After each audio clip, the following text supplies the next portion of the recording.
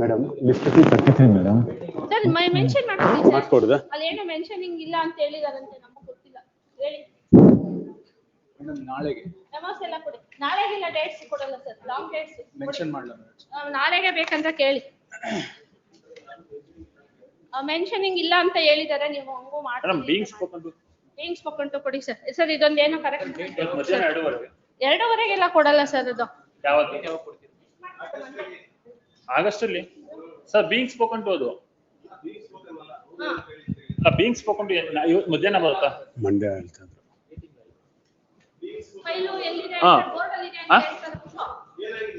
ಇದರಲ್ಲಿ judgment final order ಅಲ್ಲಿ IA number 13 allowed ಅಂತ ಮಾಡೋ ಬದಲು ಐಎ ನಂಬರ್ 11 ಅಲೋಡ್ ಅಂತ ಹೋಗಿದೆ. ಅದಕ್ಕೆ ಹೌದು ಹೇಳಿದಿ ಮೇಡಮ್. ಯಾವುದು? ಮಂಡೇ. ಓಕೆ. ಏನೋ ಕರೆಕ್ಷನ್ ಅಂತ ಮೆಮೊ ಫಾರ್ ಬೀಯಿಂಗ್ ಚೇಂಬರ್ ಕೊಟ್ಬಿಡಿ ಅದನ್ನ. ಮೇಡಮ್ ಇನ್ನೇನು memo for being spoken to ಅಲ್ವಾ? ಕರೆಕ್ಷನ್ ಆಫ್ ಆರ್ಡರ್ ಚೇಂಬರ್ ಕಳಿಸಿ. ಏನೋ ಐಎ ಮೇಲೆ ಏನ್ ಮಾಡ್ಬೇಕಂದ್ರೆ ನೀವು ಏನ್ ಕರೆಕ್ಷನ್ ಎಲ್ಲ ಬರೀಬೇಕು ಸರ್. ವಾಟ್ ಮಿಸ್ಟೇಕ್ ಎಸ್ ಬಿದ್ದ ಅದೆಲ್ಲ ನೀಟಾಗಿ ಕೊಡಿ. ಚೇಂಬರ್ ಅಲ್ಲಿ ಕಳಿಸ್ತೀವಿ, ಚೇಂಬರ್ ಅಲ್ಲೇ ಕರೆಕ್ಷನ್ ಮಾಡ್ಬಿಡ್ತಾರೆ ಒಂದೊಂದ್ಸತಿ ಮೇಡಮ್. ಅದಕ್ಕೆ ನೀವು ಬರೀರಿ ಫುಲ್ ಡೀಟೇಲ್ಸ್. ಇದು ಆರ್ಡರ್ಸ್ ಇರೋದು. ಮೆಮೋಸ್ ಕೊಡಿ. ಮೆಮೋಸ್ ಅಲ್ಲ, ಇದು ಆರ್ಡರ್ಸ್ ಇರೋದು. ಜಡ್ಜ್ಮೆಂಟ್ ಅಂತ ಕೊಡಬಹುದು, ಮೆನ್ಷನ್ ಮಾಡ್ಬಿಟ್ಟು ಕೊಡಲ್ಲ. ಯಾವಾಗಿದೆ ಅದು? 11 ನೀವು ಕೇಸ್ ಆದಾಗ ಕರ್ದಾಕ್ ಕೊಡಿ. ಕೇಸ್ ಇಲ್ಲ. ಫ್ರೆಶ್ ಮ್ಯಾಟರ್ಸ್ ಎಲ್ಲ ಕೊಟ್ಬೇಡಿ, ಈಸ್ಕೊಬಿಡಿ. ಫ್ರೆಶ್ ಮ್ಯಾಟರ್ಸ್ ಕೊಟ್ಬಿಡಿ ಸರ್. ನಾವು ಡೇಟ್ ಅಸೈನ್ ಮಾಡಕ್ ಆಗಲ್ಲ ಇವ್ರೆ. ಫ್ರೆಶ್ ಮ್ಯಾಟರ್ಸ್ ಅಲ್ಲಿ ಡೇಟ್ ಅಸೈನ್ ಆಗಲ್ಲ. ಹಾ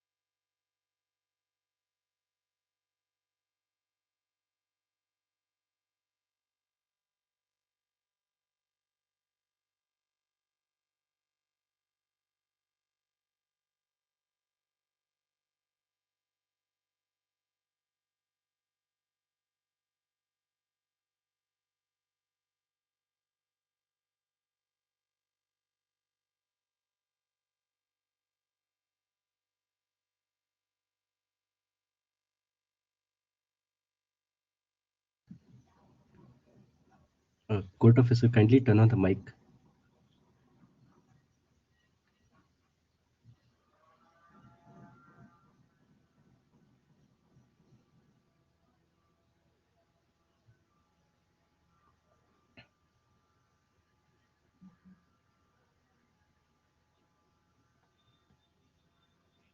My lord, I request the mic to be turned on.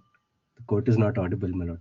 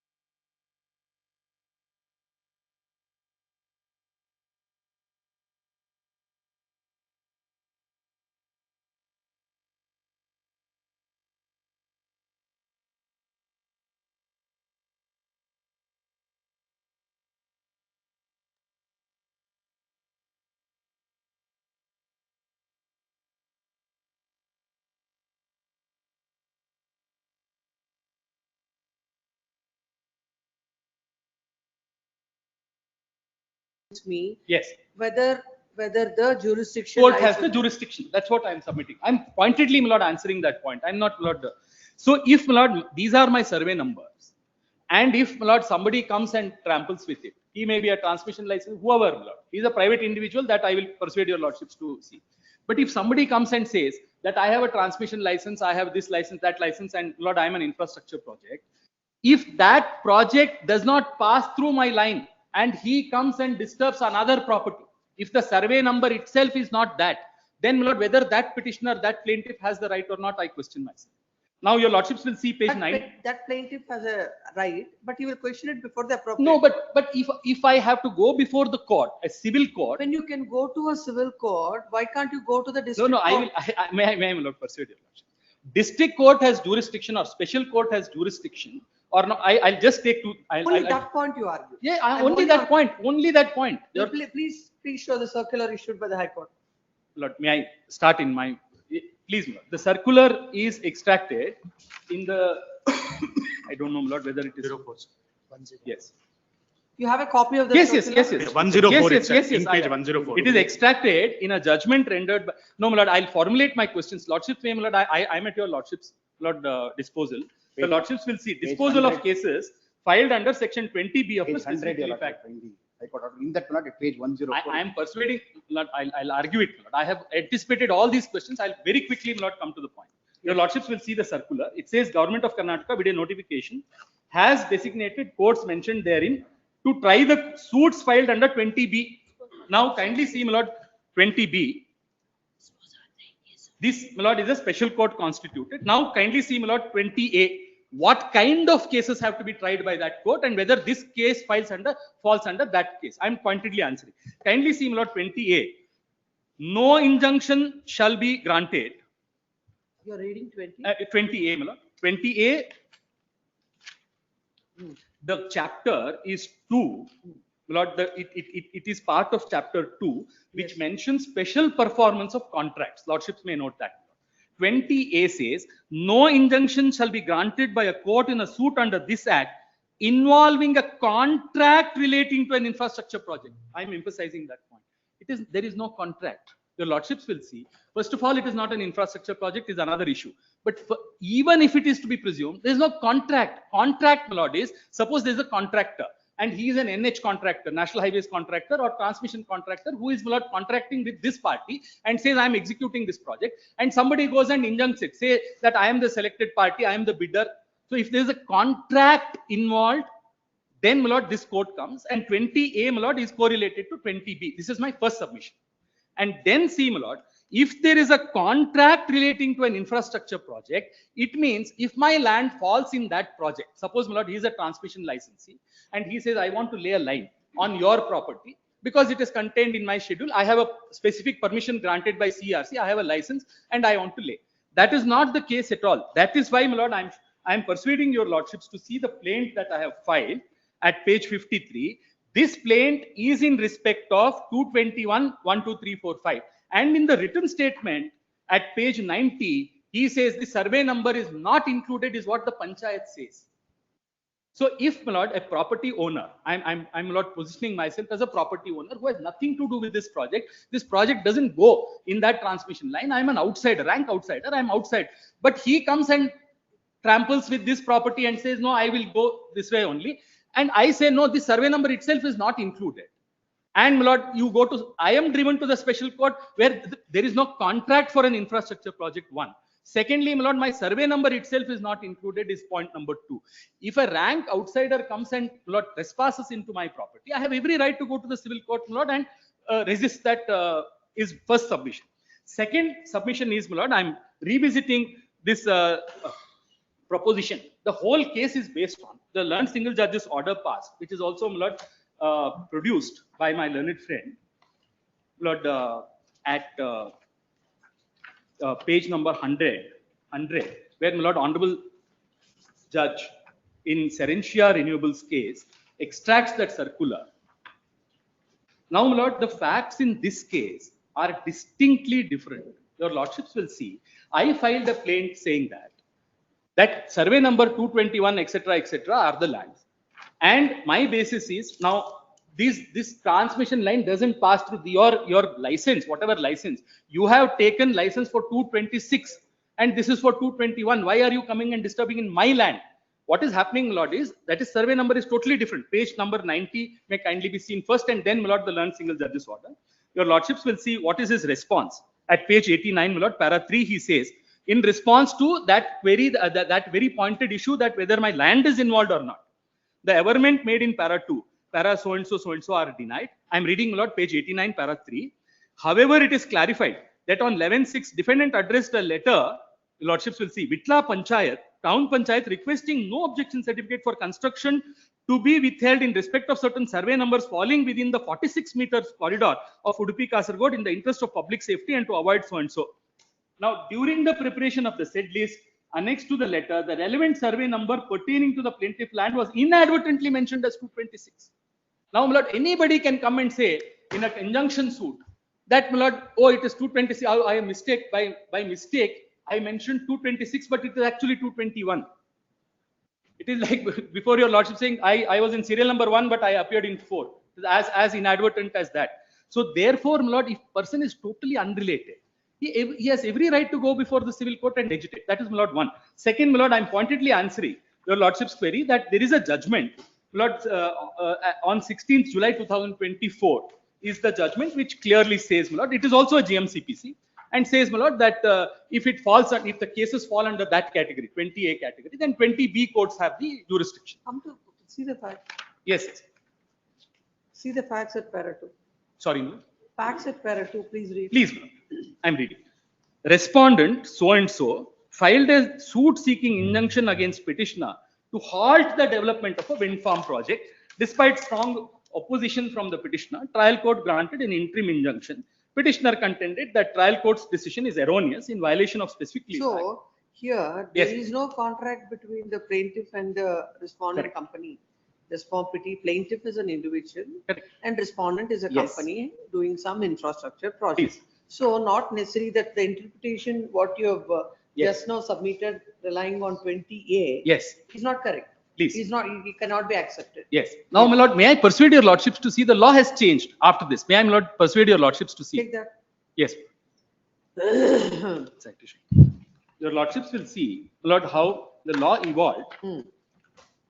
Where now, my lord, in this particular case, what has happened is I filed a plaint. He files a written statement saying that this survey number is 226 or 225. First is factual dispute, which is not there in this case, my lord. Serencia's case is first submission. Second is, my lord, even presuming that lordships will see in Radhesham's case, which, my lord, your lordships will find specifically on page 6, page 5, sorry, page 3 onwards, my lord, this Radhesham versus Chabi Nath.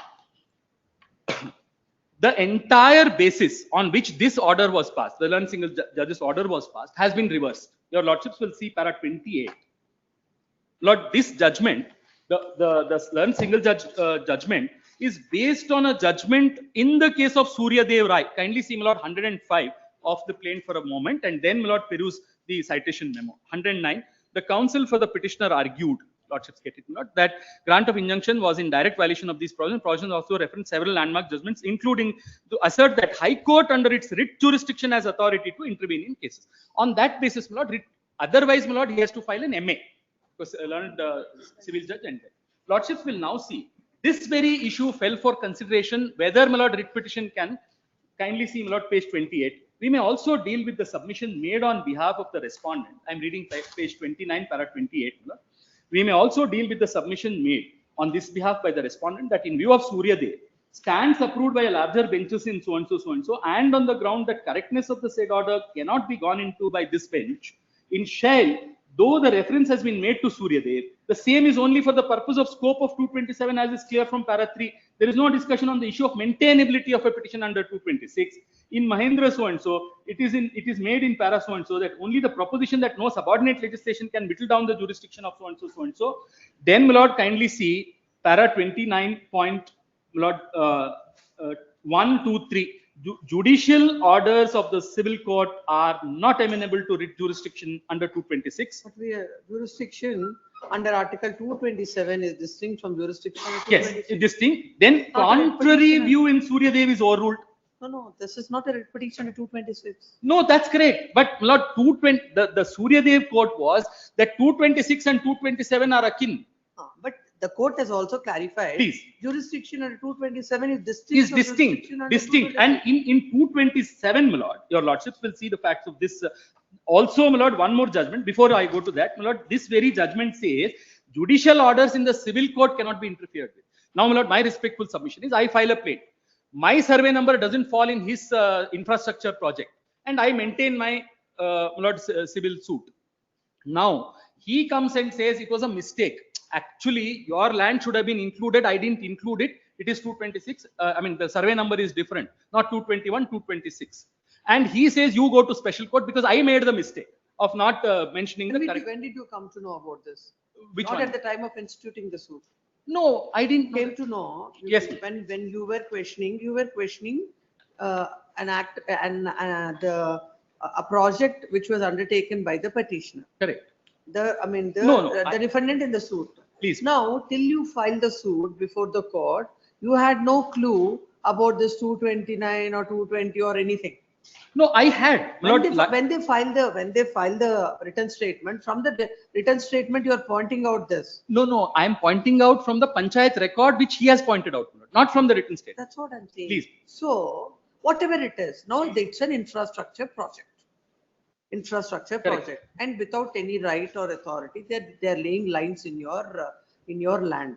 You are aggrieved. Without this survey number being in their list of Whatever. And that is, necessarily you should go to the special court. No, may I, my lord, persuade your lordships to see if, my lord, that survey number is included, and, my lord, I have no remedy. In fact, it is a very sorry state of affairs where, my lord, 300A comes into picture. Now the court's jurisdiction is ousted to grey. If my survey number falls in his list of survey numbers that he says the position is absolutely clear. If you want to be a transmission licensee, go to CRC for an interstate transmission licensee, or if you are a state licensee, go to the State Electricity Regulatory Commission, take a license. Then in that license, you say, I am laying a transmission line, which is also not the case here. My plaint. What I'm not able to understand is, you're Yes. going to the court. So, any court will grant you the relief. No, there is a bar against granting injunction. 40A, your lordships will see, even if I go to civil court, I mean, go to a special court, there is a specific bar, your lordships will see, not only this, the special court is only 20, lordships will see the expanse and the width of that HA, 41 HA So might be. because they can't grant you an injunction, the remedy is not go to some other court. No. If my lord, my land falls in the exact line corridor or whatever that they are drawing and which is approved by the court. Suppose, my lord, I am 1 kilometer away. I'm just presuming myself 1 kilometer away, nothing to do with that project. And he comes and says, oh, it was a mistake, actual mistake, that your land should have been included and my corridor alignment has changed. Now it will go through your land. Now for that. When did he say? After filing the written statement? Your lordship. Filing the. No, I went to the panchayat and said whether this line is going through this line. Lord. I made that. That is why he is referring to that paragraph 4 and. To say this. May I, my lord, show the plaint governments in para 4 and 5, which he is responding to. Can you complete your judgments? We'll go back to that. Yes. Complete your judgments. Yes, the judgment. What are you relying upon? Next judgment. Yes, this is one judgment, Lord. Then your lordships will see the other judgment, my lord, in Venkat Subbaya Naidu, sorry. The 2025 in Valarmati's case, para 8 to 14, page 38, my lord. Your lordships will see. Yes. This also, my lord, is the latest judgment, which, my lord, deals specifically with Valarmati. No, you have not referred to the paragraph in the. No, I have. In the memo, my lord, I have referred to the paragraphs also. Your lordships Which will paragraph see. it is? Yes, paragraph, my lord. Valarmati is paragraph 8 to 14. No, Venkat Subbaya Naidu. No, I'm sorry, Lord. I am referring to Valarmati. My apologies. No, Valarmati you're in not para relying 8 to on this? 14. You are not relying on this. No, I'm coming back to that, Lord. Lordships may bear with me for now. Valarmati, my lord, because 38 to 43, page para 8, your lordships will find that on page 40, my lord. Powers, this is specifically on that issue, therefore, my lord. Power of the High Court under 227 is supervisory. In the exercise to ensure courts, tribunals under the supervision act within the so-and-so. This power is to be sparingly exercised. In cases where errors is apparent on the so-and-so, occasioning grave injustice by the court or tribunal, assuming jurisdiction which does not have, failing which the so-and-so. Essence of 227 being supervisory. It cannot be invoked to usurp the original jurisdiction of the court which it seeks to supervise. Nor can it be invoked to supplant a statutory legal remedy under CPC. For example, existence of an appellate remedy under 96 as a near total bar to exercise supervision. Now, my lord, there was an office objection raised by this honorable court, lord, which is pending, which was not brought to lordship's notice. No, he has brought it to the notice. I have said, let that kept be aside. I still want Yes, to. on that issue, my lord, is the answer. Is found in this judgment. As far as this issue is concerned, Yes. I'll pass. CPC. Now, my lord, next paragraph I am reading. Yes. CPC is a self-contained code. Order 7, Rule 11 therein enumerates the circumstances under which a trial court may reject a plaint. Such rejection amounts to a deemed decree which is appealable before so and so. The statutory scheme cannot be appended by invoking the supervisory jurisdiction under 227 to invoke a prayer for rejection of plaint. So, my lord, my respectful submission is that first of all, whether I fall within that corridor itself is a factual issue to be decided by a court. I have approached one court. Now he goes to, now what is the remedy, my lord, available to him in the trial court that I have gone to? One, if he says that this matter has to go to the district court or some special court, he has to prove first that the line which he is drawing is squarely on my land. One. Secondly, even independent of that, as your lordships are saying, just because he is a transmission licensee and there is no contract, because learned single judge has said, then go to district court. Fair enough. Even then, he has to make an application for rejection or, my lord, return of plaint. He files a memo. Now, my lord, if this approach is upheld, if this approach that, my lord, a court has no jurisdiction and I file a memo and I expect the court or compel the court to file, pass an order on the memo, and, my lord, that order is not passed or delayed, and I go to the, my lord, 227 jurisdiction and say, please annul those orders, because he is not passing the orders. That's, my lord, the complaint in the writ petition. So therefore, my lord, three factual discrepancies. One is whether the line itself is passing or not. One cannot say that, my lord, the specific relief act bars all kinds of remedies by all persons, whether you are part of the infrastructure project or not, whether your land is 1 kilometer away or 1 meter away. That is, my lord, one. Secondly, my lord, filing a memo, he expects, now let him file a proper application. All that I am saying is, my lord, let him file a return application and say the very same contentions that he's urging before here, that he is actually the survey number is mistakenly mentioned like this, and this goes in this, and the transmission license, he files a memo, simple memo. Now, my lord, why file an application at all? Why CPC is a complete code, and why there is a provision under the CPC? I question myself that there should be an opportunity to meet that by way of an application. I have to file an objection, and then, my lord, an order has to be passed, or rejection of plaint. I'm saying at least return of plaint. It cannot be rejected. Return of plaint, saying that you go to that court. Mere filing of a memo and compelling the court to pass an order and not passing an order is carried in 227. Now, my lord, your lordships will see para 11 of the judgment I was referring to. In the present case, High Court has supervened the provisions of the code when it rejected the plaint on the ground that it was barred by law. In doing so, High Court not only substituted itself as the court of the first instance, but also rendered a nugatory valuable right to the appeal available to the appellant had the issue been adjudicated by trial. Now, my lord, I have an appeal remedy. Suppose, my lord, the MA court also holds in his favor, I have another remedy. It cannot be scuttled by way of a 227 lord jurisdiction where I have to go to Supreme Court now. And, my lord, by then my suit will become infructuous. Now, that is besides the point. I can always, my lord, say that this land itself is different.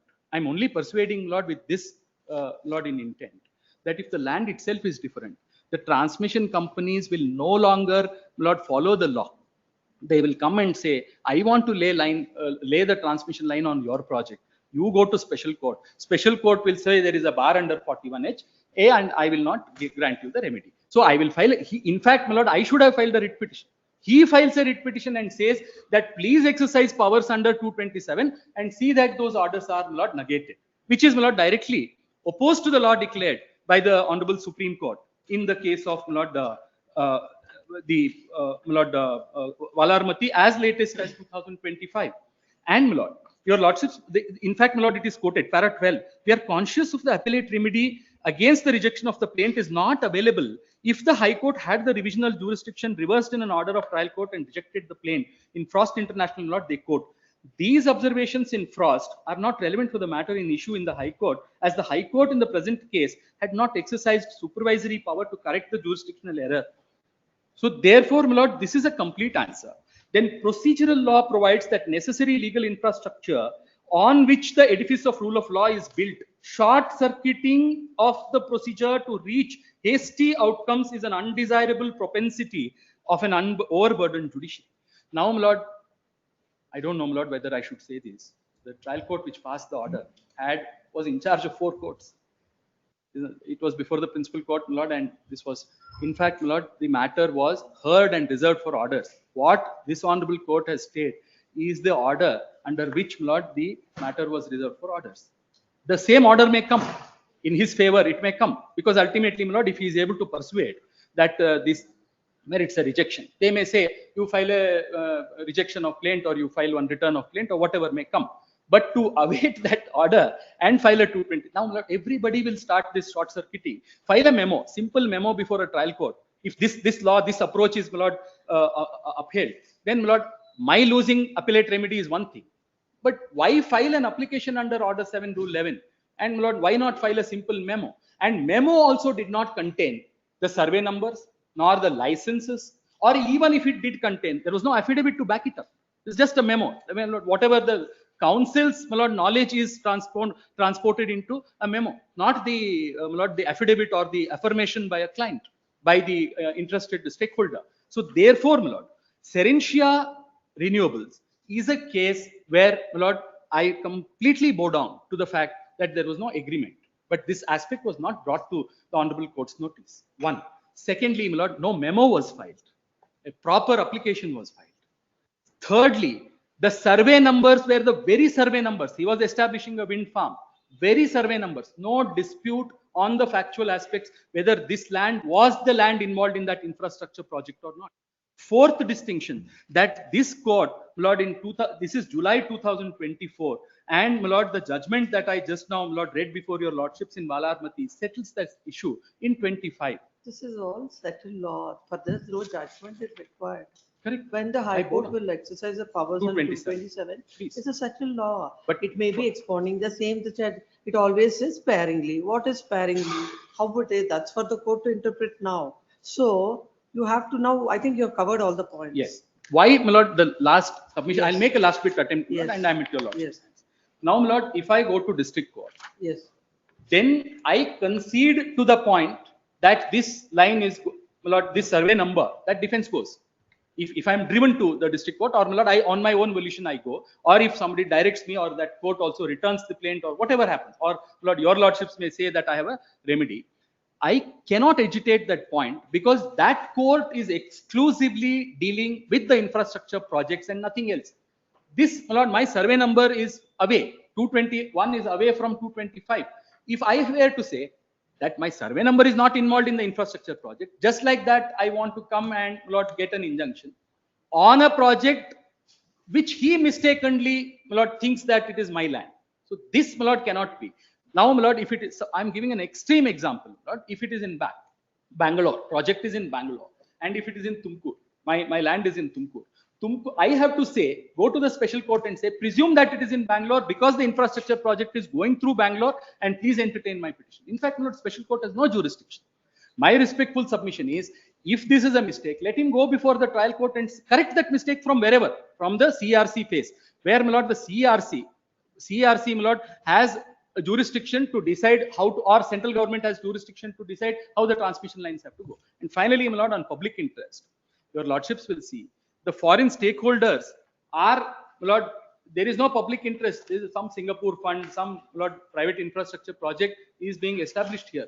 It is not like AP Transco, KPTCL, or, my lord, BESCOM, or any other DISCOM of the state. What, my lord, the Specific Relief Act, the mischief that the Specific Relief Act wanted to cure by enacting 20 HA, 40 HA, and, my lord, 20 AB is that a government project where public money is involved, and where, my lord, the people's money will go waste. And if there's a contract, why are you presuming that this Yes. court would give a finding and pass some order in this writ petition?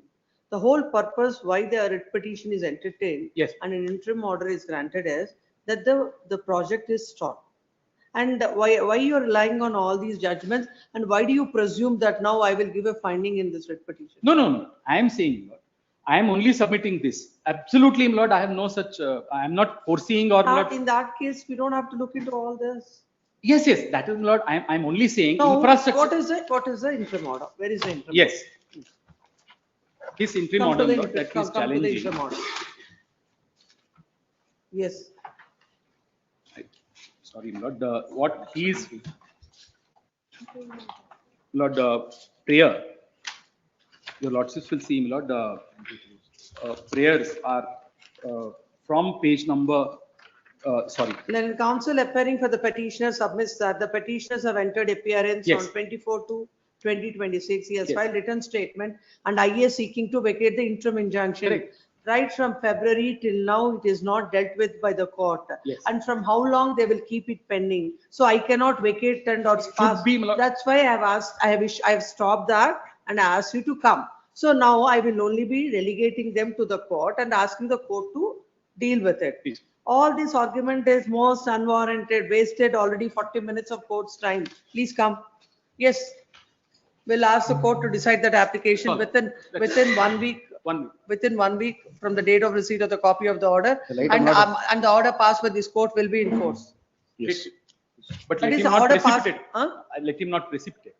I'm a farmer. Where will I go? Yes. If I may just point out, my lord, Where will I go? my learned friend has appeared in 10 writ petitions which have been filed here. No, against the let us project. not get personal. One second. Let's not get personal. He is aware that there is a transmission license. The division bench of this court has held it is in public No, interest. The only remedy, not all those judgments, not a series of judgments. It was challenged right up to Supreme Court. Supreme Court upheld. I didn't. My survey number is I think- different, I is think- what I'm saying. No, my survey number. No, your other submission is that. It's Yes, not yes, a let him- public- let him not- a if Public you want- infrastructure project. No. It is some personal project. Give that. This is the Take order. that. All arguments of Article 300A, everything has been dealt with. Yes, Today yes, It's only a correct. right of user. Your remedy is only for compensation. Correct. With regard to the very same project. Very same project. Where the lands are involved are identical. This is different. Now, my lord, your No, lordships Mr. will see what is the Counsel. prayer sought. The council, there should be some connection between the first submission and the second submission. Correct. You said it is not at all an infrastructure project. It is not for the public good. Yes. It is not. I it is- still it is stand some- by that, my lord. Then let us see. Yes, yes, please see. When you have appeared in this matter, No, let when him you are show, aware where- of this where order, this issue what is did the decided. what did the But not only judgment this, say? my lord, No, four let the other. matter be, now, my lord, if But he let wants No, to. we have to consider the Yes, yes, submissions please, also. please, Where my is that? please, Paragraph. let him show. Please, my lord, kindly Let him turn to show. my lord, page 57, my lord.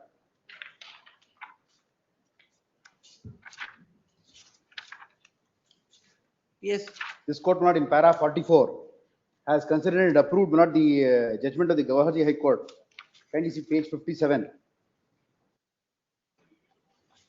In the second portion, my lord, Birendra Kumar so and so, it is held as under. Then, my lord, kindly have a look at page 58, para 25. There can hardly be any doubt about the fact that construction of high voltage electrical overhead lines is for the benefit of public in general. Therefore, even assuming that location of the tower number 19 has resulted in some loss and injury to the interest of petitioner, then there is a conflict between public interest at large and the interest of an individual.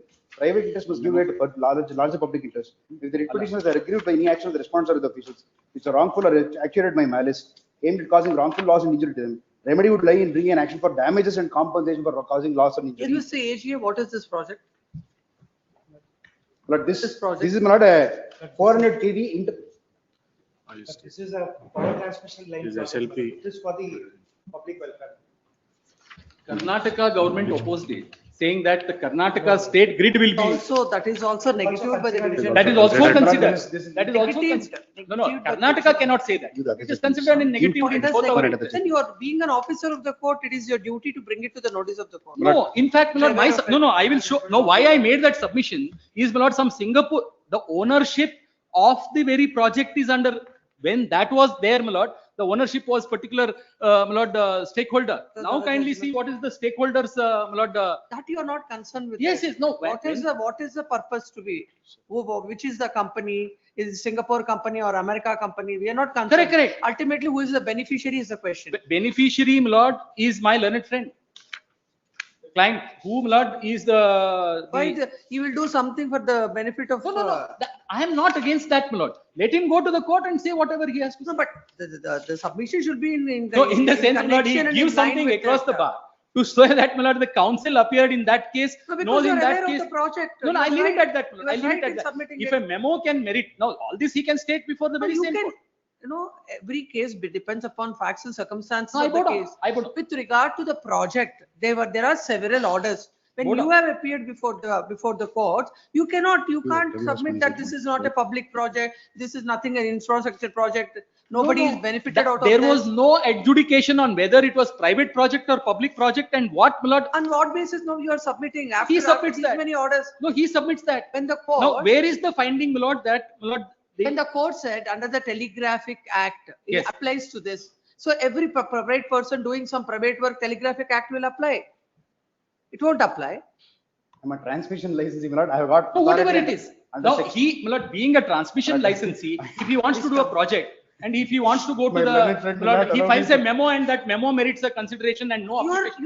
What problem is, you are like mixing all the issues at I am a not, time. my lord. He is You are- mixing. no, Just he is because not your mixing. lordships were relegating, he But brings a your lot of one personal minute knowledge. you will say, 1 minute you will say, this is not an infrastructure project. The other minute you say, though it is an infrastructure project, No. my survey number is not included. Your lordships will Somebody is see. not a beneficiary. This is not May expected. I, my lord, persuade your lordships to No, see? no, no, I'm not. I'm I've on my already very. given enough time. I will not hear further. Your lordships will see para 45 and pass any orders, my lord. Para 45 of the judgment that he has given, and Lord, I leave it at that.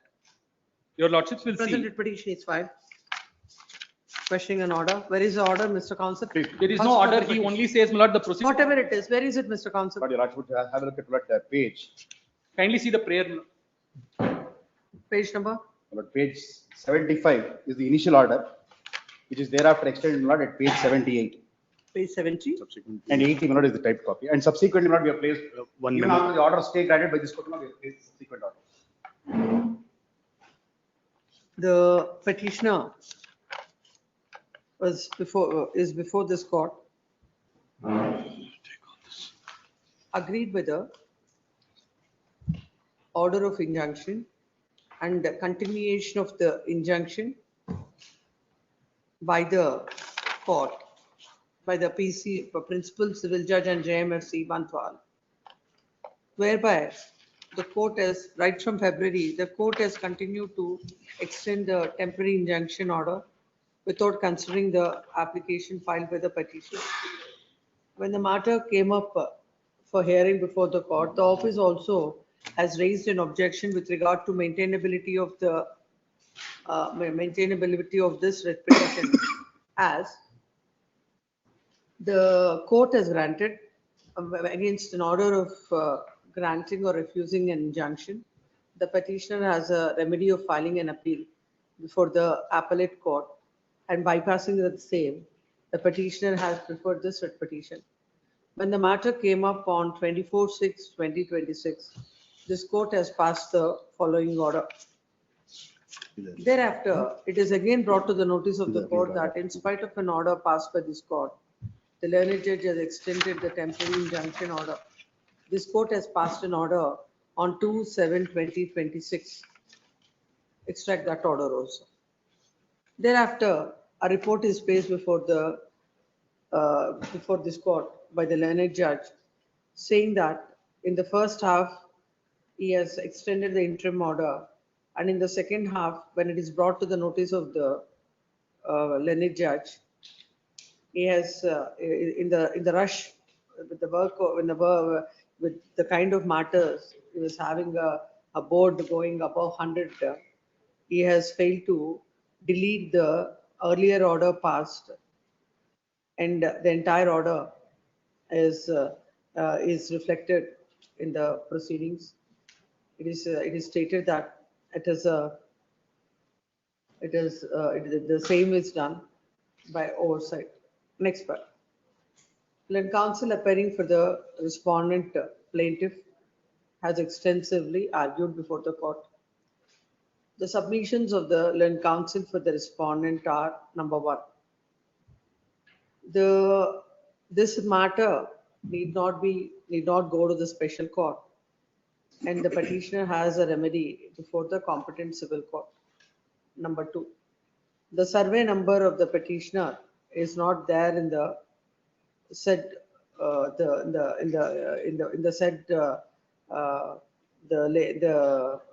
what is that? In the In list, said in the corridor. list given by panchayat, that is what is, In in the the list said given by panchayat. corridor, as per the letter issued by the panchayat. As such, he can go before the civil court. Number three, this is not an infrastructure project, and there is no public, there is no benefit. It is not for the purpose of public. It is for the benefit of the company, that is the plaintiff. Next. He relies on the judgment of the apex court in case of Radheshyam and another versus Chabbinath and others, reported in 2015 5 SCC 423. He relied on paragraph number 28, 29, entire 29. Point 1, point 2 is there, entire 29.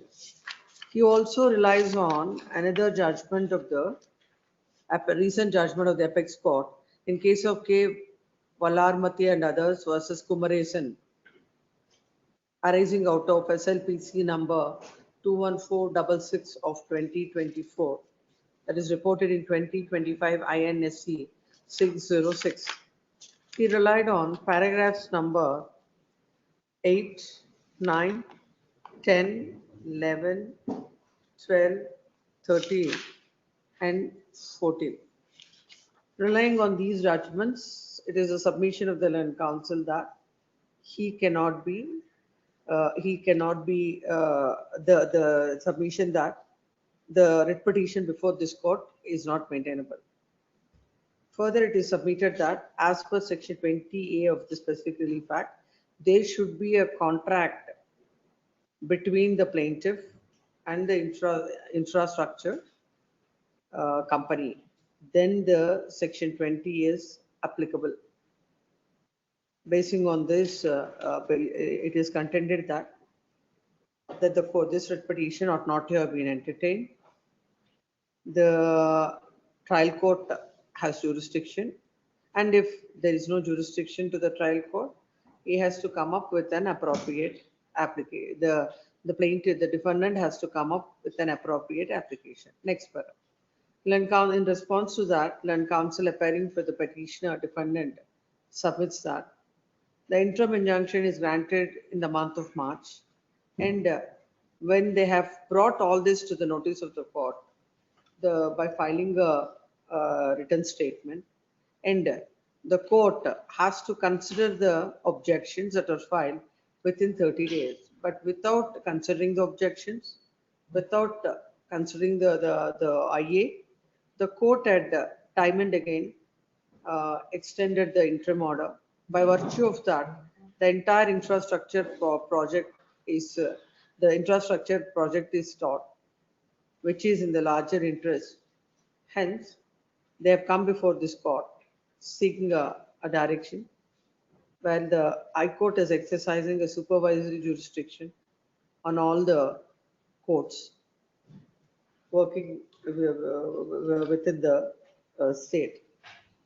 It is submitted that, in fact, there are about several writ petitions filed before the court with respect to the very same project, and the learned counsel appearing for the respondent has represented the parties therein, and the court in all the matters has categorically held that the parties therein are entitled for a compensation under the Indian Telegraphic Act, and they cannot obstruct the implementation of the said project, which is in the larger public interest.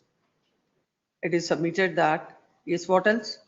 Not section 41 HA with this direct bar brought. It says Section 41, HA of the specific relief act. it is submitted that section 41H. Second. HA, my lord, which is brought in by way of amendment. Yes. Injunction cannot be granted in a time period. So there is he relied on section 41, that is, which deals with injunction when refused, and specifically on 41HA, that if it would impede or delay the progress or completion of any infrastructure project or interfere with the continued provision of relevant facility related thereto or service being the subject matter of such project.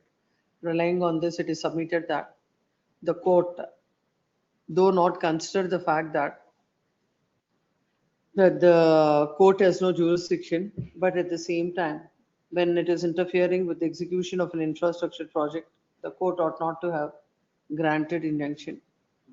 And the writ petition is liable to be, writ petition has to be allowed. Even across the bar, on para 45 may be extracted. Which one? The division main judgment that my learned cited Yes, in Lord 560 of 20, yes. the submission was by my learned friend was that it is not passing through those lines. That also may be extracted. No, that is no, why is it relevant? No, why it is relevant is because not many of them. I am only on the point whether it is a public infrastructure project or not. Not a secondary point. These are not my primary. These are all, I have already, that in your, it is submitted, in which, how is it relevant to this case? Because the findings given there, he relies across the bar and gives a judgment and says, I appeared in this matter. In these matters, he was yet to finalize the route itself. Where not that public interest or not doesn't call for consideration. When the court says in the Telegraphic Act apply, means every private project it will, that is a different aspect. Project, as far as a project is concerned, it is a public project. If I am not involved, why should I intervene? Yes, yes, that is a different argument. That is a other argument. Even this is the same argument. Yes. It is not passing through Yes, my life or yes. not entering into that debate. It has to be allowed. Next, having heard the counsels on either side, peruse the material on record. With the first, we're coming to the maintainability of the writ petition is concerned. No doubt, there is no dispute about the proposition that is laid down on the in the judgment that is relied on by the land counsel for the petitioner, and it is a settled law. when the party has a remedy of appeal, of a miscellaneous appeal or a regular appeal, the High Court in normal cases will not interfere. Interfere. This is a case where the plaintiff, the petitioner company is laying a transmission line. What is the width of the corridor? But it's a 400 kV line, not 164. 164 kilometers. 164 kilometers, not between Kerala and 400 Karnataka. kV line in 164 kilometers. From Udupi to Kasaragod. A suit is filed seeking injunction. First, the court, because whether the facts with regard to the project are brought to the notice of the court or not, the court has granted injunction. When once the injunction is granted and the party appears and files his objection, the court has to consider that within 30 days. But unfortunately, in this case, right from February, the court, without considering the case of the defendants, is continuously extending the interim order, which would cause a lot of prejudice to the defendant per se, and also in the facts and circumstances of the case, where the infrastructure project is in the larger interest of the is in the larger public interest. When this is brought to the notice of the court has passed orders and the office objections, where in these circumstances, the objection has to be the submission of the learned counsel for the respondent is rejected, that this court cannot interfere with the order passed by the trial court. When this court is exercising the jurisdiction, supervisory jurisdiction under 227 of the Constitution of India, when a court when the court failed to adhere to the procedure as contemplated under the CPC, and also has failed to consider the objection that are filed referring to the specific relief act where there is a bar of jurisdiction and continuously extending the interim injunction. This is a fit case where the court has to look into and interfere with the order passed by the trial court. Next paragraph. Then coming to the merits of the matter, the plaintiff is filed, the suit is filed seeking Injunction, but page permanently 49, page prohibitory 53. injunction restraining the defendants, subordinate officers, servants, claiming through under them from any way forcibly drawing 400 kV electric line over and above the plain scheduled properties by cutting any of the tree growths of agriculture improvements situated in the plain scheduled properties.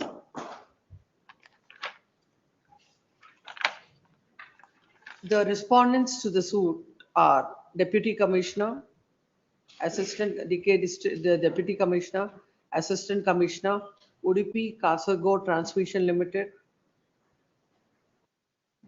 represented by the Project officer, project officer, and also chief manager. fourth, Udupi Kasaragod Transmission, represented by its chief manager. It is stated in the plain that in the third week of December 2025, a few people claiming to be the officials of defendant number 3 came near the plain scheduled properties and started to count the plants without prior notice and knowledge of the plaintiff. On inquiry, it revealed that defendant number 3 and 4, being the company, are interested with the work of drawing 400 kV electricity line from Udupi to Kasaragod, and also informed that the same is passing over the plain scheduled property.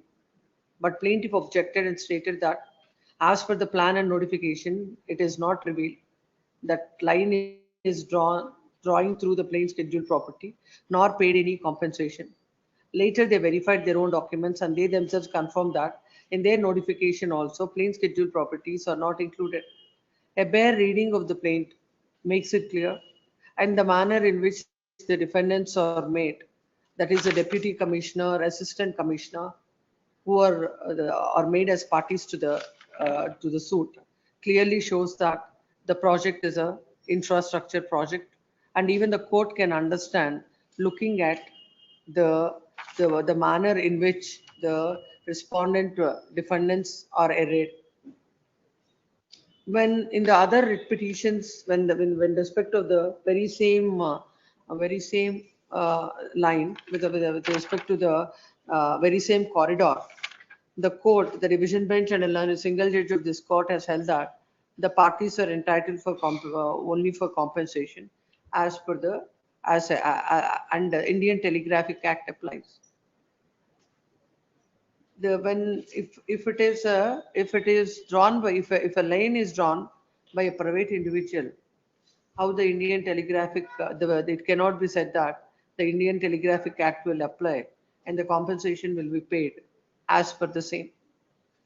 The learned counsel appearing for the respondent, who has appeared in other matters with regard to in other writ petitions, however, has not brought to the notice of the court that in respect of the matter, in respect of the very same corridor, the benches have held, the coordinate bench and a division bench has held that the Indian Telegraphic Act will apply, and in fact, he has considerably argued that this project is not an infrastructure project, and this is not for the public.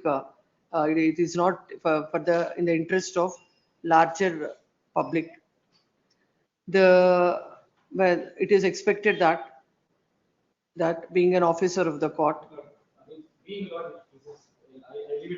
But it's too much. You have taken. You are so cantankerously. You are arguing. I still maintain, Lord, the line is going to Kerala by a private individual, not a private company. When it is stated so, it is a duty of the counsel, being an officer of the court, to bring it to the notice of the court. But the same was not brought to the notice.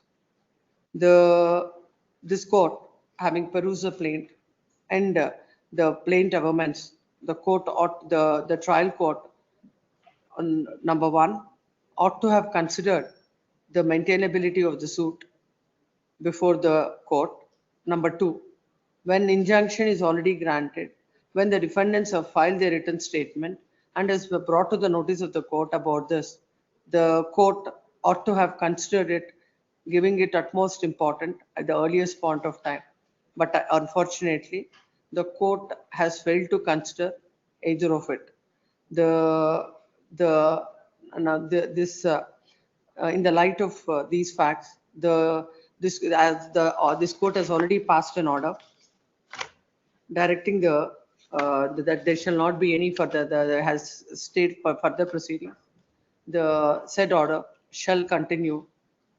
Has granted that order, and the injunction that is granted by the court, the extension of injunction order, is suspended by this court. Hence, in the interest of the parties, this court is passing the following order: the writ petition is disposed of, and with regard to the jurisdiction of the court, on an appropriate application filed by the petitioner defendant, the court, from the date of filing of the application, within 15 days from the date of filing of the application, shall consider the same and pass appropriate orders accordingly. Suit will become infructuous. My interest is, I'm a farmer.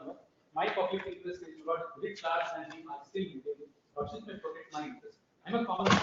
If your lordships were to not. What is happening now? Are you doing the work at that place Yes, now? Lord, yes. No, because In fact, what happens is not, I cannot string unless the tower is placed, I cannot string the whole project gets suspended. We have offered him compensation, like, in all matters, the court has said, no question of stopping this project, you are entitled for compensation, please take. And 41HA is a bar. 41HA clearly says, no, they cannot grant anything. What prevents it from carrying it in the hospital? I leave it at that. My claim will become infructuous. I'm making last bit attempt. No, otherwise, there is no point. Lordship may either allow this and I'm only saying otherwise there is no purpose, sir. I leave it at that. Yes. I'm grateful. Cell number 2. Reader K for petitioner. Okay, for petition. In this case, this suit has been Rakshit Das. yesterday suit has been become infectious. Yes.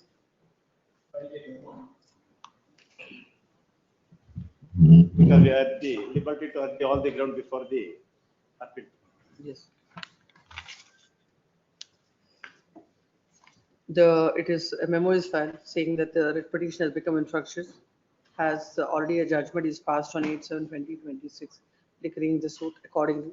The writ petition is dismissed as infructuous, leaving, giving liberty to the petition to avail all the grounds before the appellate court. Yes. Cell number 3 for orders matter. What is that withdrawal memo? Withdrawal. Wait for the petitioner. Withdrawal memo didn't have the petitioner's signature. However, what has happened is that matter before the trial court has been disposed. I'm also filing a memo along with the online e-courts. Learned counsel then will not take the memo on record. Please. Learned counsel appearing for the petition submits that the suit itself is disposed of on Date of disposal, my lords, is 17/4/25, my lords. 17/4/2025. Nothing survives for consideration in this writ petition. Accordingly dismissed as infructuous. Is 4. Cell number 4. Cell number 4. On what ground? Suit is disposable. It is submitted that the petitioner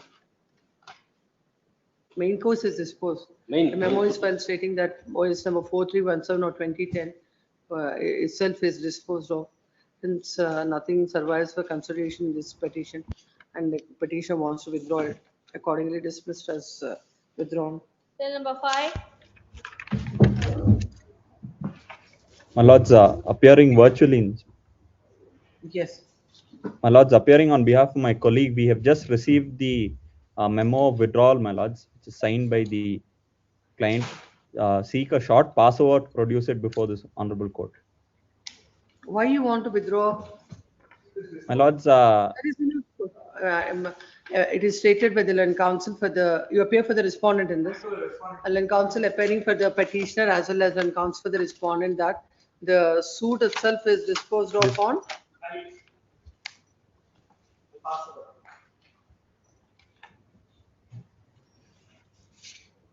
my lords, we had filed an, I'm told that we had filed an IA, which was rejected, but the suit has been disposed.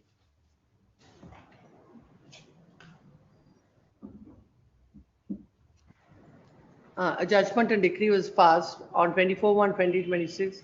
Hence, this petition has become infructuous, accordingly dismissed as infructuous. Cell number 6. For the petition. Yes. Madam, a compromise decree of 2018 is now sought to be quashed on the ground that the properties that was agreed Compromise is before who? before the trial court, my lord, Then how are you coming before this? because it was not even a collusive decree. The parties were interested. It's a sanctional property in a suit for partition. You are a party to the compromise. I was a It compromise. is by a civil court. Yes. So how can you file a writ petition? No, after a survey was done, after prolonged illness, then when they go to plow the land, some strangers, and then I find there is a 1938 document that this land does not belong to the family at all. So to that extent, that compromise decree becomes a nullity, my lord. No, whatever it is, that you have to bring it to the notice of the court. I have to again, I know. Have to go before the very same I court. understand, because it's too long a time because Then 2018. the present writ petition is filed. May I request one liberty is reserved, my lord. The writ petition is filed, questioning the compromise decree dated 60/2018, passed in voice number 485 of 2014 on the file of the senior civil judge J.M.F.C. Magdi. Then counsel for the petition has argued on the merits of the matter. If the petitioner, being a party to a compromise decree, and if he wants to, if anything, whatever that is submitted before this court, his remedy is not before this court, but before the very same court. In that view of the matter, this court is not inclined to entertain this writ petition. If the law permits, the petitioner can avail the petition, not if law permits, the petitioner is at liberty to avail the remedy before the competent court in accordance with law. Oblige. Cell number 7. Cell number 7. Mayana Gowda. No representation list in the month of September. Cell number 8. Cell number 8. B.B. Shivakumar. Kindly pass for. Passover. And I'm telling you, this Passovers will never be called. Yes. Cell number 9. Akshay Kumar Gowda. For the petitioner. Yes. My lord, the petitioner is the pleading applicant, my lord. The pleading application is rejected, my lord, against which the petitioner. What is the suit for? My lord, the suit is for the specific performance, my lord. The respondent number 1 has filed the suit, my lord. The property in question is the ancestral property, my lord. I have not executed the agreement in favor of the plaintiff, my lord. Hence, I am the necessary party in the suit, my lord. No. Then if it is ancestral property, have you sought for partition? My lord, partition, I have to file, my lord, but I have filed, initially I have filed the application. Who is the defendant? Defendant is my father and other family members, my lord. I have not executed the agreement, my lord, because I have the share, my lord. It's the ancestral property, my Then lord. you have to seek for a declaration that that agreement of sale is not binding on you. In a suit for specific performance, why will the court decide all these issues? Lord, the petitioner is in the way of filing the partition. No, it is not a transit. Yes, that my you lord. will, And my plead lord, in this, in the coordinate bench, my lord, by following the Supreme Court order, has stated that he is Exactly. the necessary party. But the court will decide whether it is the joint family property or not.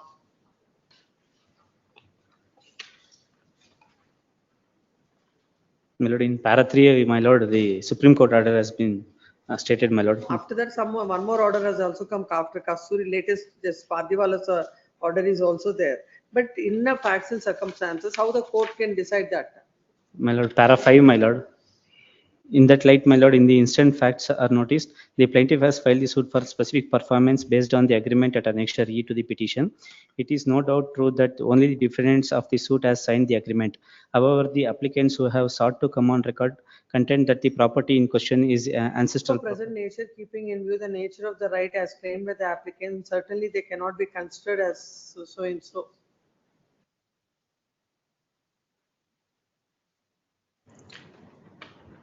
Here, my lord, this writ petition filed against the allowing of the application, my lord. It is filed against allowing. This is the, my lord, Notice to the respondents, no stay. and my lord, interim order, my lord, because my lord, the evidence is going on, my lord. Go on. My lord, by giving the short date, my lord. Hand summons and shall file a memo to that effect by 3rd of August. If the memo is filed by 5th of August, if the memo is filed list on 6th. My lord, one submission, my lord. Kindly direct the trial court to not to pass the judgment, my lord, till this. You realize now, file an application and the entire proceedings have to be stalled. Yes. For the petition in this case, my lords, it's a plaintiff's petition, my lords, against the order, my lords, issuing of emergent notice. There is a. My lords, at page 22, my lords, relevant portion is 24. Before that, my lords, I wish to pass the entire trial court document, the plaint, along with the document which was relayed by the petitioner. So, my lords. An IA number 1 is filed. It's number 257 of 2026 before the civil judge and the MFC, Kyapuram, and by order dated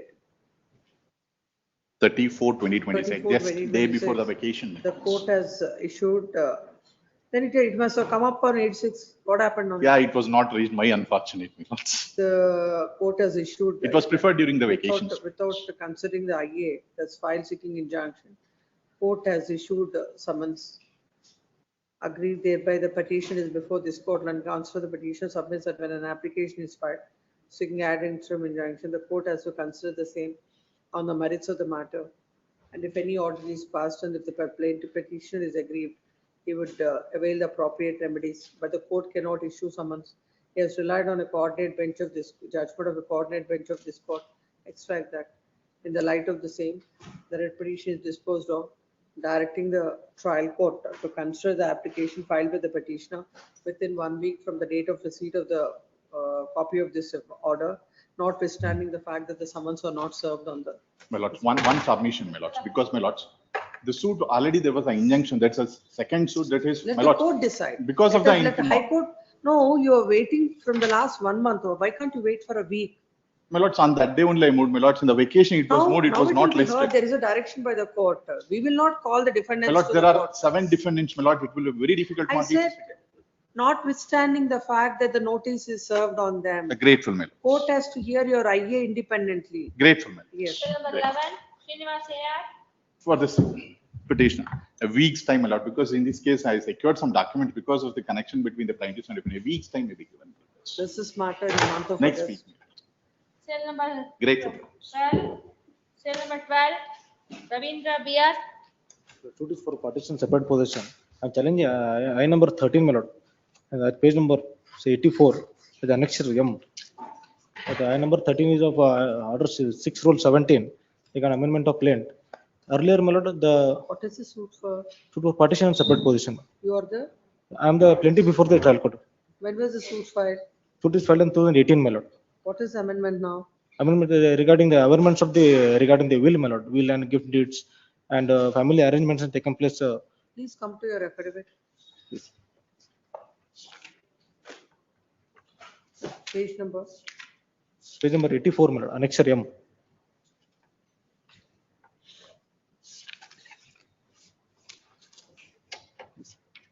Application, my lord. 84 is the order. I want to see your affidavit. Affidavit, please. At page number 79. At para number 3, that during the pendency of the suit, my lord, subsequent events have been transpired which penetrally affects the rights of the parties and requires the incorporation of the plaintiff for proper education of the real controversy involved in the suit. And para number 4, during the pendency of the proceedings, defendant number 4, that is respond number 2, I set off a fraudulent will and I allege this so executed by the defendant number 1 and 2 in favor of defendant number 9. In attempt to lawful rights in the joyful properties and so What and is the so. present stage of the suit? My lord, What is the present stage of the suit? it's posted for evidence, plaintiff evidence, my lord. Matter today, the matter is posted before the Please come to the impugned order. impugned order, please.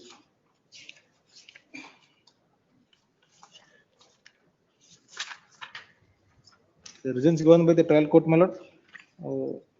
Come to page number, para number 8. Para 8 of the order. Please. The result of the materials available on record, it appears that plaintiff by way of amendment wants to add para number 3A, 5A to F and additional amendments in para number 6 and prior D and also inclusion of property number 13 to 16 in the suit. The main contention of the plaintiff is that during the pendency of the suit, the defendant number 4 set up a fraudulent will dated so and so and also produced the said copy of will before the court and on perusal of the said document, it appears that it was obtained on 22/11/2018 itself. Therefore, it appears that 22/11/2018, the plaintiff had knowledge of the will in the year 2018 itself. And after the lapse of 18 years, the present application is filed to seek the relief with regard to the will is concerned. Further, there are no material documents are produced to show that the suit item number 13 to 16 are ancestral of the plaintiffs. Further, the agreement of seal deeds dated so and so are within the knowledge of the plaintiff from the date of execution.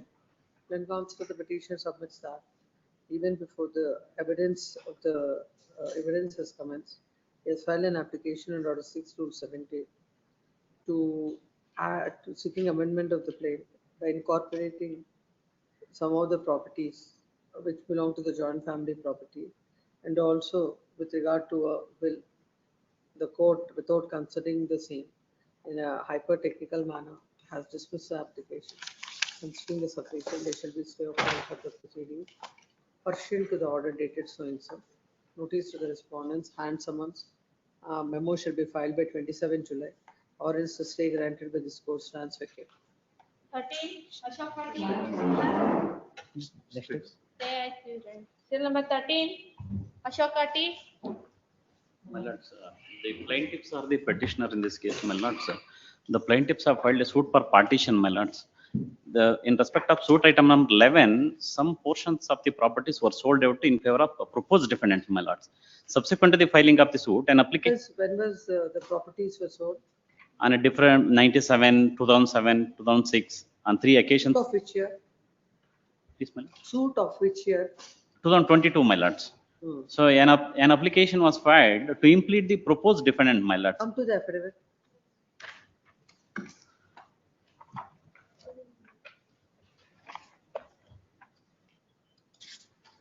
Page number 29, my lords. May I read, my lords?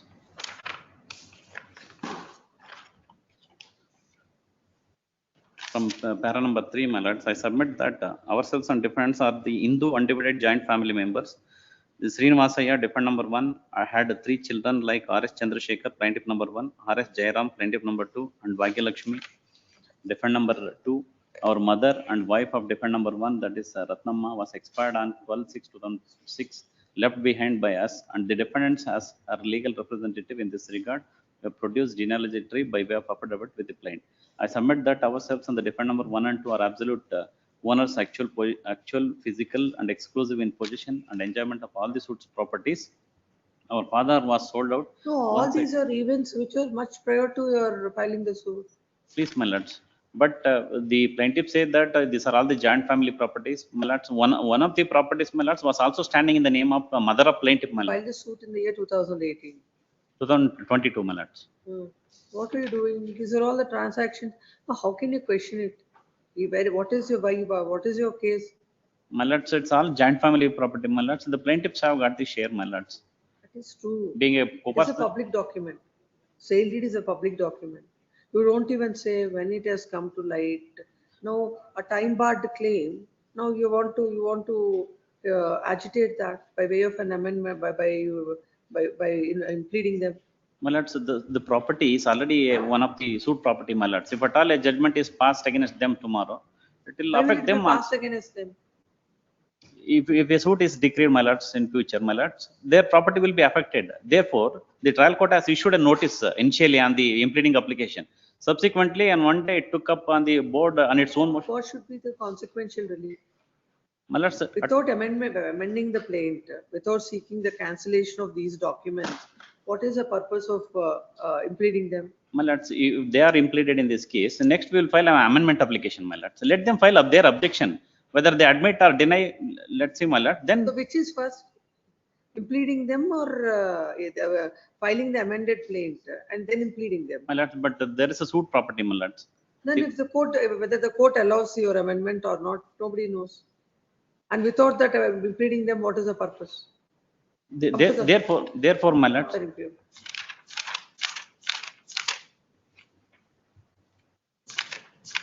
You don't even say, when did you come to know? 2007 transaction, 2026, you will implement. My lords, in that we will file amendment application in that regard, my lords. At least notice has to be served to them. Notice is not even served.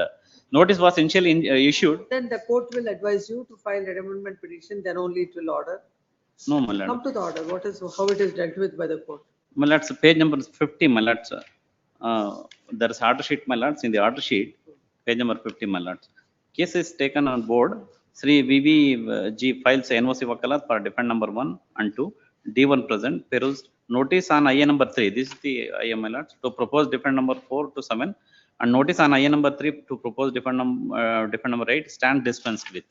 Initially, notice was issued and then thereafter it was dispensed. And then the IA was rejected on the ground. Order 7 speaks about order 6 rule 17 also. Please, my lords. My lords, kindly. Question? No, that is not questioned, my lords. Only impleading application is questioned, my lords. That is rejected order. That is the different, my lords. That is different. That is on different aspect, my lords. This is the impugned order in page number 53, my lords. I'm questioning only the order passed on IA number 3, my lords. It's a common order passed on IA number 3 and 5, my lords. In page number 50. Please read para 8.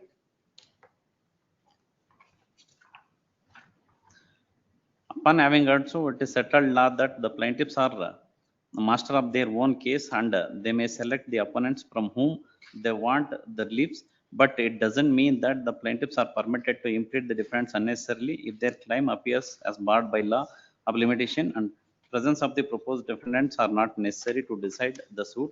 Plaintiff number 1 has averred that the defendant number 1 has sold site in item number 11 to propose defendant number 3 to 7 through registered sale deed dated so on to 94, 2007, 2007 and proposed defendant number 6 and 7 have entered into a partition deed dated 3/1/2007. Therefore, the said pleading shows that the sale transactions were affected from 1994 to 2007 itself.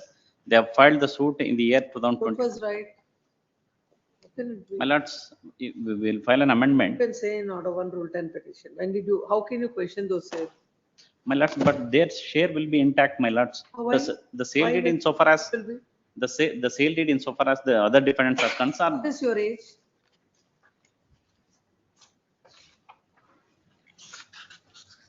41, my lords, 41, 39, my lords.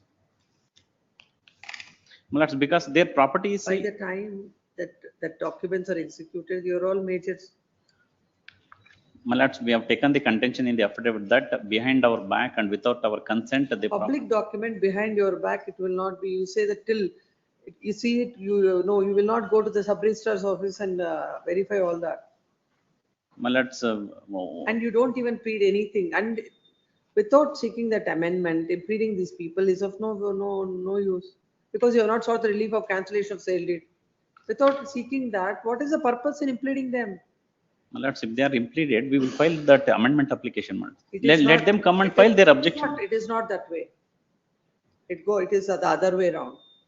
My lords, at least the notice Or has. simultaneously you should file. Order 6 rules. First of all, whether the court will allow it or not, because it's a time barred claim.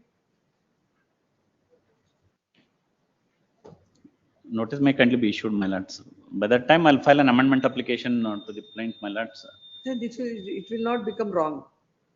This order will not become right or wrong. It will be, it is as on the day when you file the application. What is the legality of this order will be questioned. My lords, initially notice was issued, but notice was not served. Issued, and the court ought not to have issued notice also. Notice to the respondents. It is all, if the advocate do not understand that, like what has to be done first and now you plead before this court. Yes. Till number 14, Right, madam. Laksana GV for petitioner. For petitioner in this case, petitioners are the defendant, your lordships, before the trial court. Now the application filed by the petitioners to recall the order and take the written statement on record came to be rejected. The reasoning. When the summons are served on you? Wakalat was filed by the defendant on. Commercial suit or regular suit? It is a suit for partition, your lordships. Partition. Suit for partition. The reasoning given by the trial court is that in light of the recent amendment. Please. I'm asking you, what is the delay? Please. Wakalat was filed on 14/3/2025, your lordships. IA came to be filed on 3/3/2026. 1 year. 1 year delay, your lordship. What is forget about the amendment. Please. Forget about the amendment. Why Please. 1 year delay? Why should the court take your written statement? Defendants were verifying the records, your lordships, to file the written statement. So they What were is the not. stage by the time you wanted to file your written statement? Please, your lordship. What is the stage of the suit? It was posted for arguments, your lordships. And then you want to file your written statement. Forget about the amendment. Please. Even when the amendment was not there, still it is a discretion of the court. Why should the court exercise the discretion now? It was directly, your lordship. And the matter is posted for arguments. Please. And for the 1 year period, you are just watching the proceedings. Now, prior to amendment, the application to recall the order was directly, your lordships. It was not mandatory. Right to? Prior to amendment, the application to recall the written statement was directly, your lordship. There are several judgments to that effect. Now, the only reasoning that has been given by the application was not decided on merits. Understand. Prior to Please. amendment? Prior to amendment, the order, the power to recall the order and to file the written statement was directly, your lordships. It was not mandatory. There are several judgments to that effect. No, but the court will not just like that. If a No, party please, wants to, on the- a party wants to file Please, the Your written statement after the entire evidence is Please, completed, your lordship. then that also it is your discretion. No finding has been given to that effect, your lordships. While rejecting the application, no finding has been given to that effect. Now, the only reasoning given by the trial court is that in light of the amendment, written statement cannot be taken after 120 days. Now, the suit was filed in January 2025. Amendment came to be effect on June 2025, your lordships. The suit was Now, filed. if this ground is not available to the court, what is the next ground available? Next ground is that it was direct, your lordships. Now, there. What direct? That you will file the written statement after the entire No, suit is lordship. In completed. the application, the defendant has clearly stated that she was verifying the records to file to give necessary instructions. That's to the what, advocate. if you verify the records till you should have verified till the appeal is filed. No, it is unreasonable. Why should this court interfere with this? Cost may be imposed and it may be taken on record, your lordship. Then what will happen to the judicial time? For 1 year spending on that, going through There is a delay, your lordship. I admit there is a delay in filing the application. How much cost? Give it to the liberty of this honor. What is the suit for? Suit for partition. You are the I'm the defendant. I'm one of the legal which heads. defendant? How many defendants are there? Only one defendant, sole defendant, your lordship. 18 petitioner, 18 plaintiffs. are there. Properties are there in that.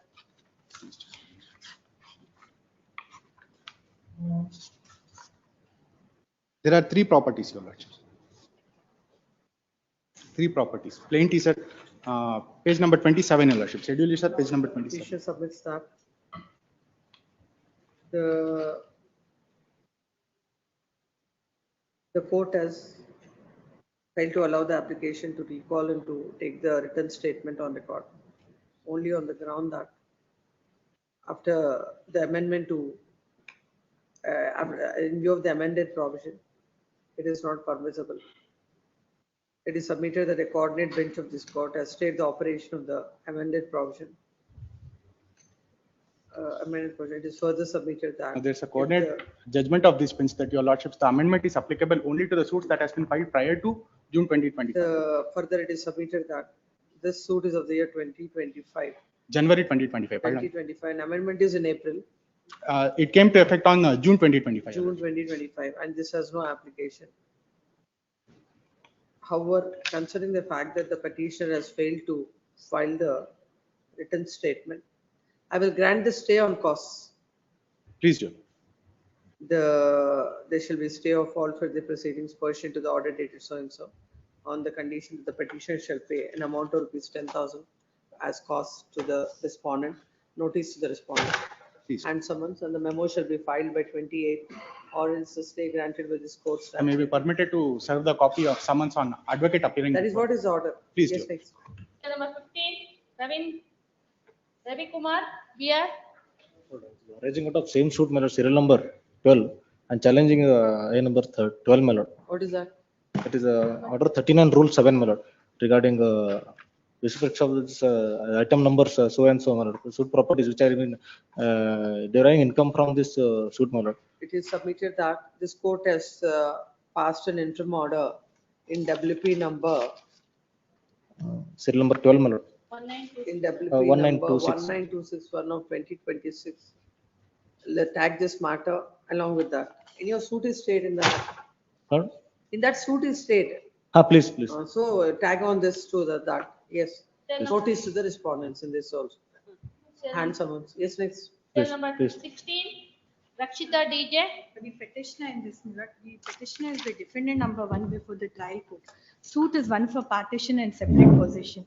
Application has been filed by the plaintiffs, my lord, seeking for amendment for incorporation of item number 22 to 32 properties. The main reasoning in the affidavit, my lord, is that pursuant to filing of the written statement, it has come to our knowledge and these properties are to be included. In the application, my lord, there's not a single amendment sought in the body of the plaint, firstly. Second aspect, in the very application, they admit that these properties are sold. These properties are sold, my lord, from 2002 to 2006. So it is a time-barred claim. Assuming even it is a suit for partition, 12 years from the date when the properties are sold, my lord, registered sale deeds are executed. No prayer is sought by the plaintiffs by way of amendments calling in question the sale transaction.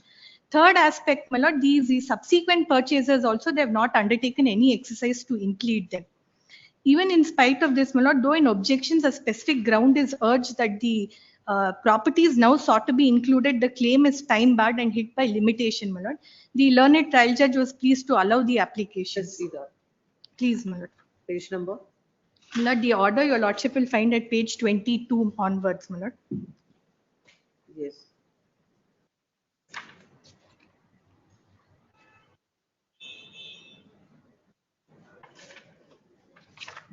Page 20.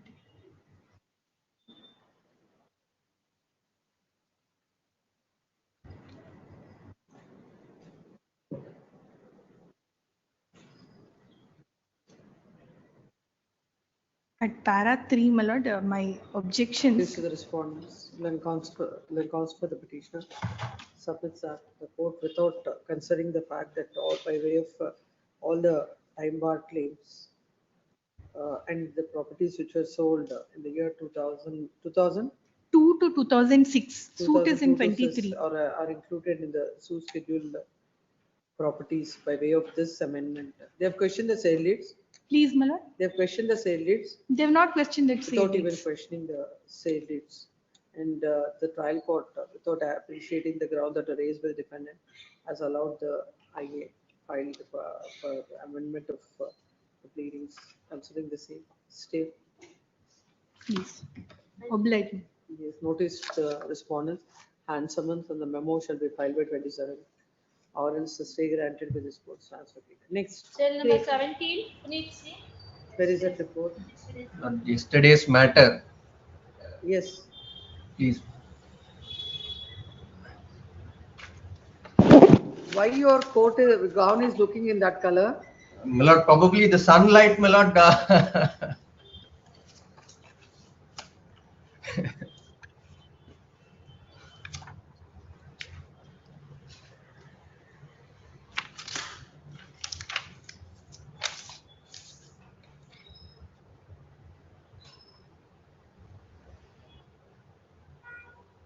Which court is this? My lord, Principal Civil Judge, my lord, Magdi and JMFC Magdi. And this is which year? My lord, suit is of the year 2019. 19 means 7 years old. On the file of that court, there are about 62 matters which are 10 years old. My lord, maybe, my lord, my difficulty is, my lord, there is an injunction. No, maybe Sir, in that case, because you have come to the High Court, that's not an exception. Yes, my lord, Representative surface, my lord, surface proceedings is hanging against me, my lord. Seeking the following prayer, considering the request made with the petitioner, this court has called for a report. In the said court, there are matters which are pending. There are cases which are pending, which are 10 years old, and in those circumstances, this court is not inclined to pass any order directing the court to dispose of this case out of turn. My lord, your Yes. lordship may say parties may cooperate for speedy, my lord. That's it, my lord, without fixing a time frame. Your lordship may say that observation. However, the court shall not grant unnecessary adjournments to the parties. Yes. Cell number 18, Please. Madhu BK. For petitioner. Yes. Petitioner is JDR number 3. Now, suit for rectification of sale deed dated 12/4/1973. Respondent number 1 filed a suit for rectification of sale deed in year 2006. But I am not a party to that suit, my lord. The only implead the present petitioner in execution, just my lord. I am not a legal aid. I am not a subsequent purchaser, my lord. The only findings rely on in trial court, my lord, page number 16. Page number? 16, 16.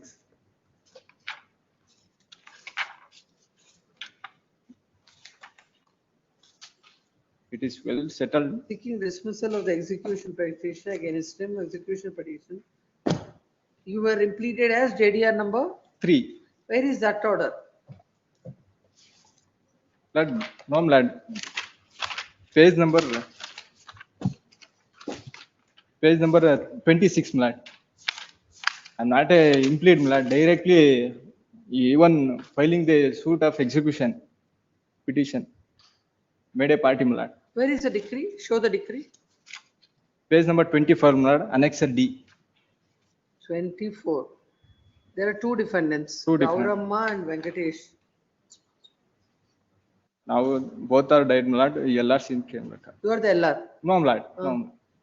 Already respondent number 2 is a LR. What is you have no relationship with one No, and lord. two?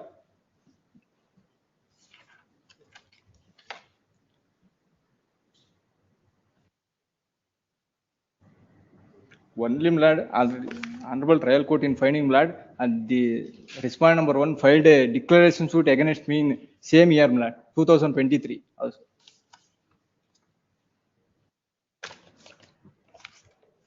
Para number, page number 16, para number 12, lord.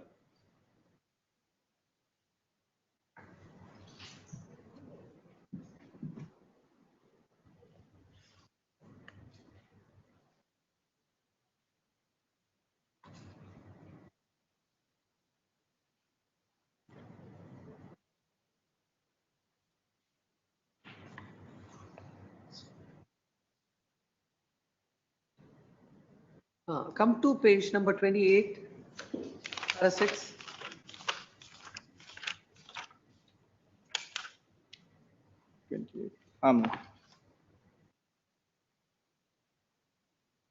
Bounties.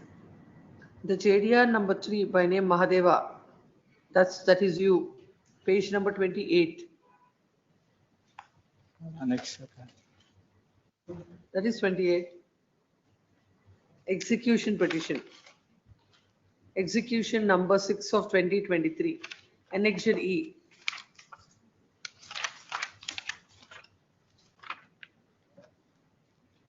Para number 6. 3. Next page. Overleaf. JDA number 3 is by name Adev, son of late Puttegoda, has obtained the Kata in old survey number 59/2, new survey number 59/5, meaning 20 guntas, 20 of guntas. The said JDR number 3 is the blood relative of the JDR number 1 and 2, the paternal uncle of son. That the respondent number 1, father and my father is brothers. Brothers, not LR Sapti. Not LS. With regard to the agreement, which is the document. In respect of that document, there is some Kata. 1997, Kata was entered my name. They produced the. Now I understood. Please come to the order of the court. Page number 16, land. Yes. Para number 11. It is well settled principle of law that executing the code cannot travel beyond the decree, nor can it adjudicate a complicated question of title require the detailed evidence in the scope of execution proceedings is limited enforcement of the decree as it is stand. The question raised by the JDR number 3 regarding independent title and ownership cannot be conclusively adjudicated in the application filed under section 151 CPC. Further, the applicant JDR number 3 himself has contended that decree holder has already instituted OS number 350/23 before the competent civil court seeking declaration and permanent injunction. That is the finding of the trial court. The readings of the OS number 350/23 clearly admitted the respondent number 1 produce the plain copy.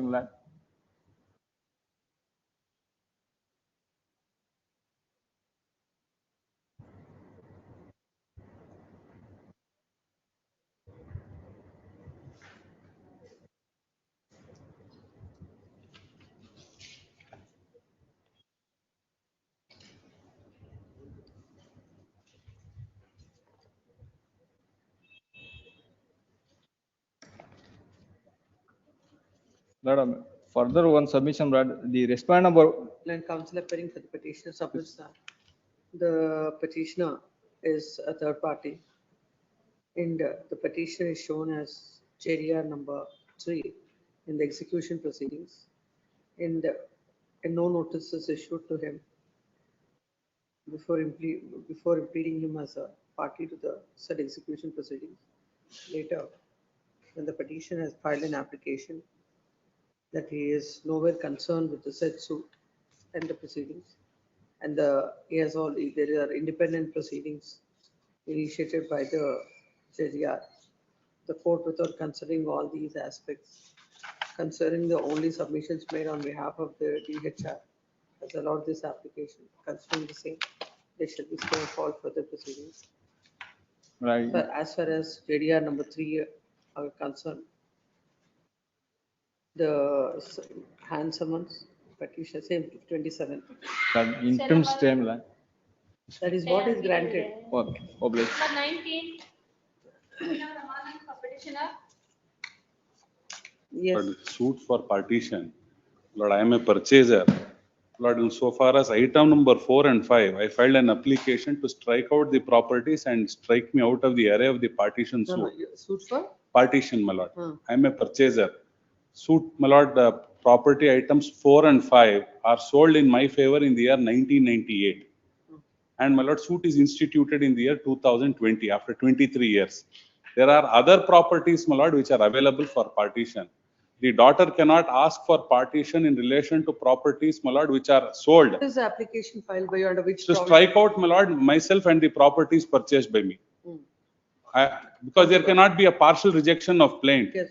If some of the properties, my lord, on the face of it, there cannot be a partition, I can ask for striking out. And my lord, the bar under 6.5 applies to all alienations prior to 2005. There cannot be a suit for partition. That is the application which I have filed. Let's see. Yes, my lord. Please have a look at the application, which my lords will get at page number. And straight away come to the order. Yes, my lord. The order, my lords will get at page number 39. The relevant portion, my lord, is 45 onwards. Why the court is referring to order 1, rule 10? Yes, my lord, to strike out the parties and the property. Hmm. Well, what they would say is, my lord, limitation falls under the domain of order 7, rule 11. Thus, the application filed is in an inappropriate provision of law. They say I can exercise only order 7, rule 11. Lord, order 7, rule 11 will be for rejection of the entire plate. If only some of the properties are, it has to be struck out. Defendant number 9 is purchaser of item number 4 and 5 property from defendants 1 to 8, whose rights are under challenge under the partitions. Plaintiff have alleged the alienations included their undivided shares. As such, the transfer of joint property during the pendency of partition claim is necessary. It is not during the suit.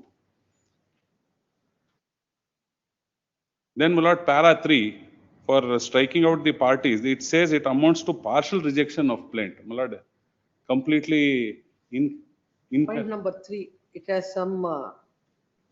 Yes, my lord, it says it amounts to partial rejection of plaint. Point number 3, paragraph number 9. Yes, my lord. The question whether items number 4 and 5 were validly alienated in the year 1998, whether such alienation is binding on the plaintiffs, are matter for trial. The plea of bar under section 6(5) of the Hindu Succession Act and limitation issue requires evidence and factual adjudication. Cannot be decided in interlocutory stage. Moreover, deletion of scheduled properties amounts to partial rejection of plaint. This is not correct, my lord. So what about before? Before, my lord, this is section 52. It is not during the pendency of the suit. Please have a look at my application. My lord, if I have purchased. You purchased from whom? Defendants 1 to 8, my lord. Who is the plaintiff? What is the age Plaintiff of is the daughter. My lord, in 1998, item number 4 and 5 of the suit scheduled properties were sold by defendants 1 to 8. Plaintiff is aged 28 years old. Yes, my lord. As on the date of your sale, what is her age? 1998. My lord, she was about 4 or 5 years old. But my lord, she did not have a right, my lord, in 1998. 1998, only the sons and father had a right, my lord, in joint family property. No, all these questions that go to the root of the matter, how can on an IA that can be decided? My lord, if there is a statutory bar, I am able to demonstrate that, my lord, any alienation prior to, my lord, 2005 cannot be challenged by a daughter. My lord, suit is not maintainable. There are no disputed questions. My lord, if alienations are made prior to the coming into. No, in the light of this, order 1, rule 10 petition that you have filed. Yes, my lord. In a way, that is what you are seeking, the rejection of, now, by virtue of this order, what the court should do? If the application is allowed. Yes, my lord, if the application is allowed. And then say, suit scheduled properties in respect of so and so, the suit has to be rejected. Yes, my lord, suit will be dismissed. My lord, that is permissible, my lord. If I am able to show that, my lord, there is a statutory bar in relation to some of the properties. My lord, her right is protected. You want to adduce evidence, this, you can't be basing on it requires evidence. My lord, this may not require evidence for this reason. My lord, two undisputed facts. 1998 alienation is made. My lord, I am only requesting the court to apply the statutory provision of order 6, rule 5. This correspondence. Petitions permitted take with handsome and file a memo to that effect. The memo is filed on 10th of August, by the 10th of August, list on 11th. Yes, my lord, I am grateful. Then number 20. Bhargav. Appear for the petitioner in this case, my lord. My lord, this is the plaintiff's petition, my lord. Application was filed seeking for amendment of the plaint. Suit is one for recovery of possession of the scheduled property. 2022, I filed a suit. In 2024, my case is that they were under permissive possession and now I am seeking for the property back. They come forward in 2024 and they filed a written statement saying that, no, we have a we have a sale deed, which is. So they're denying your title to the. Please, my lords, in 2024. Therefore, my lords, I have sought for amendment to include prayer for declaration, my lord, that these sale transactions are not binding upon me. And what is this present state? My lords, admittedly, after evidence has commenced, my lord. The case was. When was the written statement filed? My lord, the written statement is filed on 4th of April 2024. When was this application filed? My application is filed, my lords, on the 3rd of December 2025, my lords. Why? My lords, at that point, no document was produced by them, my lords. Now, my lords, admittedly, my cause of action, according to me and the pleadings that I sought to implead. The suit initially was filed for recovery of possession. Thereafter, the defendants filed their written statement and denied the title of the plaintiff to the suit. Hence, he has filed an application under Order 6, Rule 17, seeking recovery of seeking declaration of title. No, lords, no, my lords. I have sought for declaration that these deeds are not binding upon me. Declaration and the said the document say leaves are not binding on the petitioner plaintiff.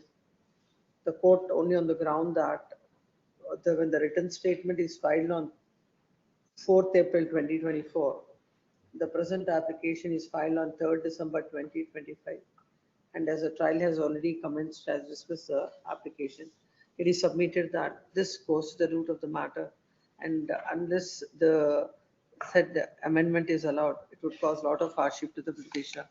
Considering the submission, they shall be stay. Same notice, hand summons, memo by 27th, or is the stay granted by this court. 20th of July, my lord. 27. 27th of July. Great. 21, Nagesh Moro for petitioner. Lord, I appear for the petitioner. Yes. The short point, my lord, is this. There was a proceeding before the RERA authority, my lord, the regulatory authority. An order was passed by consent.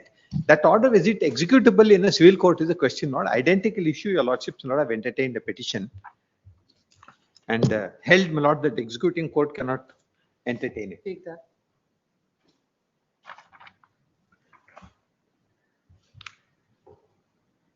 There are identical matters, others also pending, my lord. I'll give the numbers. Kindly go to, in this judgment at para 12, my lord. Yes. Page 25, para 12. On colliers of the judgments noted above, what would unmistakably emerge is that the order of the adjudicating officer or the order of the appellate tribunal constituted in the Act does not assume the mantle of a decree within the contemplation of 2.2. Therefore, such orders cannot traverse the path delineated in the Order 21. There is a separate mechanism for enforcement under RERA. That is what they should take recourse to. Not stay of the proceedings before the executing court. The operative portion.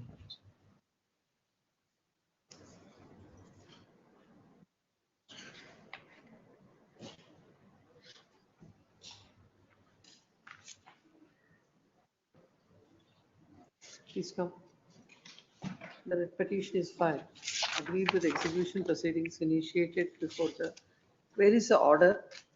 The proceeding, Lord, which I'm seeking is at page 101, annexure H. No, this could have brought to the notice of the court. It would, that would be suffice. The court would pass an order. Lord, an order is made for arrest of the person. That's the prayer in the Win petition is arrest and detention. What I'm saying, my lord, is that. No, as far as this order is concerned, I'll stay. Yes. You please make an application before the court saying that the court has no jurisdiction to execute the order. Very well. Your lordships make an observation. If I make an application, that should be considered. Yes. And because I can't dispose of this because they're correct. without Lord, notice. there are other cases, my lord. May I give your lordship the details? There are 4 other cases where identical issues involved. This honorable court has granted interim orders in all those cases also. Take that. List those matters tomorrow. The present petition is filed. Questioning the. It's a question of total lack of jurisdiction. But the court can also appreciate instead of calling everybody here. Please. Simultaneously, now by the time this matter reaches here with the respondent appearing, you can do it there. My lord, in the other cases, what happened? But the reason why we came to this honorable court is this, my lord. The RERA authority, my lord, passed this order, transferring this order to executing court. When we came to know, my lord, we approached the RERA authority and made a submission that this cannot be done. Such transfer is illegal. So we made a request to recall that order. The court, my lord, the RERA authority recalled that order. When this is brought to the notice of the executing court, it still wants to proceed. That's how, my lord, we approached this honorable court and interim orders. The petition is filed. Sing the following prayer. Then the senior counsel appearing to the petition, representing the counsel to the petitioner suffers that the order passed by the RERA cannot be executed by the executing court as per the provisions of the CPC. He relied on a coordinate bench of this court, judgment of a coordinate bench of this court in case of Mantri Developers Private Limited versus Snil Pathiam Betel, arising out of WP number 17821 of 2025 and batch, wherein at paragraph number 12 is observed as follows, extracted. Relying on this, it is submitted that the proceedings have to be have to be quashed. The executing court has issued a arrest warrant. No, it's issued a summons for appearance. No. Has issued the summons for appearance. Considering the order that is passed by a coordinate bench of this court referred supra, the executing court shall not take any coercive steps. The petitioner shall file an appropriate application before the executing petition is at liberty to file an appropriate application before the executing court, bringing it to the notice of the court about the judgment that is passed by a so and so referred supra, and about the jurisdiction of the court, and the court shall consider the same in accordance with law within a period of 4 weeks from the date of receipt of the copy of the order. Yes. Number 22. Notice to the The respondents. other cases, my lord, date given is sometime in November, my lord, but there's an interim order operating in the connected cases. So that is good for your client if the matters are decided Yes, within yes, the light yes, of this. certainly, So I'll please. take it up and Please, the same order I'll pass. Please, I'll keep please. the writ petition pending because notices are served on the respondents. Not yet, no, it is awaited. We'll give you So, the liberty. yeah. Along with this, you can file all applications before. Please. The trial. Yes. Cell number 22. Montappa. Petitioner, one more The matter list there, is- my lord, is not listed. List I've along with so and so application. next. The list is there.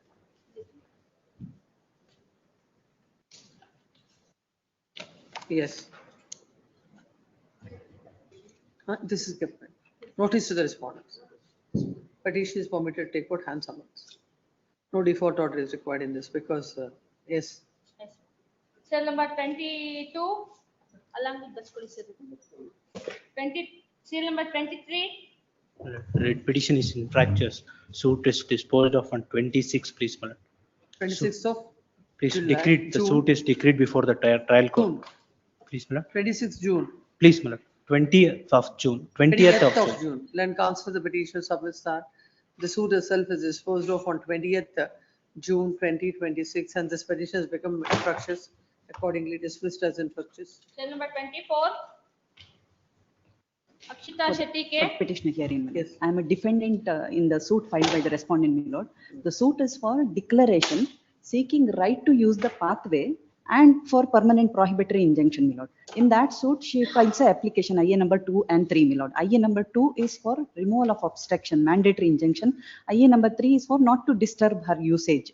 That has been allowed and I have not challenged that. I obeyed, I said I'll maintain the status quo. Now IA number 2 is concerned, my lord. She says her claim is that there is 2 items from item number 1 to item number 2, which according to her, it is a shed. The pathway is from my property. It is abetting my property, and I have now, my lord, I am developing the property, and in the month of June 2025, I have put the fencing. Then she started troubling me, lord. Since from June 2025, she kept quiet, and after a year, she said, "You have obstructed my pathway." And admittedly, my lord, that pathway is not in her property. It is in my property and neighbor's property, my lord. And I have produced the title document since from 1961. What is she relying is one sketch, which is called Apekshita Nakshayanta, one sketch, my lord, in which she says she has shown some pathway in the orange color in the adjacent survey number, my lord. And 2 documents relied by her is of 1981, one partition deed and one release deed, in which there is a recital found stating that 6 feet of pathway, and so there is a recital, my lord. And this sketch, but these 3 documents are contradictory to each other. Please come to the order impugned. My lord, Order impugned. order impugned. Come to the reasoning part, we'll read. Yes, my lord. There is a divergent finding, my lord. Against that you file MA. Against that, they have filed MA. That the first appellate court has reversed the order, my lord. So first, let's see the trial court's order. Yes, which is in your favor. Yes, my lord. in this order, my lord, para number 18. Yes. It is clearly found that, on the other hand, defendants have produced original copies of notarized copy of sale deed along with the sketch, photocopy of registered will dated 1980, original registered settlement deed dated 2004 along with the sketch. All these documents, my lord, around 10, 11 documents running from 1961 along with the sketch. I have complete. My lord.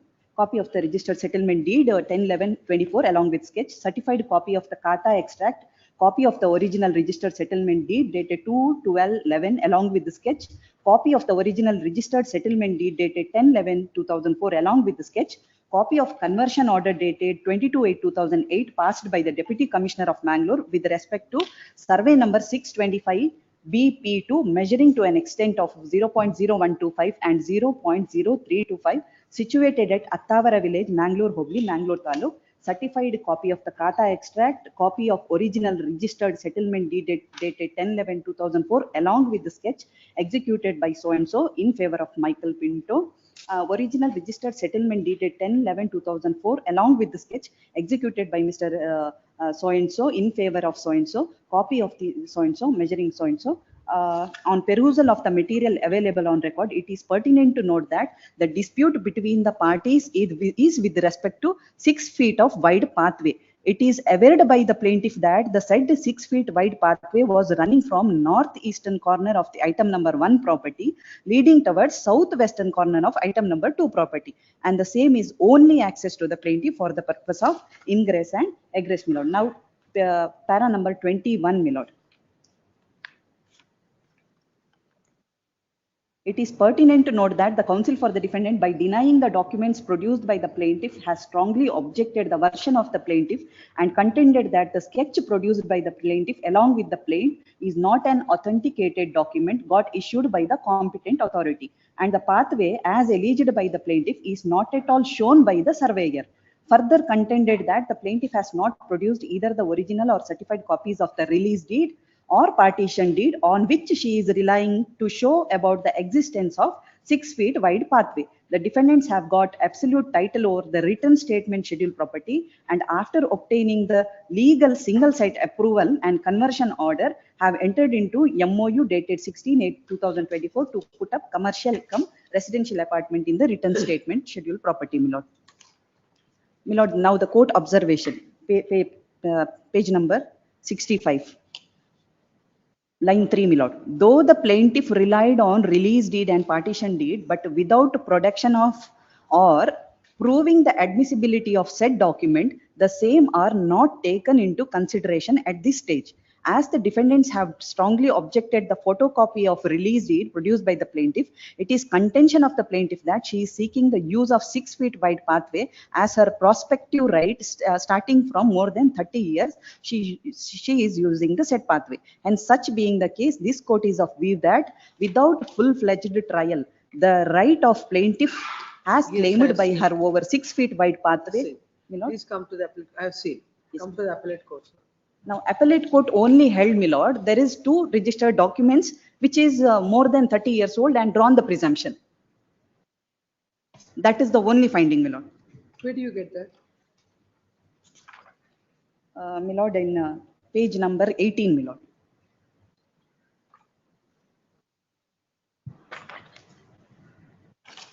Let's read the reasoning part. Para 10.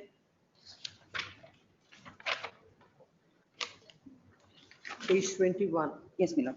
In the context of conflicting claims, the document placed on record by the plaintiff are gone through, and on perusal of the same, especially the release date dated 24/2/1988, it can be seen that there is specific reservation of right of pathway 6 feet width from item number 1 property to item number 2 property for the purpose of ingress to and egress from the said property. Similar recital exists in partition deed dated 6/5/89. These documents being more than 30 years old carry a presumption of correctness, and the recital in these documents therefore are strong evidence of existence of state of affairs.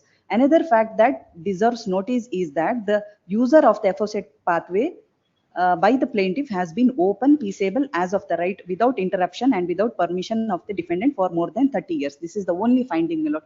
The court has relied on the release deed and the, So why the two documents cannot be relied on? my lord, that 6 feet is in my property. That cannot be, nobody can mention that 6 feet in others' property, my lord, as a reserved. Why the documents cannot be considered? That's what I'm asking. Now, whether it is correct or not, no, you will prove it by adjudicating evidence. during Yes, the my course lord, of trial. So trial. at this stage, there are two documents. Yes, my lord. Two documents mention about an existing pathway. Yes, my lord. Only existing pathway, there is no sketch, my lord. It just says there is existing Document, pathway. it's a registered document. It is a registered document. It is not saying, and it is contradictory, my lord. It says, my lord, from the main road to abetting item number 1 to item number 2. It is inside, my lord, somewhere inside. So whatever the sketch now she is annexing to the plaint, it is backside of the property, my lord. So it is also not matching with each other. It is contradictory.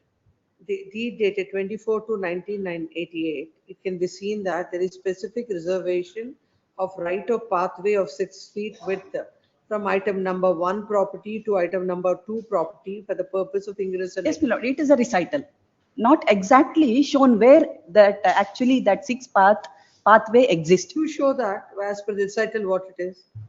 As per recital, my lord, if it says it starts from the main road. It is not only that document. Then similar recitals exist in partition deed dated 6/5/1989. My lord, the plaintiff has not disputed that the pathway is in my property. She don't say I am the owner of that property and in my property No, pathway exists. she's asking her right of easement. She has not asked for any right, my lord. She simply said there is obstruction. You have put up a construction, this concrete wall. You remove that because I want to go to my shed. And it is not causing her any. At this stage, is it not sufficient at the stage of an interlocutory application? No, it is contradicting each other, my lord. She has not. See, my lord, in that one document it says, my lord. In both the documents, there is a mention about this passage. Not this passage, my lord. 6 feet path. According to you, where is it? If not this, there is no pathway. This is my contention, my lord. There is no pathway. She just want to.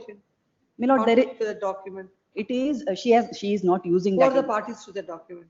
I'm not party. She is my owner of the adjacent property. And it also involves the other property, neighbor's property, my lord. Wherever she is claiming that 6 feet. Now she not just want my concrete wall to be removed. She want to use my 6 feet of property, my lord. Notice the respondents. They have already filed caveat, my lord. Just the status quo, my lord. Till then, my lord. Status quo. There is no name. Tell number 25. I have served them. No name is not printed. Oh, yes, my lord. Who is caveator?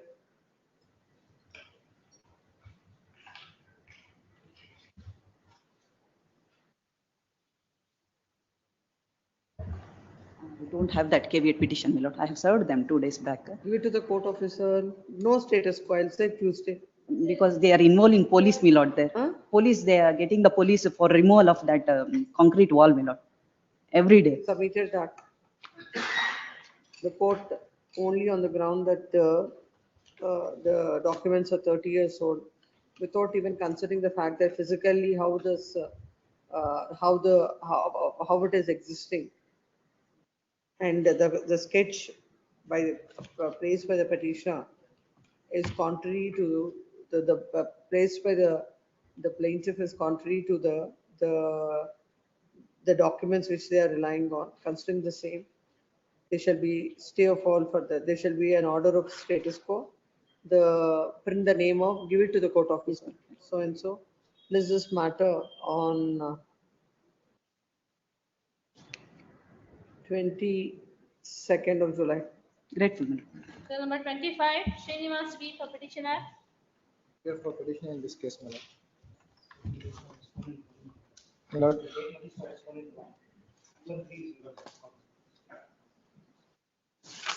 Now, BESCOM has You issued. can ask some colleague of him to be here. Every day this fast goes on. Who are the advocate's name? Please tell. Give me that list. Give me that list. I inserted here.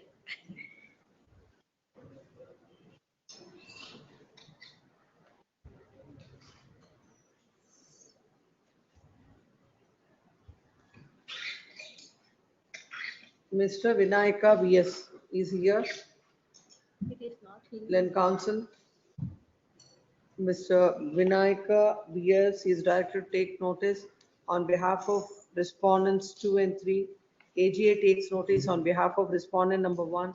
Serve the papers on him. I will. This is matter tomorrow in the first list. Monday? My lord, tomorrow. Tomorrow. Cell number 26. But you can serve that on the panel council while serving the There are paper. We have already served on Bestcom, my lord. Huh? To the office we have served, my lord. They can serve on, or on the Bestcom so that the leave can be granted. Yes. Cell number 26. Happy for petition. The plaintiff herein filed a suit for declaration and mandatory injunction. I had filed an application for appointment of the court commissioner. Kindly look into this application. What is the suit for? Suit for declaration and mandatory injunction. You are the plaintiff. I am the defendant 1 and 2. When suit is of which year? Suit is of the year 14. What is the present stage? They were yet to frame the issues. Trial has not yet commenced. No. Why you want the advocate commissioner? No, I am not seeking to. Plaintiff is seeking them. I am the defendant. Court has allowed. The court has allowed it. Let's see that order. Order is at page number 30. Annexuria page number. There is a typing mistake. Order 22 rule 9 is there. It should be 22 rule 6. Order 26 rule 9 is what is taken. Typing mistake. Application, not appointed, surveyor or executive engineer. Where the defendant number 3, defendant, second defendant and respondent number 2, he is a party. He himself has allotted a site to the defendant number 1, plaintiff. And through him itself, we want to the court commissioner to be appointed. Ex parte judgment was passed on 19 and 2015. Yes. Thereafter, I could not file the written statement. Matter has went to up to Supreme Court. Supreme Court had permitted to file the written statement. At least you have filed now. Huh? At least you have filed now. I had filed.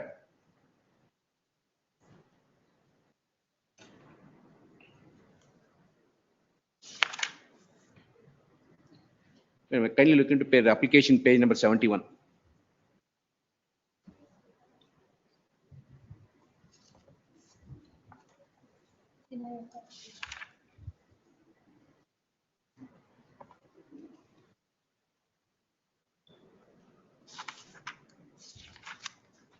Shall I read?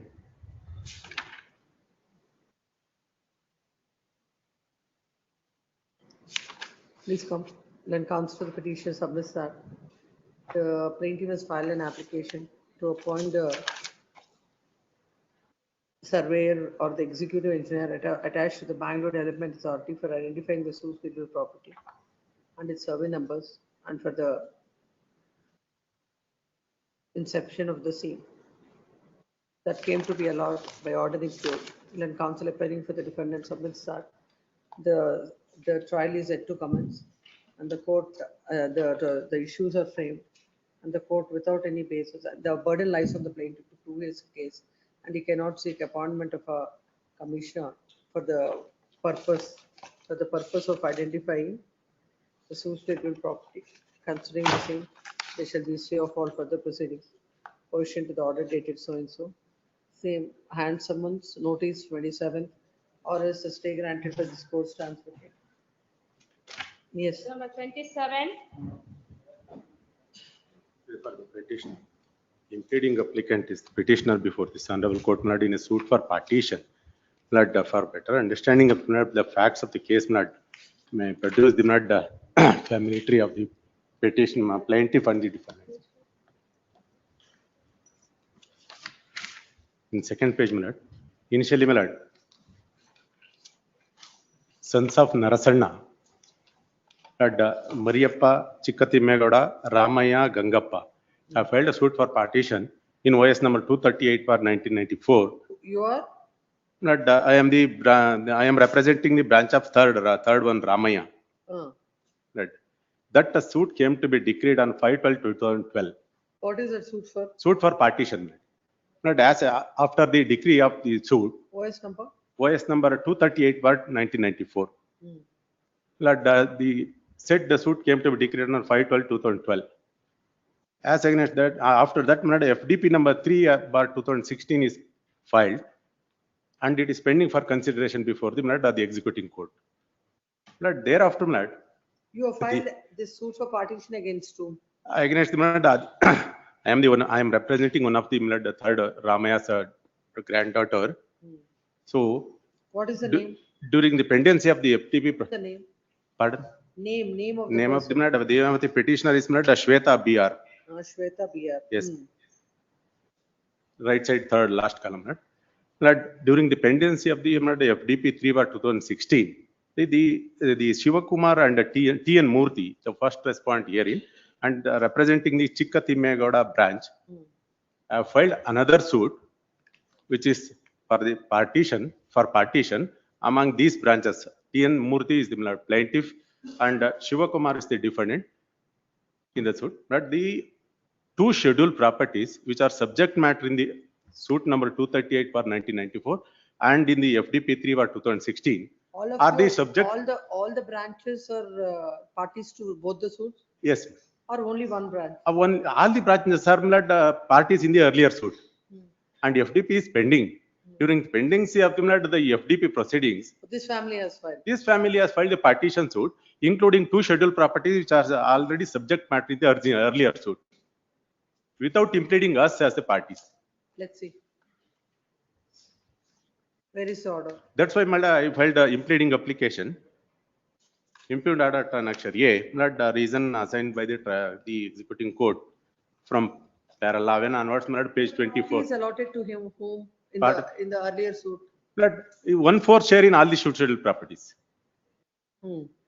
In 1/4 share allotted to all the properties. So, but in the present suit and subsequent suit, these defendants have included two scheduled properties which are the already subject matter in the earlier suit. And they were parties to that suit also? Yes. Yes. That I have produced the matter. Please read. Which paragraph? Para 11 onwards, page 24.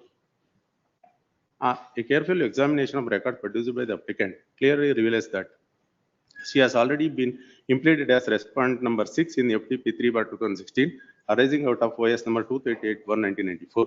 Significantly, the applicant herself has admitted in the affidavit filed in support of the present application that properties involved in the present suit and those involved in the FTP 3/2016 are one and the same. This admission assumes considerable importance. It clearly establishes that the applicant has already approached the competent court for working out her alleged rights flowing from the preliminary decree passed in OS number 238/1994. Therefore, her rights, if any, are already the subject matter of the adjudication in the final decree proceedings. It is also relevant to note that applicant has not placed any material before this court to show that proceedings in FDP number 3/2016 have become ineffective or that she is unable to establish her rights therein. On contrary, the records disclose that she has already been recognized as a party to those proceedings and is actively asserting her claim. When the appropriate forum is already seized the matter and the applicant is prosecuting her claim therein, permitting her to enter into the present litigation would unnecessarily enlarge the scope of the present suit and introduces questions which are already pending consideration before another competent court. The applicant has further contended that reason isn't. Then counsel to the petitioner submits that. The earlier OS number 238 of 1994 is filed, which came to decree, and the final decree proceedings are pending. And the properties which are part of the final decree proceedings, including them, the present suit is filed. And hence the petitioner has filed an application under Order 1 Rule 10 that came to be rejected without considering the case of the petitioner, that without the petitioner present, if any order is passed and the proceedings, the earlier proceedings are not brought to the notice of the court, it would unnecessarily create further litigation, and this aspect were not considered by the court. Considering the same, they shall be stay of all further proceedings.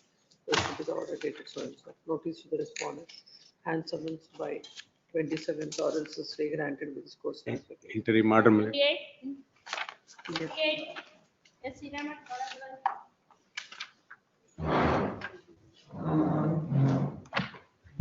caveat. Yes. Lords, Papers are served? served, my lords. Yes, sir. Yes. Lords, the writ petitioners are the defendants before the trial court, defendant number 2 before the trial court. We had entered caveat. The suit papers were served. They had filed IN numbers 1 and 2. We filed our objections and also filed an application under Order 7, Rule 11, saying that the plaintiff is required to be rejected on various grounds. We also filed a memo saying that the application regarding rejection of the plaintiff is to be considered at the first instance.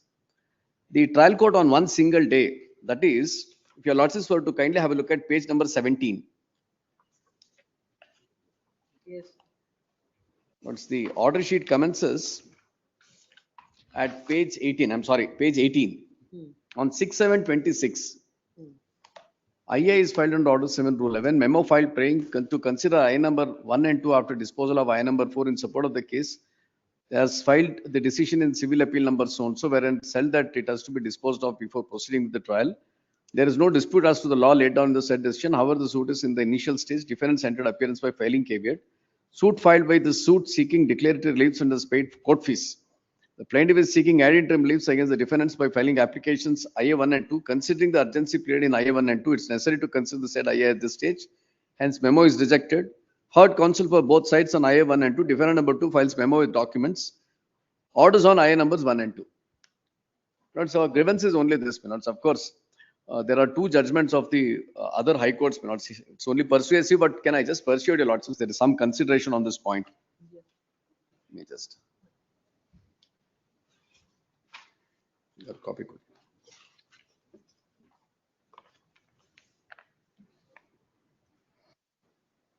Yes. Lords, the first of the judgments is by a bench of the Rajasthan High Court. Paragraph number 10 at running page 5 minutes. Yes.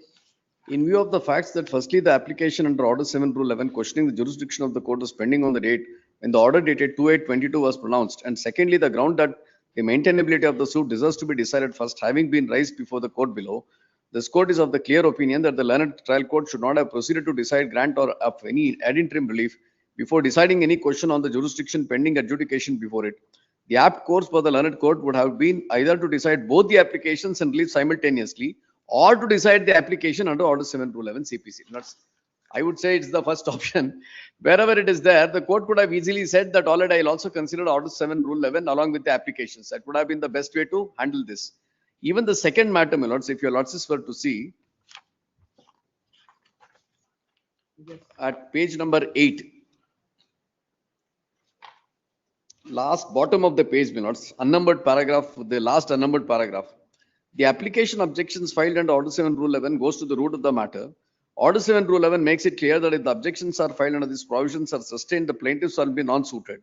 In other words, the objections raised under Order 7, Rule 11 CPC goes to the root of the matter and covers the aspects of maintainability, jurisdiction, cause of action, etc. This is also settled in the law that temporary injunction can be granted if prima facie case is made out. The balance of convenience in favor of the plaintiff and non-grant of injunction may result in irreparable loss to the plaintiffs. Thus, the availability of a strong prima facie case is a condition precedent for grant of an injunction. In my view, before granting the injunction, the court must consider the existence of prima facie case, which includes the jurisdiction of the court. There cannot be a prima facie case if the court deciding the same has no jurisdiction to enter in the suit. Thus, the court must bear in mind that injunction can be granted only where the jurisdiction to enter in the suit. Only thereafter it should proceed to pass an order regarding the injunction. I find support in the view of the judgment of the division bench in Vindhya Telelinks, so-and-so. Considering the aforesaid, I find force in the argument of so-and-so that before granting injunction, the appellate court should have considered this aspect. Considering the aforesaid, I am unable to countenance the orders of the appellate court whereby the injunction has been granted in favor of without deciding the questions relating to application under Order 7, Rule 11 CPC. Because I am the application is already on record. Now the matter is posted for pronouncing the orders on these 2 applications. If the court can defer the matter for another 1 week, here Order 7, Rule 11, and both matters can be heard and disposed of together. Essentially, because now after the trial court having undertaken an exercise of hearing, I will certainly not say that those applications should not be decided. But the law, my lord, sees that this is also an aspect which requires consideration before grant of an injunction. So this is a suggestion, my lords, which it can be deferred so that and within 1 week, they can, tomorrow itself, the matter could be advanced, and if they advance arguments within 1 week, the court can pronounce the orders. Lord, what he does is, he files a caveat petition, and after we serve the copy on him, and we commence our argument, he No, no, says, no. I will file my objections, takes time to file objection, does not argue for 2 days. Then, When was the No, IA no. filed by Lord, you? IA is filed Only once. after the case is heard on the IA itself, on our application for temporary injunction was heard. No, Kindly see the order sheet, my lord. May I just pass on the list of dates? Yes, please pass on. Lord, on 24/6/26, the suit is filed. Then on 25/6/2026, the court directed us to serve copy on the caveat. Then on 27/6, my lord, he enters appearance. And at his request, it is adjourned to 29/6 for filing objections to IA. Then on 29/6, my lord, he files common objection. We submit our arguments on IA number 1 and 2. Defendant number 2 seeks time to file the argue IA. On 3/7, my lord, he again seeks for time to argue this application. Matter was again adjourned at his request on 6/7. On 6/7, my lord, he asks for a passover, does not argue on our IA. Then he files at 4 o'clock, my lord, he files this application seeking for rejection of the claim. The court had by that time had already argued. He has also addressed argument. We have also addressed argument.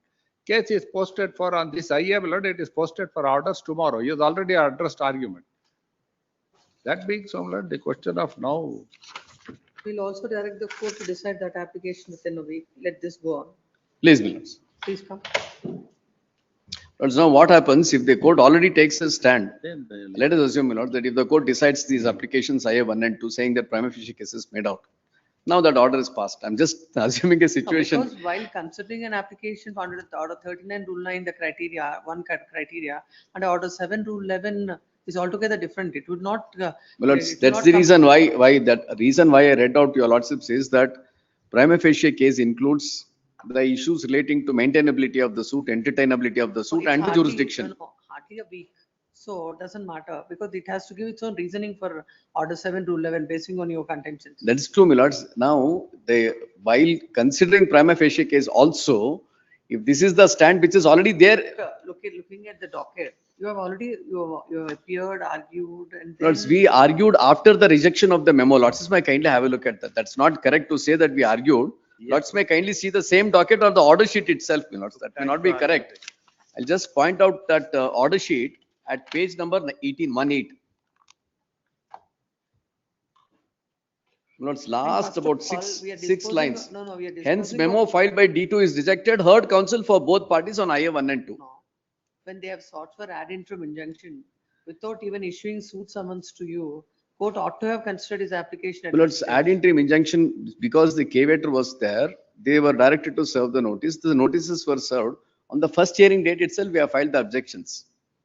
We have filed the objections on the first hearing date. On that day, my lords. Order 7 rule 11 was not there. Lords, on that day, order 7 rule 11 was not there. We filed our objections. And when the matter was posted for hearing on the IA, we have filed an application order 7 rule 11 saying that this required.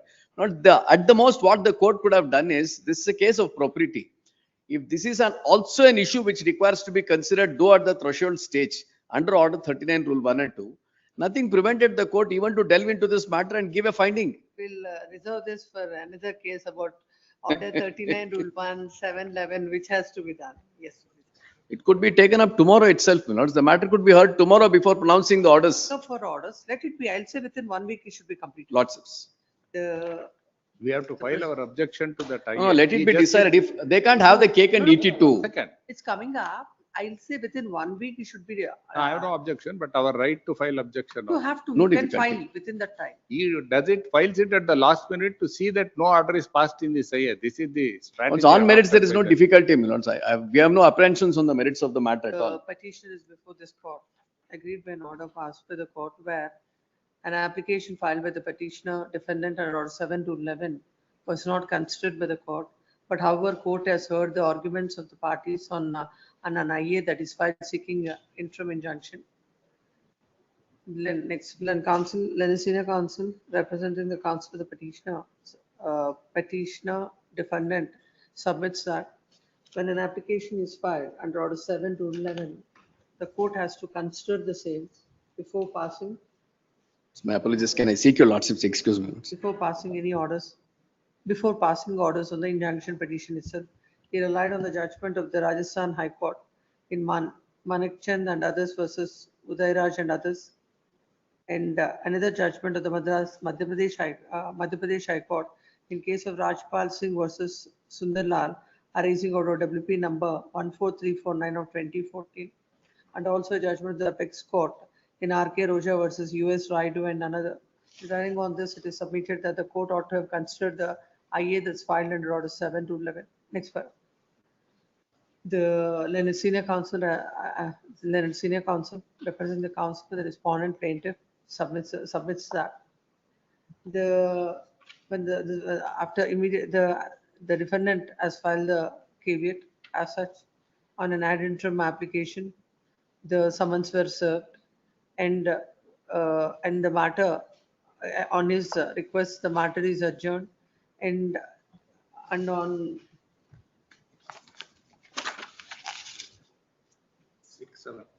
6/7/2026, they sought for a passover, and they have come up with this application under Order 7 to 11. The court has rightly held that, has rightly heard and reserved the matter for orders, and rightly held that the application can be considered. In this case, at this juncture, considering the facts and circumstances of this case, this court is not inclined to go into the aspect whether when an application is filed under Order 7 to 11, the injunction application has to be decided first, or the application for rejection of the plaint. Considering the facts and circumstances of this case, considering the facts and circumstances of this case, as the court has already heard the IA for IA number 1 and 2. 1 and 2 for injunction. This court deems it appropriate to pass the following order. The writ petition is disposed of, directing the trial court to consider the IA number 4. IA number 4 under Order 7 to 11 within a period of 1 week from the date of receipt of the copy of the order. Next, number 2, the plaintiff is at liberty to file their objections and shall cooperate with the court for deciding the application under Order 7 to 11. This order will not preclude the court from passing the orders on IA number 1 and 2.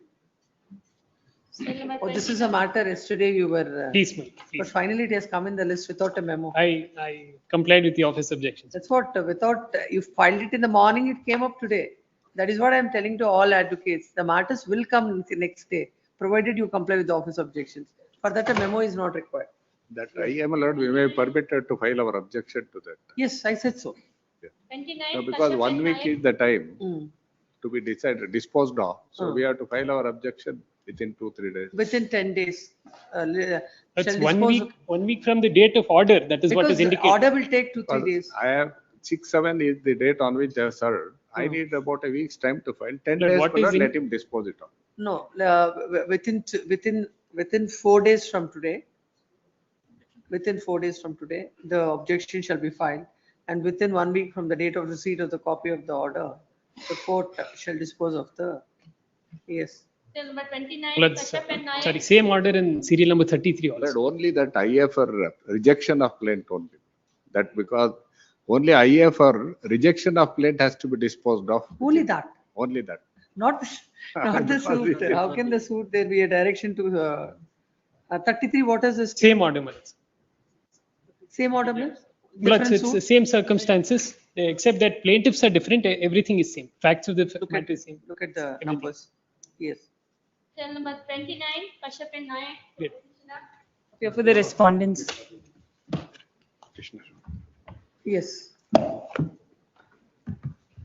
Matter arises out of the summary suits, Order 37. If I may just request my lord to look at order 37 first. It's purely on a point of law. Yes. If I want to add. Order 27. CPC, order 37. Rule 3, sub rule 5.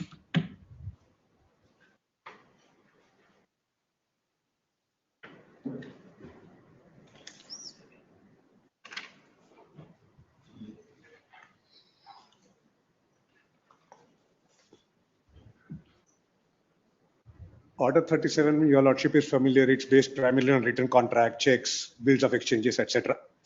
Rule, the plaintiff is required to file a suit titling it as order 37, one under order 37. And once that is done and the service of summons is effected, then what is the manner in which the defendant has to be dealt with? Rule 3 provides for the procedure for the appearance of defendant. In a suit to which this order applies, the plaintiff shall, together with the summons under Rule 2, serve on the defendant a copy of the plaint and annexures thereto, and the defendant may, at any time within 10 days of such service, enter an appearance either in person or by pleader, and in either case he shall file in court an address for service of notices on him. Unless otherwise ordered, all summons, notices, and other judicial processes required to be served on the defendant shall be deemed to have been duly served on him if they are left at the address given by him for such service. On the day of entering the appearance, notice of such appearance shall be given by the defendant to the plaintiff's pleader, or if the plaintiff sues in person, to the plaintiff himself, either by notice delivered to at or sent by prepaid letter directed to the address of the plaintiff pleader or the plaintiff, as the case may be. If the defendant enters an appearance, the plaintiff shall serve on the defendant a summons for judgment in Form 4A in Appendix B, or such form as may be prescribed from time to time, returnable not less than 10 days from the date of service, supported by an affidavit verifying the cause of action and the amount claimed, and stating that in his belief there is no defense to the suit. Until Rule 4 is what has transpired. Now comes the disputed part. Sub Rule 5. The defendant may, at any time within 10 days from the service of such summons for judgment, by affidavit or otherwise, disclosing such facts as may be deemed sufficient to entitle him to defend, apply on such summons for leave to defend such suit, and leave to defend may be granted to him unconditionally or upon such terms as may appear to the court or judge to be just, provided that leave to defend shall not be refused unless the court is satisfied that the facts disclosed by the defendant do not indicate that he has a substantial defense to raise, or that the defendant intended to put up, the defense intended to be put up by the defendant is frivolous or vexatious. Provided further that where a part of the amount claimed by the plaintiff is admitted by the defendant to be due from him, leave to defend the suit shall not be granted unless the amount so admitted to be due is deposited by the defendant in court. So the defendant, in a summary, this is a defendant's petition before your lordship. Defendant does not have an automatic right to file a written statement. Upon being called upon by the plaintiff to do so, as soon as he is served, the plaintiff shall serve a summons for judgment saying that you have no defense, you are not entitled to. It is incumbent upon the defendant to make out a case and satisfy the trial court that I do have a substantial defense. Grant me unconditional leave to defend. The issue in this case is, throughout the impugned order, the trial court continuously, consistently says defendant has a substantial defense. Defendant has a substantial defense. Defendant has made out a substantial defense. In the eventual order, the trial court says you deposit the entire amount, decretal amount claimed by the plaintiff. Agreed by that, I am before this court. That's the only thing. I'm not on merits, because whether I do have a defense or not is a matter of my written statement. Page 29, my lords.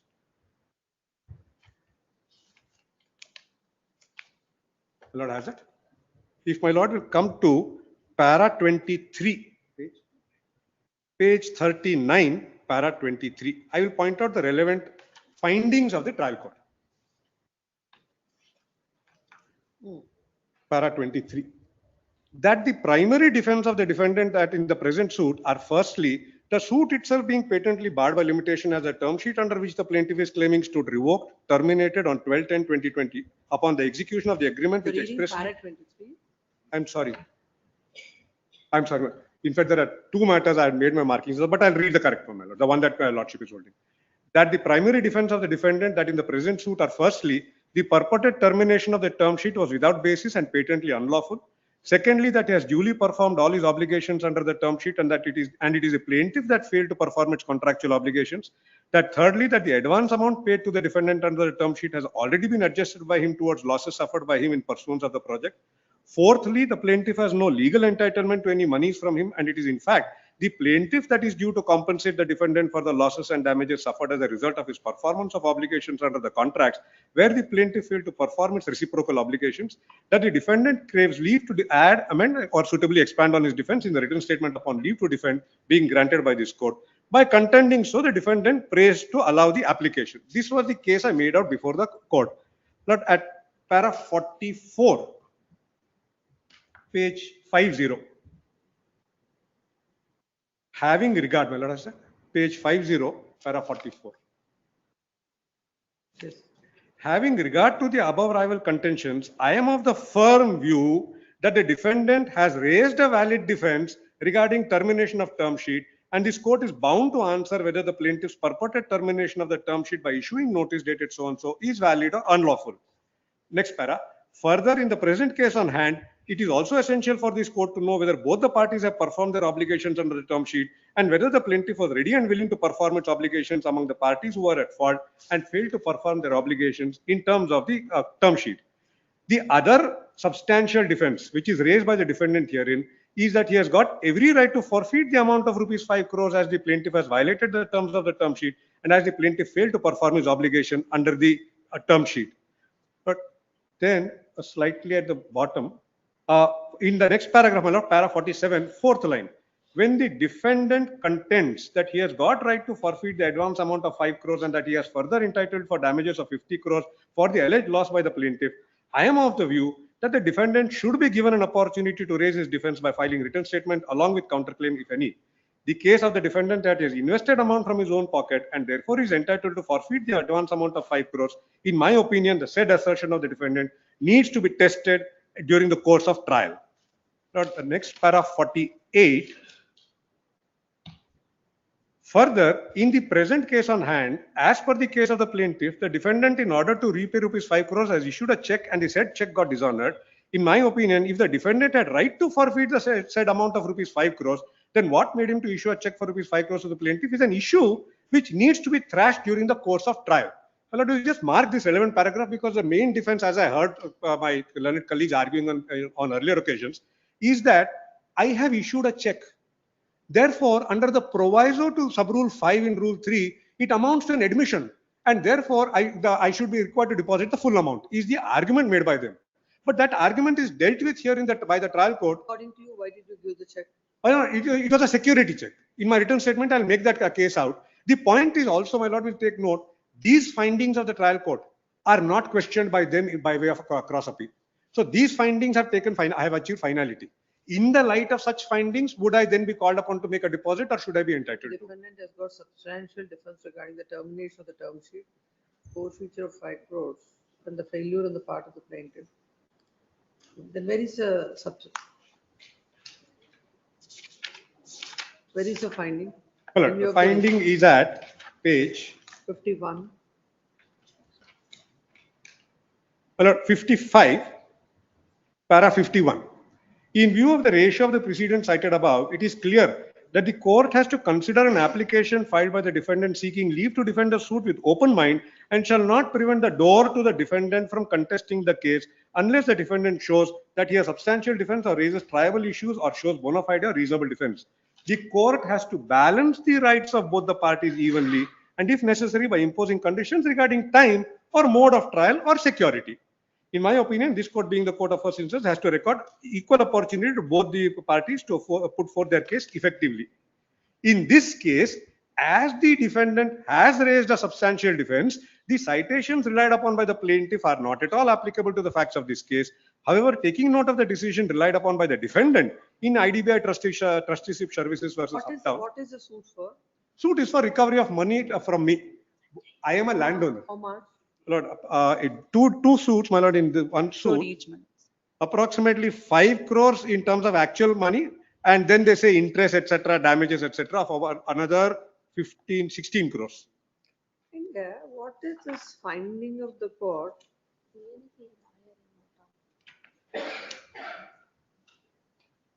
The prayer in the plaint will be found at page 72. Para Yes, 46. There Para- is a substantial difference.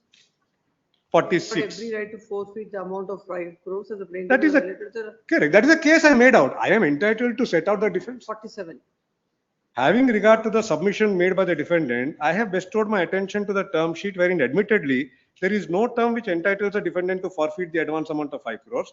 When the defendant contends that he has got right to forfeit the said advance amount of 5 crores and that is further entitled for damages of 50 crores for the alleged loss caused by the plaintiff, I am of the view that the defendant should be given an opportunity to raise his defense by filing written statement along with counterclaim, if any. Yes. The case of the defendant. Last. My lords, I'm being led by Senior Counsel Mr. Dhyan Chinappa. He's on his legs. A short pass over, my lords. We'll address submissions. You asked it in the beginning. My lords, Learned Senior was here. I do not want to. It's take waste away of from his court's time. By this time, we would have heard another matter. Again, I have to hear everything. Apologies, my lords. Passover, I don't think it will reach. My lords, a But date it may will be not reach, a fixed. date may be, A it date will may not be reach. fixed. I know how rigorously and My lords, Monday or Tuesday, a short date, my lords. We'll address. Monday, top of the list. Lord, may I just request, there are two matters and that was why the confusion. List 2, item number 3. List 2, item number 3 is connected with this. Both the matters on Monday, on Tuesday, top of the list. Great. Great. Cell number 30. Bhuvan KP. This matter for the petitioner, my lord. The suit before trial court came to be disposed. So I seek liberty to urge the grounds. It is submitted to the Become petition infructuous, my lord. itself has become infractions. So the suit is disposed of by the court accordingly. This petition dismissed as infractions, giving liberty to the petitioner to raise appropriate grounds before the appellate court. Cell number 31. Siddhappa BM for petitioner. Sure, for the KVA to respond. Papers are received. Have received. Yes. Lord, this is a writ petition by the defendant in this suit. The suit is filed by the respondent for permanent injunction. And the defendants in that suit filed the counterclaim, and they have also sought for temporary injunction. Trial court dismissed both the applications. Both the plaintiff and as well as the defendants have filed MEA before the appellate court. First appellate court has granted the injunction order in favor of the plaintiff, and so far of the defendants, the application came to be rejected. Come to the order of the appellate. 2 writ petitions are to be. 2 IS, 2 MS. Two set of court fee has been paid. Yes. Later, the first appellate court order, your lordship may It's a get common it. order. Common order. Page number. The reasoning, your lordship get it page 96 of the first appellate court order.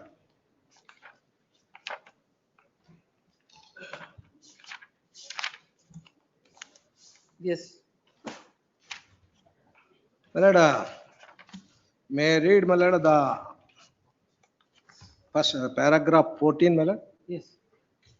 As both these points are interconnected, they are taken together for common discussion in order to avoid repetition of facts and evidences.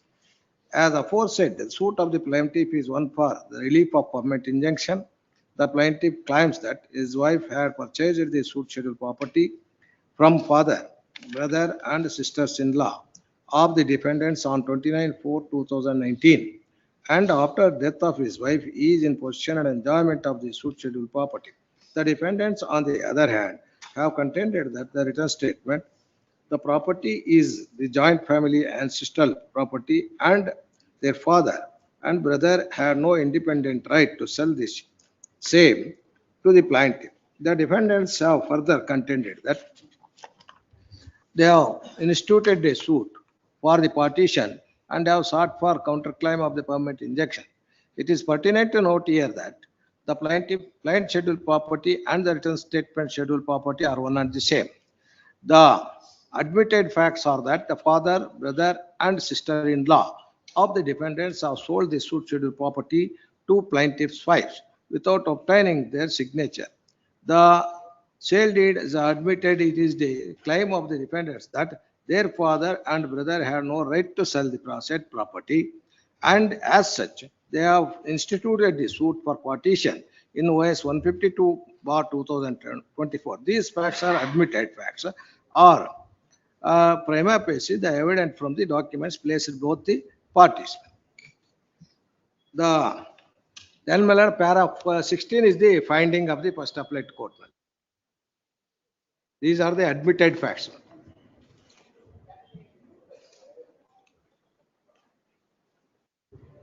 Read para 16. Para 16, madam. The plaintiff has placed on record the original sale deed. He has produced the revenue records to show that the entries were made in the name of his wife and after her death in his name. The defendants have not produced any documents to show their possession over the disputed property. The contention of the defendants that they have share in the disputed property is a different from the question of possession. The defendants have not produced any documents to show that as on the date of institution of the suit, the suit share property standing in their name. From their address and mentioned the cost title of the plaintiff. It appears that defendants are married and I are have residing seen in. the order. You can make your submission. I have seen the order. You can make your Your submission. Lordship kindly see for a moment, the appellate court has proceeded on the footing that I have not produced any documents before the.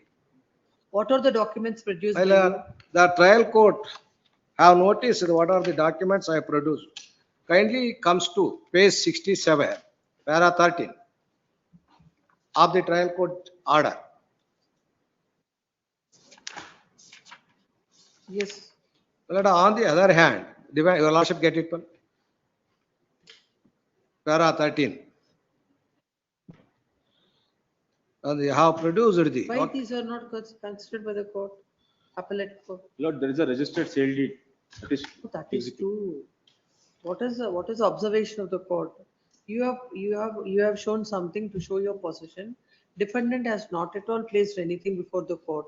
If you look at the copy of the order sheet and plain copy, that irrelevant. Old RTCs with regard to the counterclaim property, 3 photos of counterclaim property, 1 CD, 1 bill and copy of the hard bus issued by the Tehsildar Chalkere. Everything is prior to the execution of sale deed. That is the contention. Where are these documents? You have it? Place it. Let's just matter. On 22nd. Then number 32. By the time the petitioner, counsel appearing for the defendant shall place before the court all the documents which are relied upon by both the parties. Then number 32. Appear for the caveat, my lord, matter be taken up on 16th. I'll find my objections and I'll. No, in the CPC, what objections? CPC petition, what objection? My lord, this is my lord, an execution petition is filed in 2013. It's about 13 years since it's pending. I have. My lord, they had filed an application seeking for transfer of that petition from the civil court to the commercial court. Their IA has been rejected, my lord. So, my lord, in fact, nothing, just on, I will go on with the matter. I'm completely ready in this matter. Just understand as a. So the trial court matter is posted on the 13th. If On- they have not My lord- undertake not to precipitate. But on 13th, it will not be precipitated, my lord. When But do you on want to 16th, I speak? promise that I will go on with the matter. And counsel for the respondent, this is matter on 16th in the first case. My lord may record, my lord, that It will not be precipitated because, my lord, it is for their arguments, not my Then arguments. counsel for the respondent submits that they'll not precipitate the case before the executing court. Then number 33 disposed. 34. Then number 34 for orders matter. Petitioner. Maintainability. Office has raised objection with regard to maintainability. What is the impugned order? Objection with regard to officer. Press times only. Huh? Press times to complain.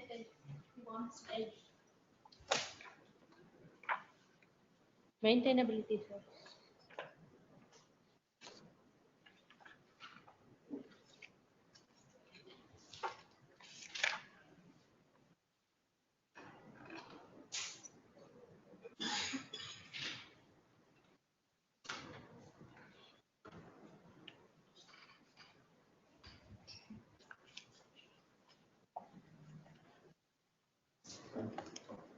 The request of full counsel the petitioner is this matter in the month of September. S35, Cell number 35. discharge the service of notice. Cell Six number 36. 36. Well, its office has raised an objection on the maintainability. Yes. Preliminary issue has been framed by the trial court as to whether the suit is hit by the principles of res judicata. My lords, if your lordship would decide, my lords, this revision petition in my favor, it finally disposes of the suit and before the trial court, my lords. So your lordship has to exercise powers under 115 only, my lords. That is why it is maintainable. It gives a finality to the suit, my lords, if your lordship decides the matter in my favor. It gives a finality to the suit before the trial court, my lords. Office objection with regard to the maintainability is overruled. Office objections shall be complied with within a week. Please, my lords, Yes. my 37. request for a date, my lords, because the registry, my lords, After immediately after the office objections are complied with. my lords, 2 days time, my lords, Whenever Monday, you my do lords, it. my request. Whenever you do it. Monday, my lords, my request because. Monday, it's not possible. I have so many matters on Monday. Or Yes, any that is date, my lords, any date, my lords. The moment you comply with the office compliance. objections, it will come, I said. Yes, 37. Till number 37. I appear for petitioner, my Yes, lord. Henry. In this case, I am the widow. Landlord filed an eviction petition against my husband. My husband expired. My husband died. Maintainability in view of section 18 of Then- Karnataka Small Causes Because Courts Act. this court is having a wider power under section 19. Your lordship, we are not bothered with the trial court, its office objections. Order 21, rule 95 to 100, and it relates to the appeal. That provision. Now, this honorable court directed me, I preferred a CRP being a widow. I was not imputed. Legal as I am the legal and lawful wedded wife. What is the impugned order? Impugned order is, your lordship, I will narrate the story within 2 minutes. Ejectment suit was filed. My husband died. Landlord duty was to implead myself as a legal heir in view of the section 5 of the Karnataka Land Act and even the CPC. They did not, thinking that my son is not in good terms, he is not dependent upon me. They brought my son as a legal heir and obtained an order of eviction in collusion. I preferred a CRP before this honorable court, and this honorable court has directed me. You claim your independent right before the in execution court. I filed an application order 21, rule 97 to 105. I produced all the document, GST certificate, rental receipt saying that I am in lawful possession of the scheduled premises. The trial court, without conducting inquiries, the trial court make an order that the High Court has just passed the orders. No, your lordship will see that order. No, the trial court, the office has raised that objection.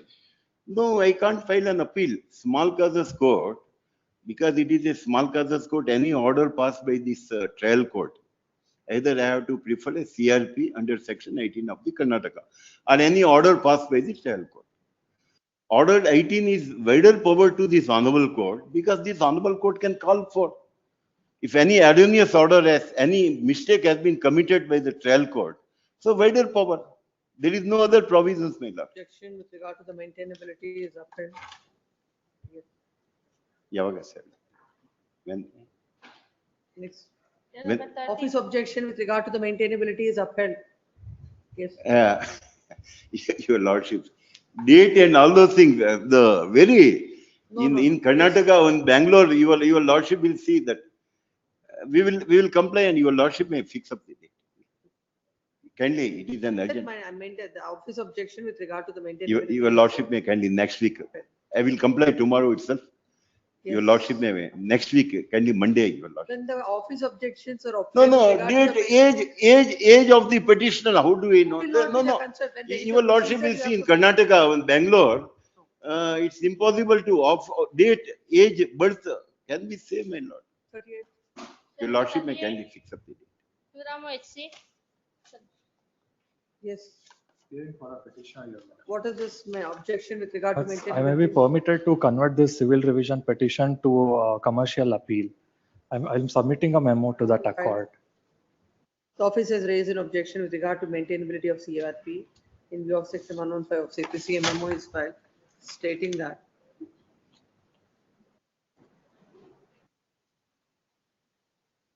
that you may be permitted to convert this petition into a commercial appeal. Accordingly, the memo is taken on record. The petition is permitted to convert this CRP into a commercial appeal. This shall be done within a period of 1 week. Yes, next. Grateful, my lord. With Yes, your next. lordship, kindly. Your lordship has upheld the office objection or regarding maintenance. Office objection with regard to maintainability. So upheld, your lordship. Then what I have to do? Where I have to go, my lord? If, no. Just now you have said, what is the remedy available once an order is passed by the small causes court? Section 18. Where? Yes, section 18 of the Small Causes Court Act. I have to, any order, Then- your lordship can call for the order because Then what is the other remedy? this is the only remedy because CRP, Give the act. because the High Court CRP order, I have produced the copy of the The order. order sheet. I have produced the judgment passed by this honorable court. Yes, No inquiry has been held. yes. Section 18, your lordship will see the section 18. You were submitting that as if this court has got, though I have a remedy, court has got wider powers, that's what you were submitting. Yes, CRP, Small Causes Court, like Family Court, Karnataka Rent Act, I can prefer only revision, my lord. Yes, show that. So Show the section minded- 18, this honorable court having passed the orders in CRP, having not gone through that order, is it your lordship? No. You independently forget about what the earlier court has done. No, Please no. show me now what is the order, under the provisions, what is the remedy available to you? No, this honorable court has passed the orders directing the trial court that to establish my right, I am the wife conducting the business, legal acts. If legal acts have not been implemented, how that suit itself will become infructuous? It is not against. Then only on the point, what is the order, what is the remedy, show me the act. You and will take- lordship will. I'm not concerned with other things, so. Yes, your Yes. lordship. Your lordship will kindly see When is, the, under which provision the order is passed? yeah, which the trial court. Order, impugned order. Impugned order is passed under the order 21 rule 97 to 106. Mm. This honorable court, I preferred a CRP against the order of eviction. This honorable court allowed my CRP directing me to. That is what I'm saying, Mr. Counsel.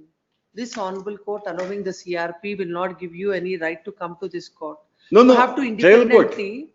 You have to Directing the trial court to independently- make an inquiry to establish my independent right, whether I am the wife. No, an order is passed, No, right no. or wrong. Your lordship will say, the trial court has passed the order without making an I inquiry. will pass orders on this. Yes, on maintainability, orders on maintainability. Yes. 39, Vidya for petitioner. This is No, but, matter on but- Wednesday, but- on but- orders on maintainability. I'll But- pass but- the order. No, but your lordship, should I 15. I have no right to convince your lordship. I'm not, you're not answering my point. That's the whole point.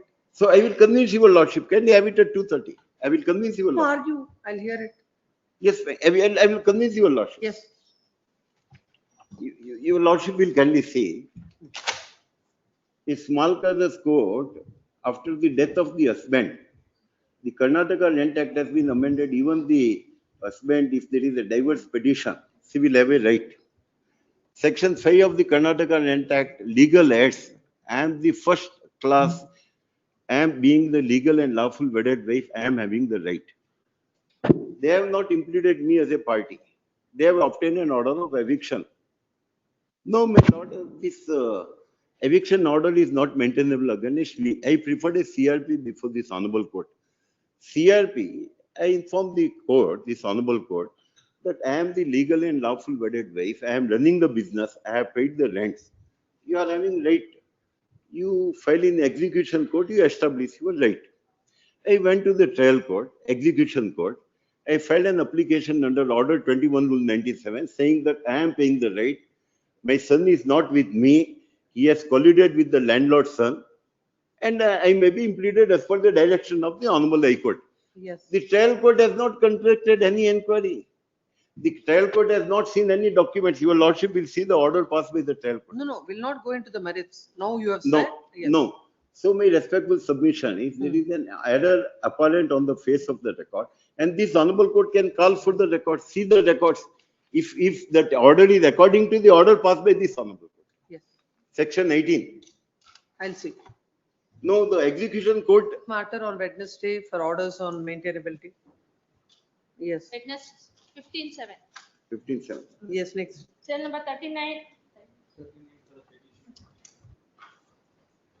I have filed an application under section 47, my lord, before the execution court that award passed by the respondent is unilateral award and not maintainable. The court has dismissed that application stating that it can't go beyond the decree. My lord, under section 115 revision petition, B, clause B, if the court fails to exercise the jurisdiction, I'll show where the court has the jurisdiction to exercise, fails to exercise the jurisdiction, then CRP is maintainable. And again, I will rely on proviso to 115, my lord. Proviso to 115 says, if the application of such nature, if it had been allowed, the entire proceeding should have been dismissed. This application is of such nature, my lord. Yes, I'll hear it afternoon. Yes. Yes, my lord. Serial number 42, my lord. He seeks permission to withdraw and file writ petition, my lord, CRP regarding maintainability.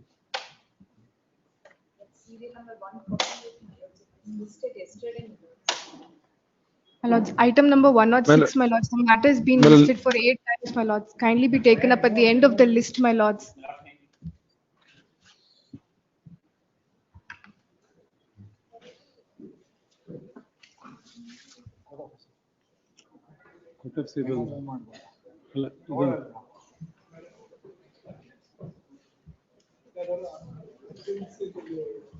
ಯಾವ್ದು ತಗೋತಾ ಇಲ್ಲ ಇದೆ ಇಲ್ಲಿ ಒಂದ್ ನಿಮಿಷ ಹೇಳ್ತೀನಿ.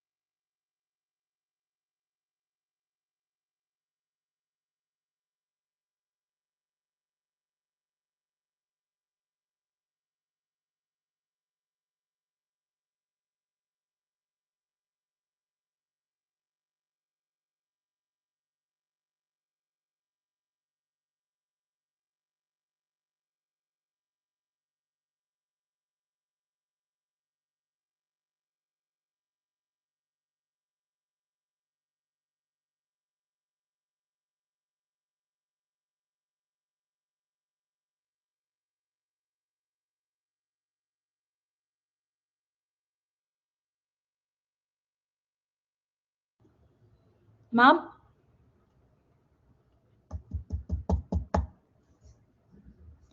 I can't hear her. Ma'am.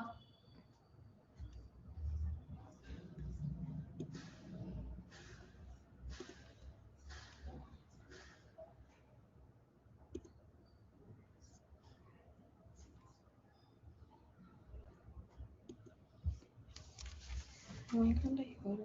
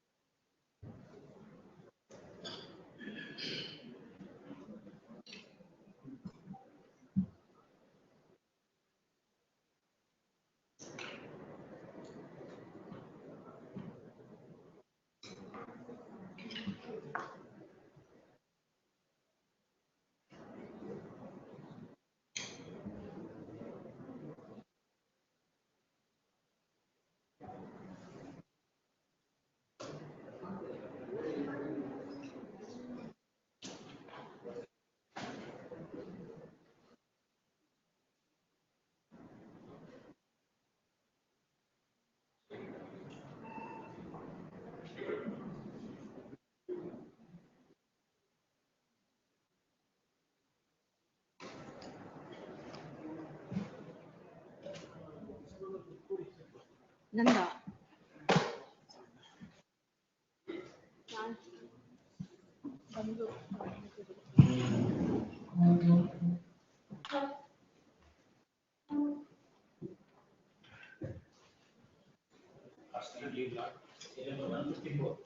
The division of order, interim order, protecting in specifically saying that if the big price is less than CH-19, the interim order is extended only till today.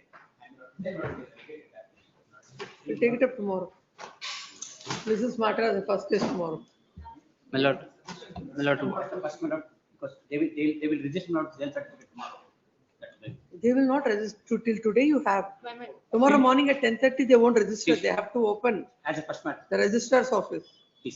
Lord, may I make a mention, my lords? No mention. What is not done in the morning, I'll not expect any of you to do it now. Please call the list. List continued. Yes, call. Like one judgment in Rizzo matter is going to submit. What is that? One judgment in Rizzo matter you want to submit. That you can tell the court officer also. Serial number 39. For the petitioners, my lord. Yes. Execution was filed by the office of party for execution of a unilaterally. Use the mic. Execution was filed for enforcement of a unilaterally appointed arbitrator's award. I filed an application which is page number 45, my lord. Application to dismiss the execution as the award is null and void in the eyes of law. And this was passed by a unilaterally appointed arbitrator. You are not alone the party in the execution. I was the party in the execution. You are not only the party, there are other people in the execution. I am the only party in the execution. Huh? I am the only party in the execution. Hmm. So, my lord, what happens is, execution petition is page 31. The facts, brief facts, my lord. On 22/6/2021, the decree holder issues notice of demand to me, which is not served of me. Its office objection Even with regard as to per the maintainability is overruled. Yes. My lord, on the very same day when the notice of demand was made for this one, an arbitrator was unilaterally appointed. That is, your lordship will have it. Award passed. 22/4/24, my lord. Annexure C, my lord. You were not a party. Notice was not issued to me, my lord. When did you come to know about it? Execution, my lord. I came to know about it in the execution. My lordship may kindly see page number 37, my lord. Yes. 36, it starts from 36, my lord, sorry. Yes. 35. 35, last line, man. The complainant company had issued notice dated 22 June 2021 regarding outstanding of dues of 14 lakhs 55,000. Where are you reading? I don't find it in page 36. Page 35, last line, my lord. Starting from page 35, last line. Yes. The last line, the complainant company had issued notice dated 22 June 2021 regarding outstanding dues of 1,45,546, my lord. This is notice dated 22 June. My lordship may come to page 36, third paragraph. The arbitration agreement bears the signature of the parties to the arbitration by virtue of the powers contained aforesaid. The complainant appointed the undersigned to adjudicate the disputes by letter dated again 22 June 2021. They issue the demand notice.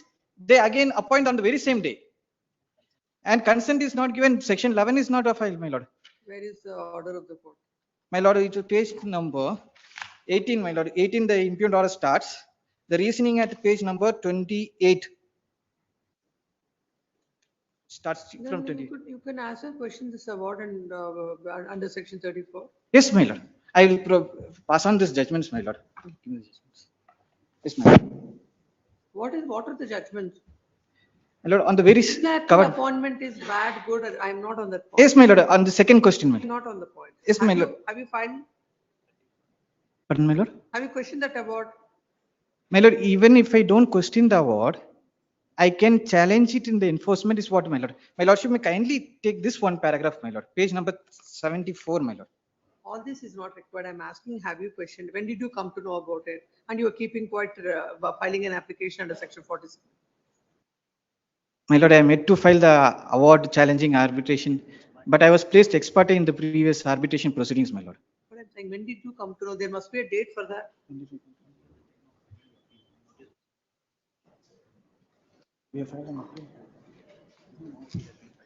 Only the notice when was served on me, I got to know about it, my lord. Can't, it is not someday, somewhere. My lordship may kindly pass on this one paragraph of this judgment, my lord, on this very same question. If I may convince the lordship on this, On points. yes, my No lord. law is required. It's not necessary for me to challenge the award is what this judgment says. I can even challenge during the enforcement of the award under section 36 of the award at the first time, even without raising such objection by parties, or set is asking for setting aside the award. What was in the award? What did they say about your notices? I was placed ex parte, my lord. Why you are placed ex parte? Notices were issued to me, But you page didn't- 36, my lord. you didn't- huh? Page 36, my lord. Yes. They note that it was not served upon me. Fourth paragraph, my lord. The claimant appeared before me through the counsel so and so. As regards the respondent, notices dated 6th August 21 and 5 so on was sent to respondent through registered post. In both occasions, that is, as per the tracking report shown, that notice was not delivered to the respondent. Then why it is deemed? Then they deemed service. He goes on section 3, deemed service. It was not served upon me. Please come. Then counsel the petitioner submits that. The respondent herein has appointed a arbitrator unilaterally, and the arbitrator has passed the award. No notice was served to them during the arbitral proceedings. When it came to when they came to know at the time of execution, they filed an application under section 47 CPC stating that the decree is not executable. That came to be dismissed by the court below, or by order impugned. It is submitted that consistently this court and the Honorable Apex Court has held that unilateral appointment of arbitrator is bad. This aspect was not considered by the court. Considering the same, there shall be stay of all further proceedings in so and so notice to the respondents. By 27th, a memo shall be filed or else the stay granted with this court stands vacant. Yes. So 40, Much. Sutika Raghavan, No representation in the month of September. then number 41, This also. I appeal for the petitioner in this matter, my lord. Yes. My lord, I pray for a week's time to comply with the office objections, my lord. What about the maintainability? My lord, my lord, this order is, this CRP is filed, my lord, challenging the award dated 21/20/26 in AC number 12 of 2020, my lord. Lords may kindly peruse my lord, the annexure A, my lord. Yes. Yes. My lord, which is the impugned order. My lords may kindly look at page number 56, my lord. At page number 56, where, my lord, this is the case where the trial court, my lord, has failed to exercise jurisdiction vested within it, my lord. The trial court has kept the award in abeyance, my lord, without disposing of the matter, on the grounds that there is an application filed in the original suit, my lord, that is still pending consideration.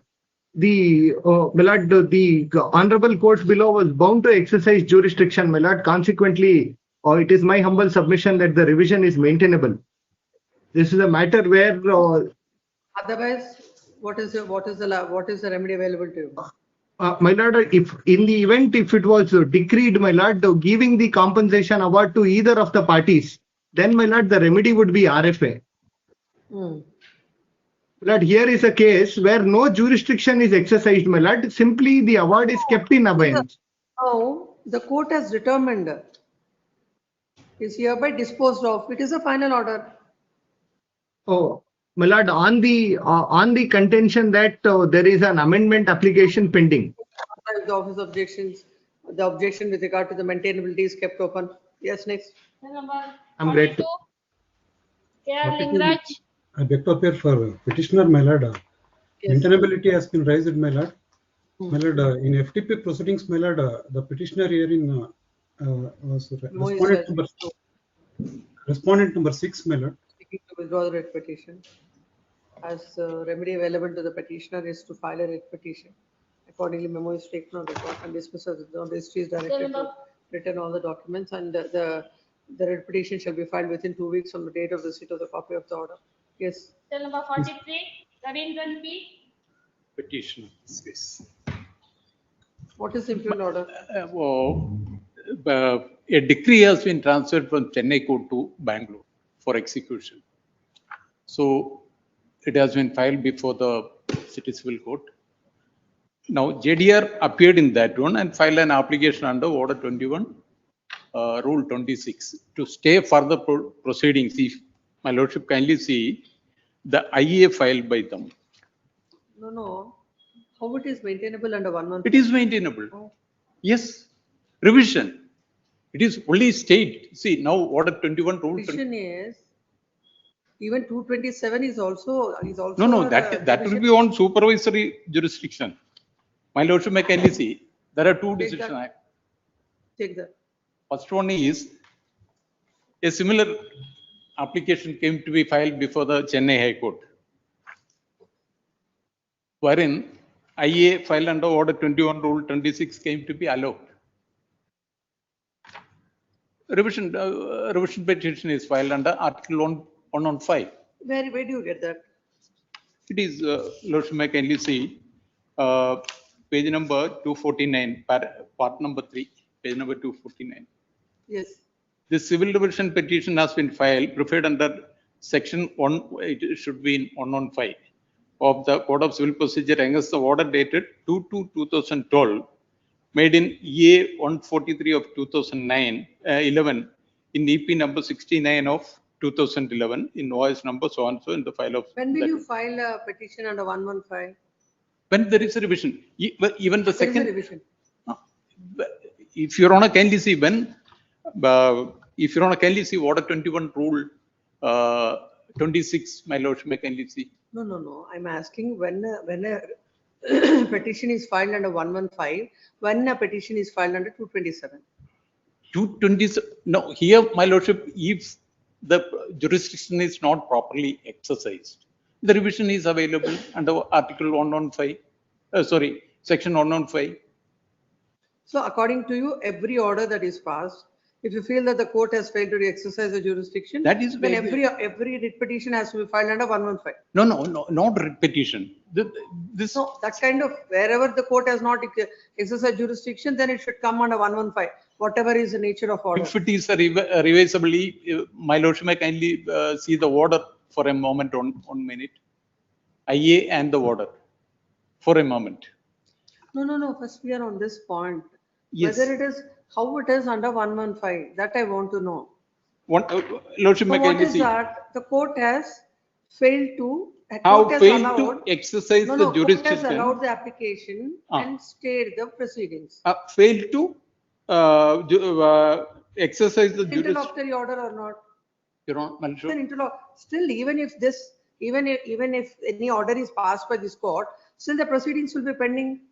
Proceedings are pending, but my lordship, Order 21 Rule 26 clearly says when a decree has been transferred to an executing court for execution, the limited jurisdiction is available with the executing court. On the merits of the matter. That is what my lordship. See, my lordship, section 11, 115, I may kindly see. High Court may call for the records in any case which has been decided by the court subordinate to such a High Court, in which no appeal lies. Here, no appeal lies. Thereto, if such subordinate court appears to have exercised a jurisdiction not vested in it by law, or have failed to exercise the jurisdiction so vested. Now, my lordship may kindly see Order 21, Rule 26 also, my lordship may kindly see. It's only limited jurisdiction the transferee court, executing court have. My lordship, Objection with regard to maintain MLT is upheld. my lordship, I may be, if that is the case, I may be permitted to convert it as a. Yes, the petitioner is permitted to convert this red petition, convert the CRP into a red petition. Red petition.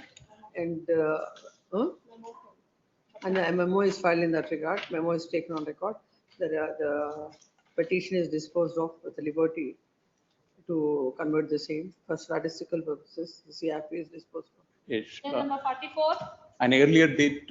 Yes, we maybe. No day for that. If you, that's for you to convert it. I'll- Then it will be numbered, and then it will be listed.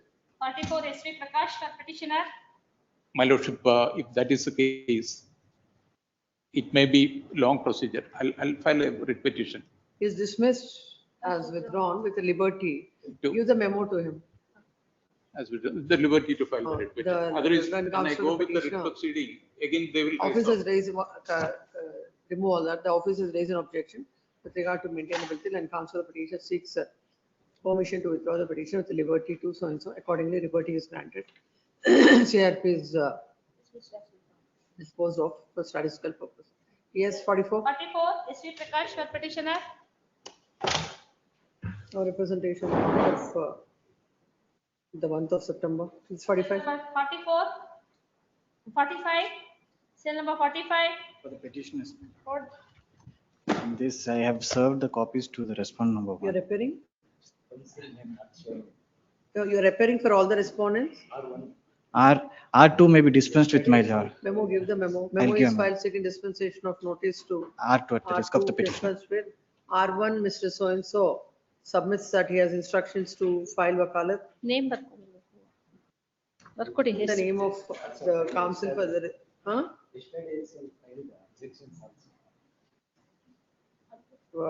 in the name of so-and-so. This is matter on Thursday. Yes, Cell number Interim order may be extended, madam. interim order earlier granted is extended. Yes. 46.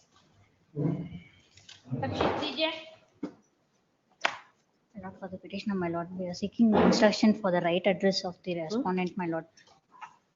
What is We are seeking instruction of the right address of the respondent, my lords. Kindly have it after 2 weeks, my lords. We need to issue notice. You will have an interim order.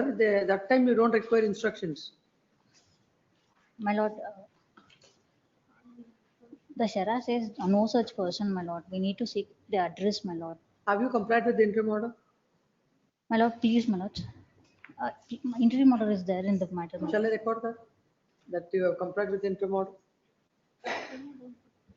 My lord, kindly have it after 2 weeks, my lord. On 27/4/2026, a conditional interim order is granted, Please, my lord. subject to the appellant depositing 50% of the compensation amount within a period of 4 weeks.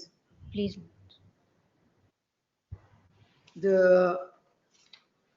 This court has granted an interim order on 27/4/2026. My lord, kindly extend the interim order. If it is made clear that if the amount is not granted, the amount is not deposited as per the order, the execution can go on. Execution can be proceeded. Notice, list after service of notice. Yes. Interim order may Cell number extend, my 47. lord. The petitioner shall furnish, the process shall be paid within a week, or else the writ petition shall stand dismissed. Cell number 47. Order earlier granted is extended. Below that it should come. Yes, Cell number 47. Arun. Appear on behalf of the petitioner. yes. But this is an application for impleading filed in the suit. Wherein, my lord, an earlier, What is this objection and the council submission? the documents have, there are a lot of, WS and the trial court records shall be produced before the court. yes, if your lordship permits us, my lord, Lord, it is voluminous. No, but why they was not filed before the court and before the registry, and there is a council submission for that? When you're doing it now, there need not be a council submission for that. Take that. Much. Yes. What is the suit for? My lord, the suit is for declaration that we have filed. Now, my lord, there is a slightly checkered history, my lord, in this. My lord, the petitioners, my lord, before your lordships who have filed the suit, my lord, are the purchasers of the property. Lord, on an earlier occasion, the impleading applicant's father, Lord, he was granted the land as an inamdar. He, my lord, subsequently, my lord, after the grant, he sold it to one Mr. Gangappa. But after selling the land, my lord, they were still interfering. So that person, my lord, filed a suit against that Gangappa and his Elas. That's for declaration that he is the absolute owner. That suit came to be decreed, that became final. That was not challenged. Subsequently, my lord, this Gangappa, my lord, sells the land in favor of the present petitioners before your lordships. Then what happens is, the impleading applicants who are the respondents before your lordships, my lord, which the impugned order where the trial court allows the impleading application on the ground that they are proper and necessary parties without giving any reason. They file a suit 317 of 2013. That suit, my lord, is dismissed, that it is barred by law and that they have no right. After this suit is dismissed, and when there is no appeal filed challenging this, then during the pendency of this suit, the impleading applicants, my lords, are the daughters.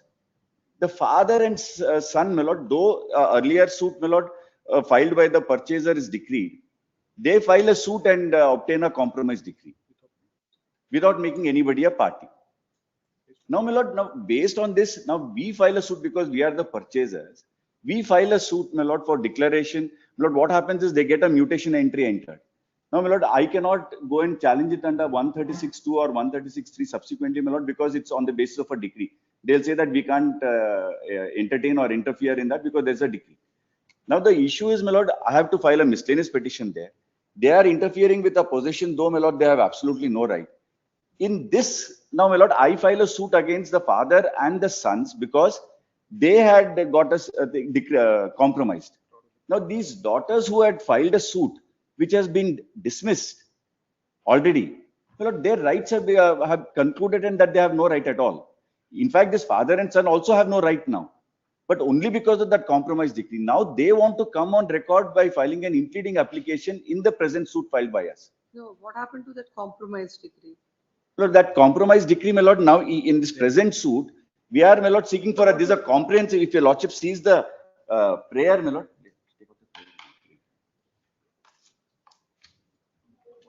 Page 23. Volume 1. Page number? Page 23, my lord.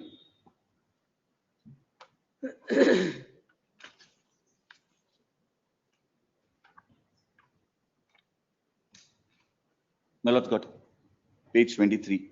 It's a comprehensive suit filed by us.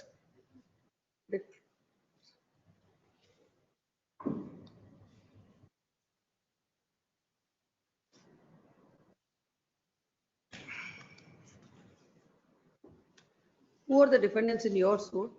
Lord, in our suit, the defendant are the father and the sons. And now the daughter files a Yes, my lord. The daughter had earlier filed a suit against the father and the sons. Against where even we were a party, the purchaser. That suit came to be dismissed, my lord. That order. That is one. After that, the compromise decree, who are the parties? Parties, my lord, there neither the daughters nor the purchaser is a party. Only the father and sons.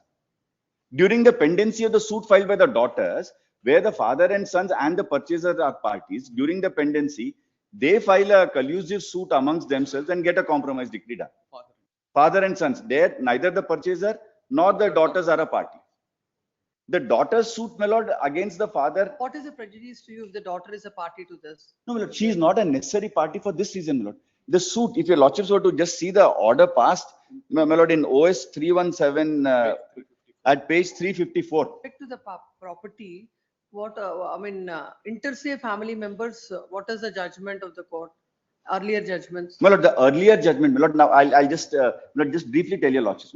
One, the first judgment, my lord, was of 509 of 1995, my lord. OS 509 of 1995. 507. My lord, 507 of 1995. Who are the parties to this? There, my lord, the defendants, my lord, they were the party where the purchaser, our vendor, the present petitioner's vendor, my lord, he had filed a suit for declaration that was decreed against them. Against defendants. Where the mother, father and daughter are parties. No, no, the father was the party. That suit came to be decreed. When? My lord, that was suit decreed 26/7/1996. No appeal is preferred. No appeal is preferred. Then what is the next suit? Well, the next suit is filed by the daughters. 317. That is OS 317 of 2013. Daughters means now the implead petition is also by the daughters or one daughter? No. By the daughters only. So So these are the daughters who filed this suit. What is the suit for? Partition. What happened to that? That suit came to be dismissed. Rejected. Holding that they are not entitled for partition. No, they are not entitled because it is barred by limitation. All these findings have been given by the trial court, detailed finding. No, they sought for partition and also declaration that the sale deeds are not binding. Yes. Then what is the Well, next suit? that suit came to be dismissed. There is no appeal filed against that. When is that dismissed? My lord, that came to be dismissed on 9th January. 9 January 2024. Now, during the pendency of this, where the father and sons were the parties, During the pendency of OS 317. yes, my lord, the father and the sons, their own father and the brothers, he made them the parties. They filed one suit, OS? that is 240 of 2016. That, my lord, with a order dated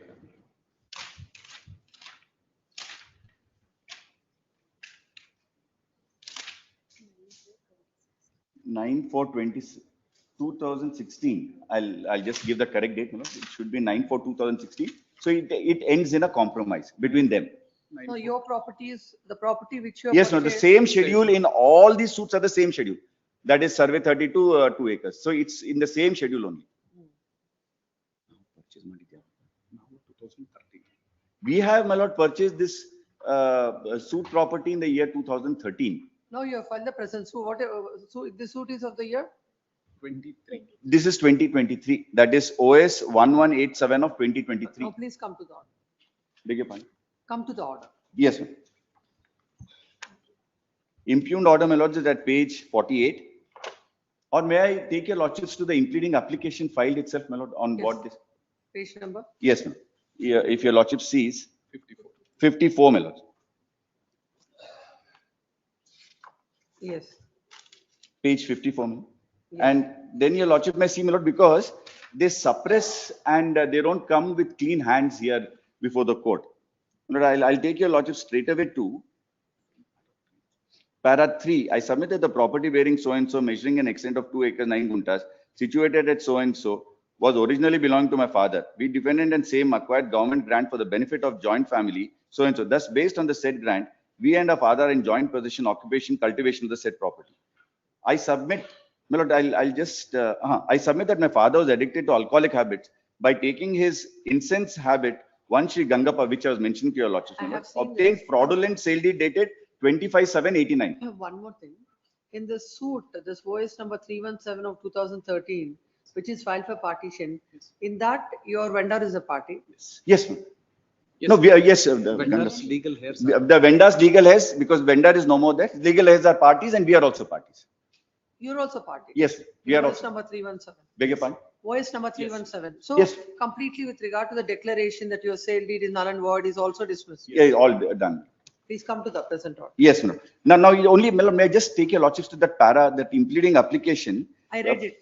Para 5, your I lordship. read it. My lord, because she doesn't say that and it is saying that the father have colluded. They are the plaintiffs and they are saying that they did not conduct the case. Yes, my lord. Now the order. We can read from paragraph 5. Paragraph 5, yes. 51. The page 51. The plaintiff has filed a suit for declaration to declare that he is the absolute owner of item 2 and so. Item 2 property in survey number 32 measuring 2 acres 9 guntas. Also sought for such other reliefs. The relief of permanent injury is also sought. The defendants are Muniraju, Narsimurthy and so and so. The advocate for impleading applicant has produced the plain copy in OS 317. It is filed by Narsimurthy, Gangaratnama, Lakshmi Narsimha, Nagaraj, so and so, Chennamma against Muniraju and against the legal heirs of so and so. During the pendency of the suit, application under order 7 rule 11A and D was filed. It was allowed. plaint came to be rejected. The advocate for plaintiff has produced the order in so and so. In the said order, it is not mentioned that there is no finding that the suit property is the self-acquired property of defendant number one.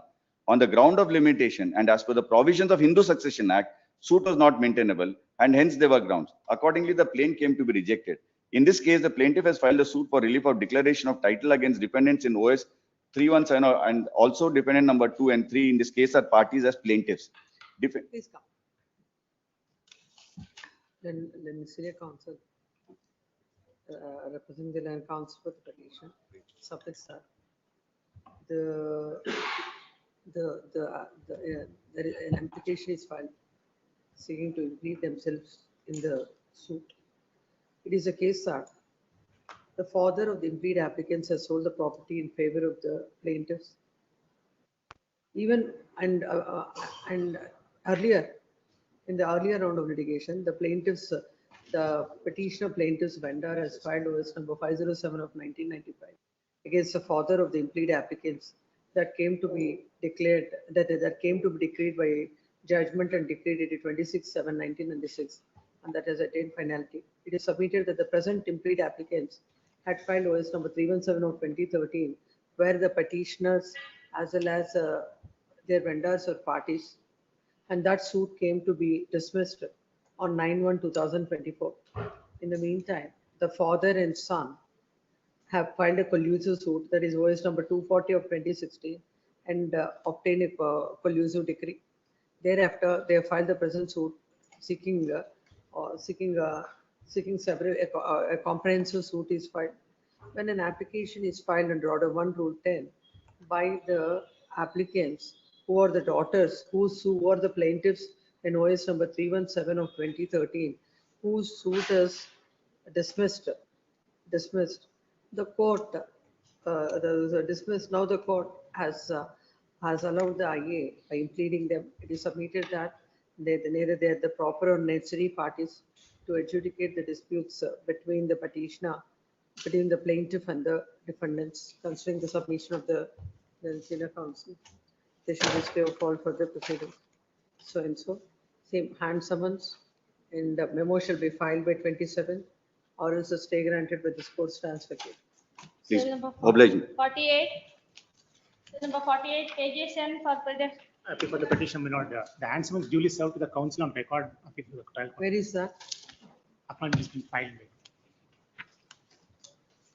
When counsel for the petitioner submits that as per the order passed by this court,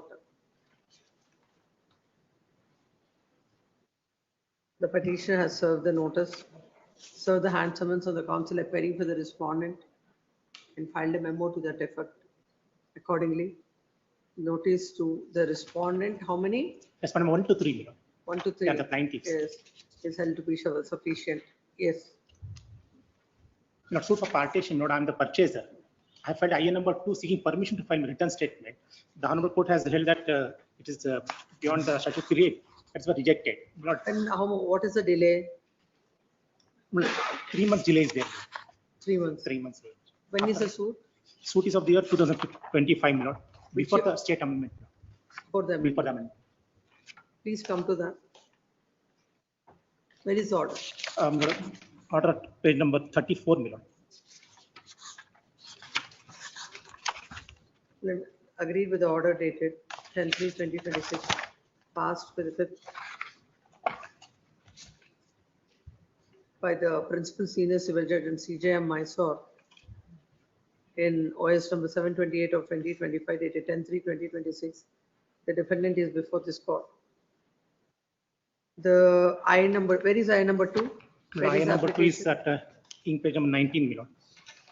I number 2 is filed. Seeking permission of the court to file the return statement. It is stated that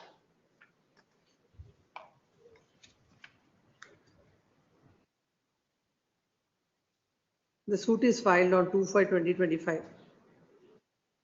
The written statement is not filed on account of preoccupation and unavoidable circumstances.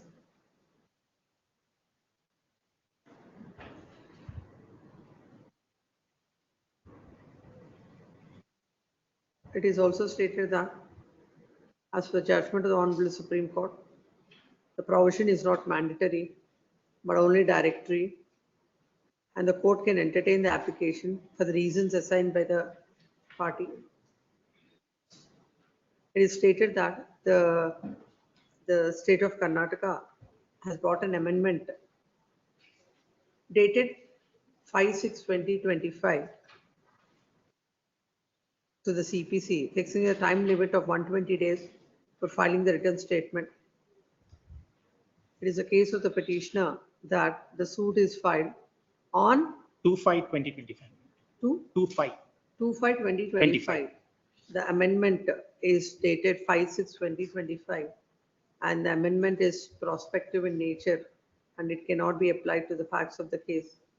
Further, it is submitted that the court has failed to give any reasons for dismissing the application.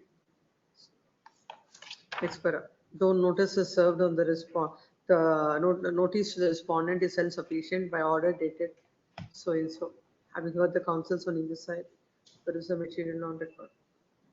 The petitioner's IA to take the written statement on record came to be dismissed on the ground that as the mandatory period has elapsed and accordingly the written statement is discarded.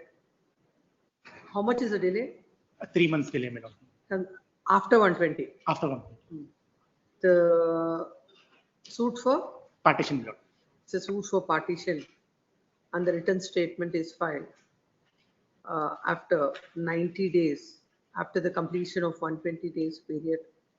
As far as amendment is concerned, the amendment will not apply to the present case as this is a suit filed prior to the amendment, considering the fact that it is a partition suit and for substantial interest of the parties was involved. Hence, unless a written statement is filed, it would cause prejudice to the defendant. In that view of the matter, balancing the interest of both the parties, the IA number 2, about the order dated 10/3/2026 is set aside, and IA number 2 is consequently, IA number 2 is allowed. Number 2, for the delay in filing the written statement, the petitioner A nominal cost. they shall pay an amount of rupees 2,000 to the respondent. Accordingly disposed of. 49, S. Kalyan Basaraj, for petitioner. Two applications were filed in a suit for declaration and injunction. One for not to create third-party interest and another application not to interfere with the peaceful portion. And the court records a finding that I have made out a prima facie case. However, granted relief. Why this maintainability? It is an ex parte order. Refusing the ex parte order, I can maintain the writ petition. That is the view taken by itself. Refusing? Ex parte order of injunction without exercising jurisdiction. Then if the court has issued, where is the order? Page 23, madam. Kindly go to para number 4, madam. Peruse the records. The plaintiff has purchased the property. The lordship gets it. The defendant number 1 has got the property mutated in his name on the ground of grant LND SR so and so 69. No, court has granted injunction. In respect of not creating third-party interest. Where is the other one? Kindly go to page number 24, my lord. Order. Down below, madam. Office is directed to issue summons notice IA on IA number 1 and IA 2 and order of ex parte temporary injunction on IA number only. That is my problem. We'll ask the court to decide it within 1 week without In such time, status quo may order to be maintained. Please come. Agreed with the order dated 2/5. What is the date? That is murder. Order dated 2/4/2026. Correct? Yes, ma'am.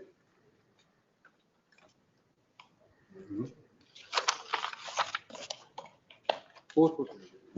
I'm sorry. 4/4/2026 by the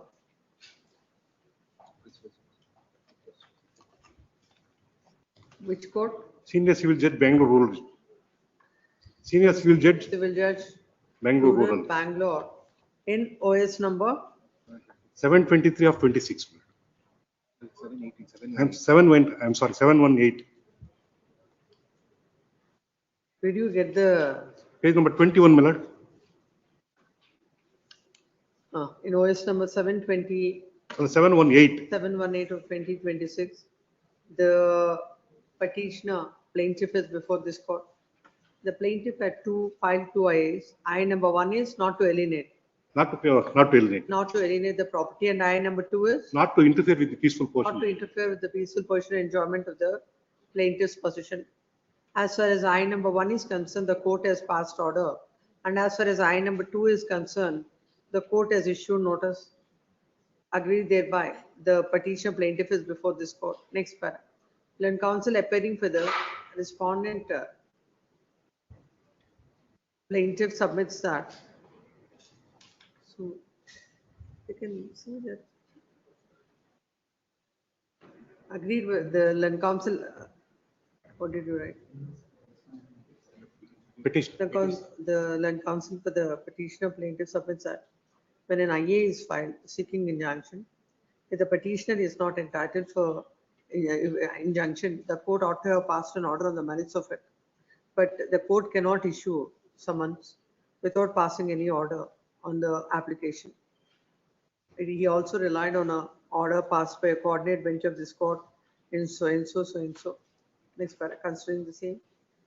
In the light of the order referred to supra, the writ petition is disposed of, directing the trial court to consider IA number 2 in accordance with law within a period of 1 week from the date of receipt of the copy of the order, notwithstanding the fact that the summons are not served on the defendants. Till such time, ma'am. No, what is it? 50, Tejas Session, petitioner. There's an office objection regarding maintainability. What is the side? Yeah. It's an order under Order 9, Rule 9, petition under Order 9, Rule 9. There is a delay? It's not, there was a delay in filing it, but the objection raised is saying that an appeal should have been filed, not a writ petition. So there are two things. If there is a delay in filing that application and application. If there is a delay is there, then the 227. My lords, they filed the application under Order 9, Rule 9 for restoration of an Order 9, Rule 9. That Order 9, Rule 9 has been allowed. Against that order, I, who was a respondent before the trial court, I have filed the writ petition. Oh, it is allowed? Yes, it has been allowed. So it's not an appealable order. Under Order 43, only if it's rejected, then it can be appealed. Yes. No, that's what I was on suppression. You have filed it. And Office objection with regard to the maintainability is over to. Let's come to the order.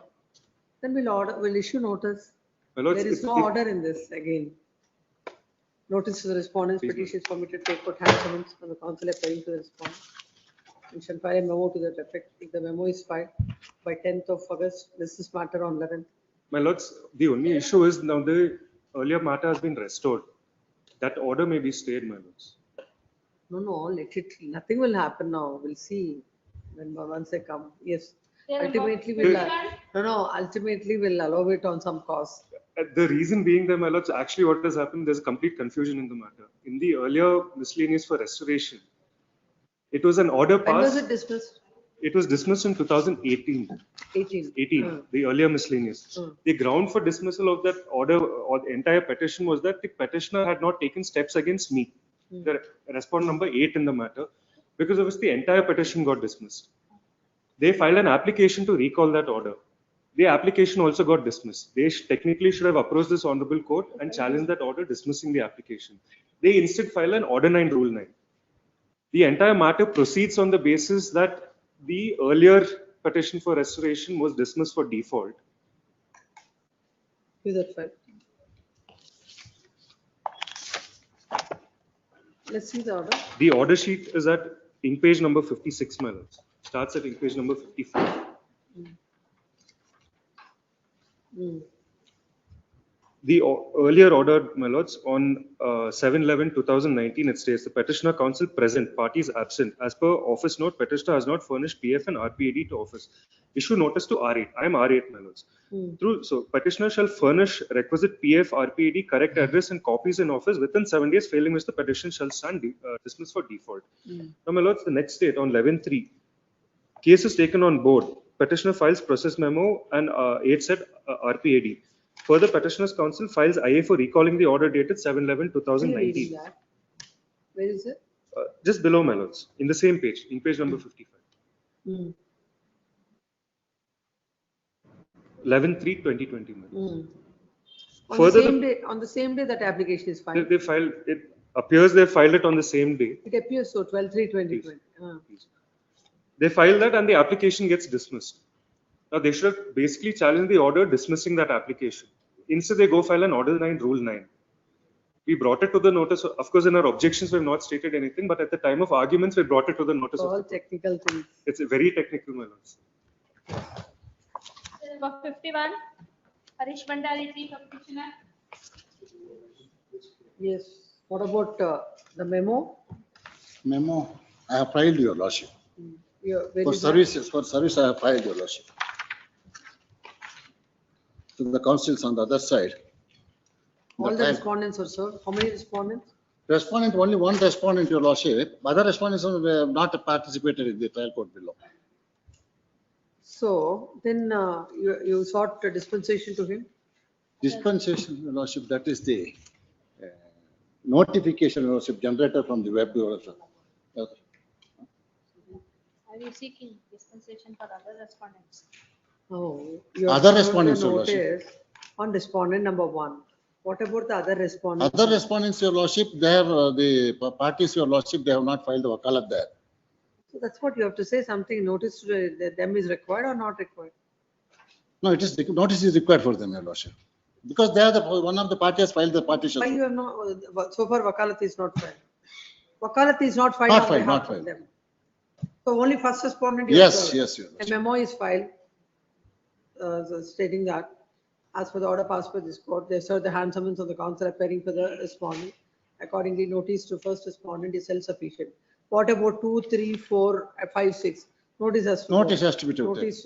Notice to respondent 2, 3, 4, 5, 6. Petition shall do the need. Yes. Government may be shown, Granted is extended. government may be shown as in the cost title, your lordship. Government has been shown as one of the party to this, because subsequently I implemented them, your lordship. Government.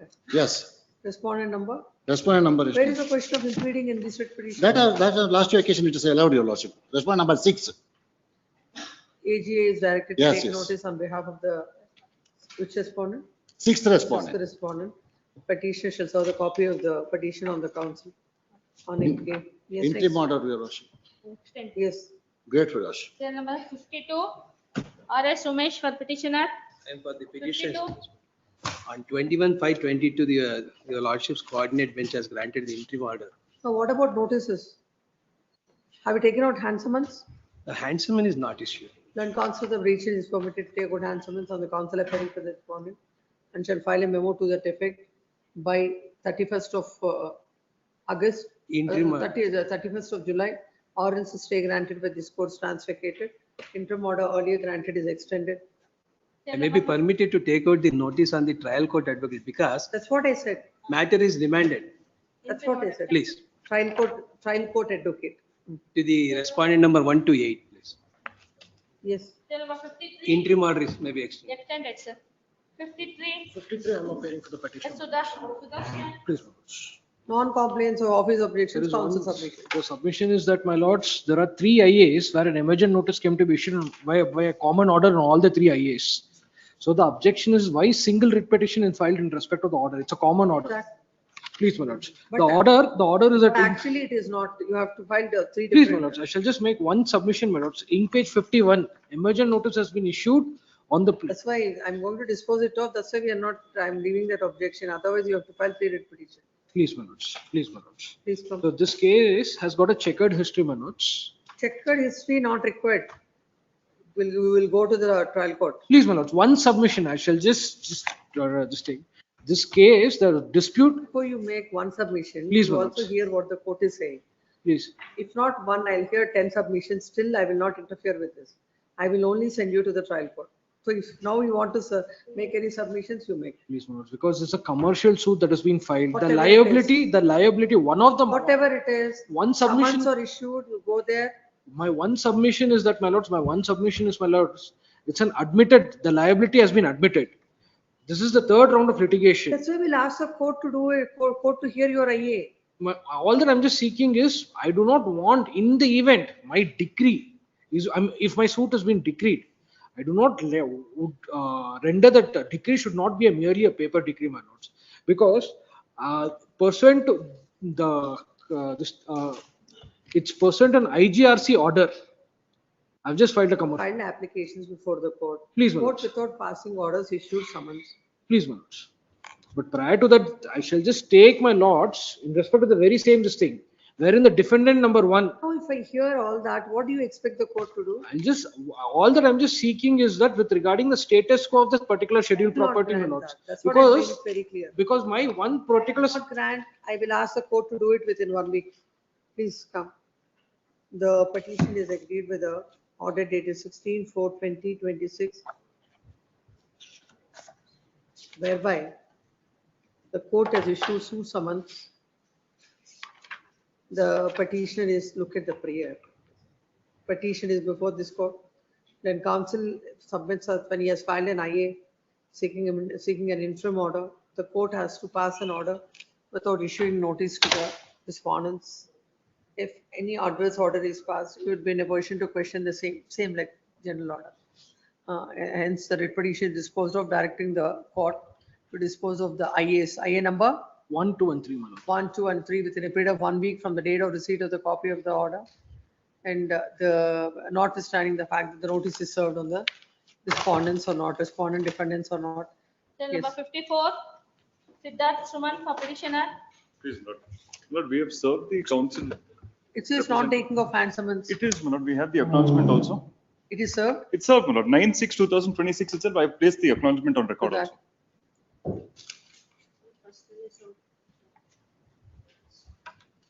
Without taking the hand summons, you have just like that you served. I'm sorry, my Lord. We have, my Lord.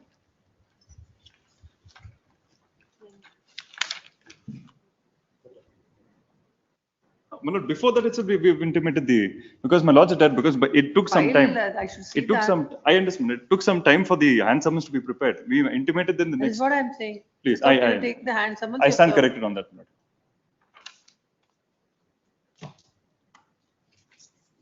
This was because, my Lord, I was seeking Only for standing counsel, Sri Anjay Reddy. only For defendant number one I'm seeking for, my Lord. Insofar as respondent number one is concerned, only them, my Lord, I'm seeking for relief, because respondent number 2 to 5 are his predecessors entitled. You have filed a memo.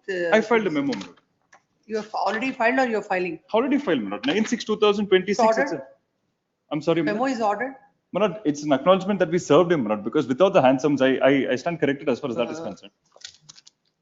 No. Have you filed a memo? Yes, my Lord. Any order is already passed on Nothing on dispensation that. of notice? Nothing on that. This is the first time it's Where coming. is the memo?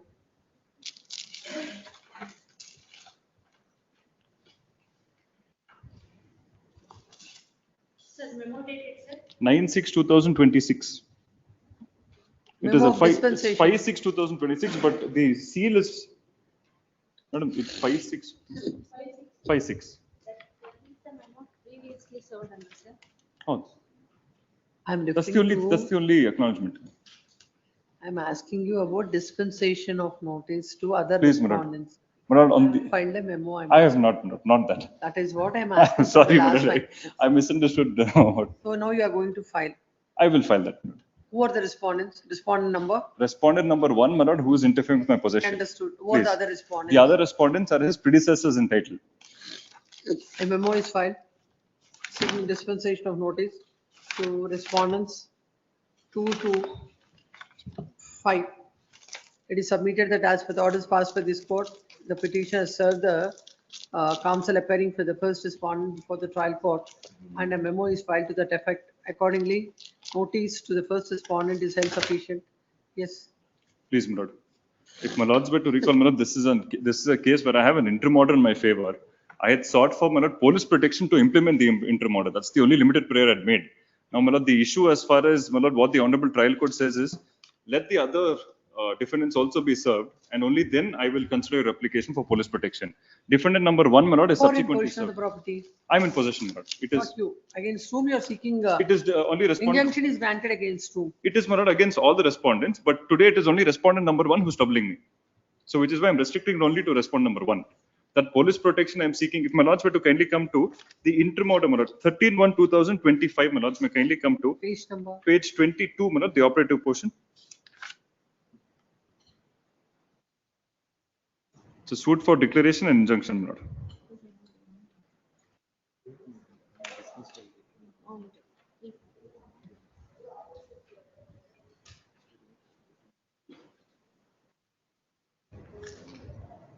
Please come.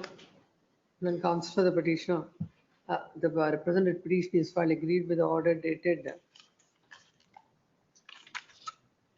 6/2/2025, whereby the court has adjourned I number 3 of 2025 till the notices are issued on all the defendants.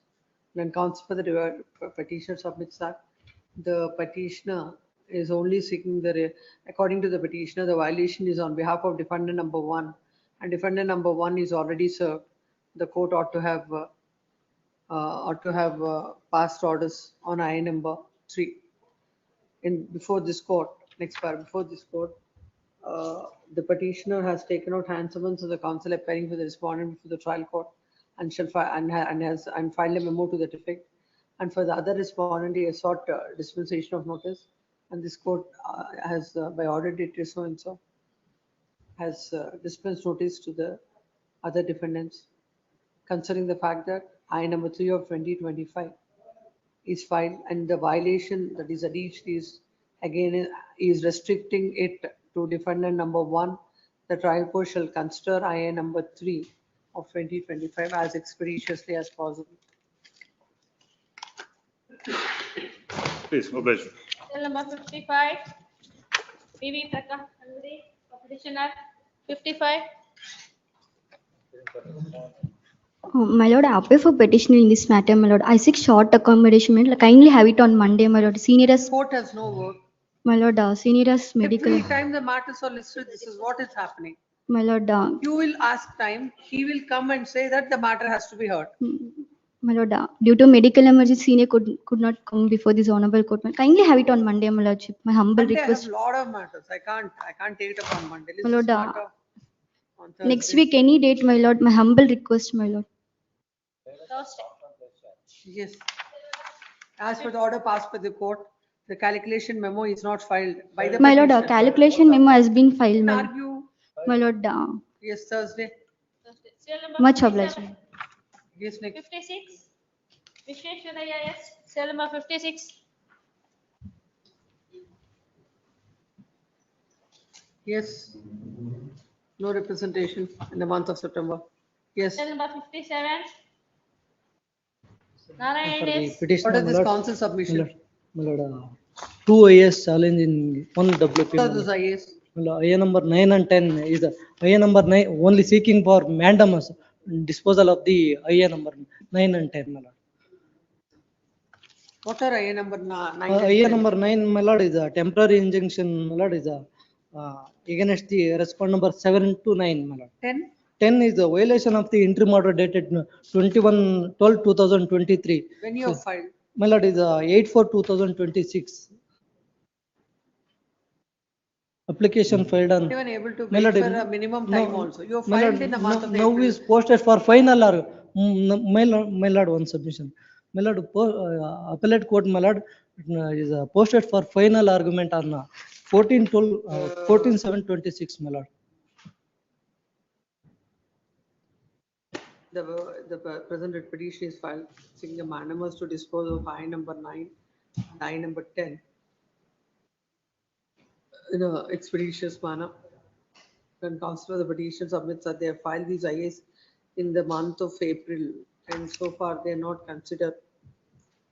Next, considering the submission of the learned counsel for the petitioner, this court is passing the following order. The writ petition is disposed of, directing the appellate court to dispose of the pending IA number 9 and 10 as expeditiously as possible. Yes.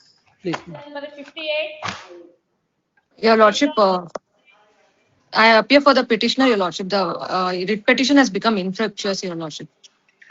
Then counsel for the petitioner submits that the petition. You are for the petitioner? No, I'm for the, means, Sumoto, I filed a Wakala in the registry. No, 58. Sumoto. Are you appearing in I'm for, 58? I'm appearing in 58, Your Lordship, Jaitra Janarayan. Sumoto Wakalat I filed in our office. Land counsel for the petitioner submitted that the writ petition has become infructuous as the suit itself is disposed of. You know, Your Lordship, only IA number 1 is disposed of. My prayer was also regarding IA number 1, Your Lordship. It is submitted that the writ petition has become infructuous. Accordingly, the writ petition is dismissed as infructuous. Cell number 59, Kishore Kumar. 59, Kishore Kumar for petitioner. I am for respondent numbers 11 to 16. I have served the hand summons for the appearing for the advocates in the All trial the court. respondents? No, that's for the respondent number 1 to 5 and 16 to 21 in the trial. Land counsel for the petitioner submits that he has filed a memo after serving the hand summons on the counsels appearing for the respondents 1 to 6. 1 to 5 and respondent number 16 to 21. 1 to 5 and respondents 16 to 21 and the remaining respondents 21. are absent before the trial. Accordingly, notice to the respondents held sufficient. Land counsel so and so 11 to 16. submits that he has instructions to appear for respondents 11 to 16. 11 to 16. 116. Yes. 11 to 15, 16 to 21. Serve him the papers. Yes, sir. Yes, sir. Uh, Interim order may be extended. This is matter in the month Name of and August. coding. Interim order earlier granted is extended. Yes, next 60. For the remaining respondent, I have paid the PF, my lords. For the other respondents, it is submitted that they have already paid the PF. Yes, 60. Cell number 60. Your Lordship has directed me to produce the decree copy. Your Lordship, I kindly recollect two decrees, two suits. Huh? Two decrees, 171 and 172 OS number. One common property was involved. Schedule B. That insofar as that decree is concerned, it is assigned before the Dishonorable Court. There is an interim order of stay. Despite of which, bringing it to the notice of the execution court, they are proceeding with the What is the, let me understand from what is the present order? present order is to issue the warrant for execution of this sale deed. Page number 20, my lord. On name for the advocate.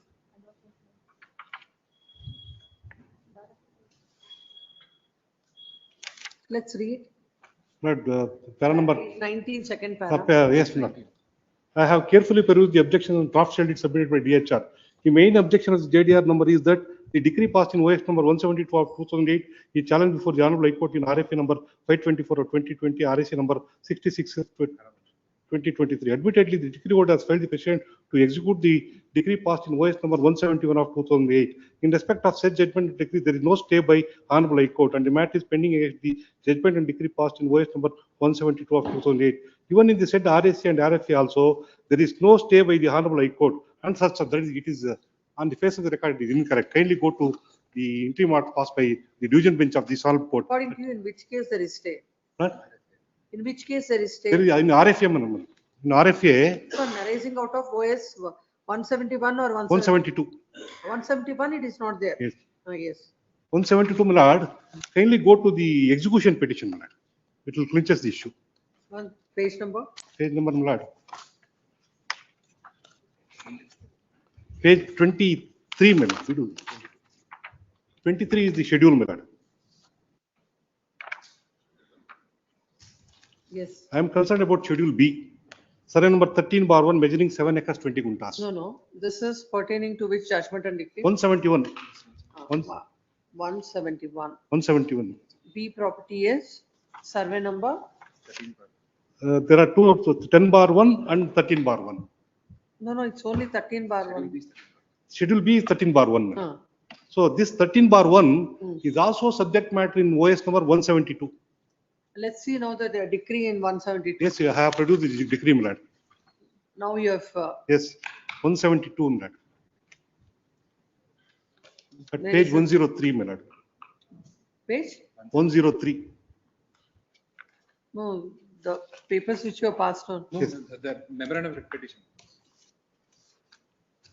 Page 103, my lord. Schedule B.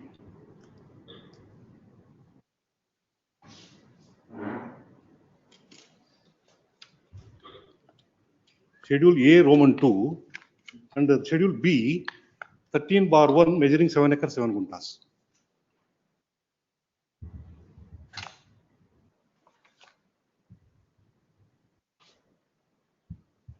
This is measuring 7 acres, 20 guntas. This is measuring 6 acres, 32 guntas. Plus 16 guntas of Karab. Is 7 acres? Totally 7 acres, 7 guntas. It doesn't appear to be the same. It is, my lord. That is my objections. No. Let's see. Kindly see the north by Doddalla. Schedule B. Yes, my lord. Survey number 13-1 measuring 7 acres and 20 guntas of Yes, Fort yes. Karab, totally measuring 7 acres, 20 guntas. Yes, east by. Kindly go to So the and so. East, west, north, south. Yes. Now please come with this schedule B here. east by. No. All that piece and parcel of agricultural land Yes, in ma'am. survey 30/1 measuring 6 acres, 32 guntas and 15 guntas of Fort Karab, totally 7 acres, 7 guntas. This is 7 acre, 20 guntas of land. 13 guntas. Kindly go to the schedule, my lord. Boundaries prevail at least. In my respect to submission. Yes, land of East by Ramaya. land bearing survey number 12. No. Survey number 12. No. It says the east by land of Ramaya. You are Ramaya. referring to which property? I'm looking- Gundappa is Ramaya's father. That is my instructions. That Right. that much of No, intrinsic, executing court, my lord. The executing court says Let's look at it. Land of Gundappa bearing survey number 12. What it says? Land of Ramaya. Next, land of Ramaya bearing survey number 13/2. Land bearing survey number 8, completely different.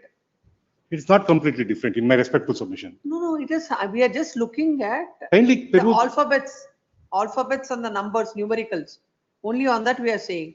If you look at east, west. If I were to say, my lord, before the executing court, some of the portion is overlapping also. It was the bounded duty of the executing court to hold minimum inquiry at least. When I brought to the notice of the court, there is an interim order of stay passed by the division bench. The civil judge says that there is no stay. In 172, there is no stay. No. 171, there is a stay in respect of 13/1. 171, those properties, there is No, a stay. kindly see my objections. Detailed objections I have filed before the executing court. This is a substantial issue, my lord. The trial court could not have just South by land of Narayanappa. Here south by remaining portion of survey number 10/1.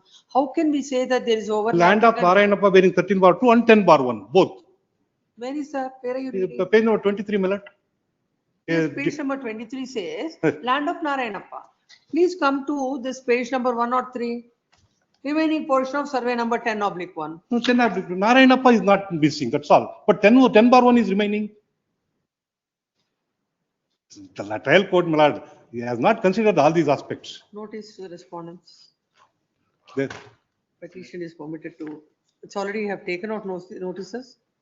Not yet, my lord. Memo, hand summons served, acknowledged, petition is permitted to take out hand summons on the counsel appearing for the respondent. Shall file a memo to that effect. If the memo is filed on 4th list of August, list the matter on 5th August. Anytime the court commissioner will execute the sale deed, my lord, in respect of the property which is covered before the division bench of the Honorable Court. Why are we not asking all this before the division bench? That I'm not able to understand. 172, you should have asked for a stay in 172.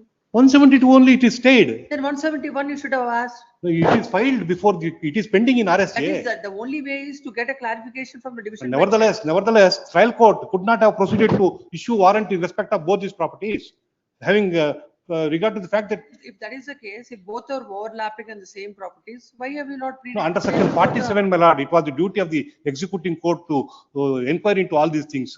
And at the same time, court will not be going behind it will not That is go behind that is the fundamental principle. That is never ever you have brought No, it to if the I were notice to of the appellate court. if I were to prima facie establish before the executing court, some overlapping is there. You can understand that no appeal is pending. Your appeal is pending. Or your NARI, you can have your order, whatever you want. Yes. No, may I persuade your lordship, let the commissioner warrant not be issued insofar as 13/1 at least. Item number 1, they let them. ಅಷ್ಟಾದ್ರೂ ಸಾಕು ನನಗೆ. I should be convinced for granting any order. My lordship, my difficulty my difficulty, my lord, last time your lordship was directed me to produce a decree copy. If I am able to. By looking at the decree copy, all the more doubts I have got. No, 2 sites it is covering, 2 schedules to the. All the four sides should cover. You cannot say that two My sides lord, is the covering. parties before both the courts are the same. The nothing, the notice to the respondents. Yes. Insofar as item number B, my lord, let there be an interim order, my lord. Order you obtained from RA. Yes. 61, Udaya Shankar, R for petitioner. I appear for the petitioner, my lords. I served the learned counsel appearing for respondent number 1 to 10 in the matter. 11 to 13 are not necessary parties, my lords. They had not raised objections to my Then application. file a memo. I'll file a memo to that effect. It is submitted that the petitioner has served the hand summons on the counsel appearing for the respondents 1 to 10. 1 to 10. Accordingly, the memo is taken on record and notice to 1 to 10 is held sufficient. A memo is filed seeking dispensation of notice to 11 to 13. And it is submitted that dispensation that they are not, the notice to the said parties may be dispensed with. Accordingly, memo is taken on record and notice is dispensed with.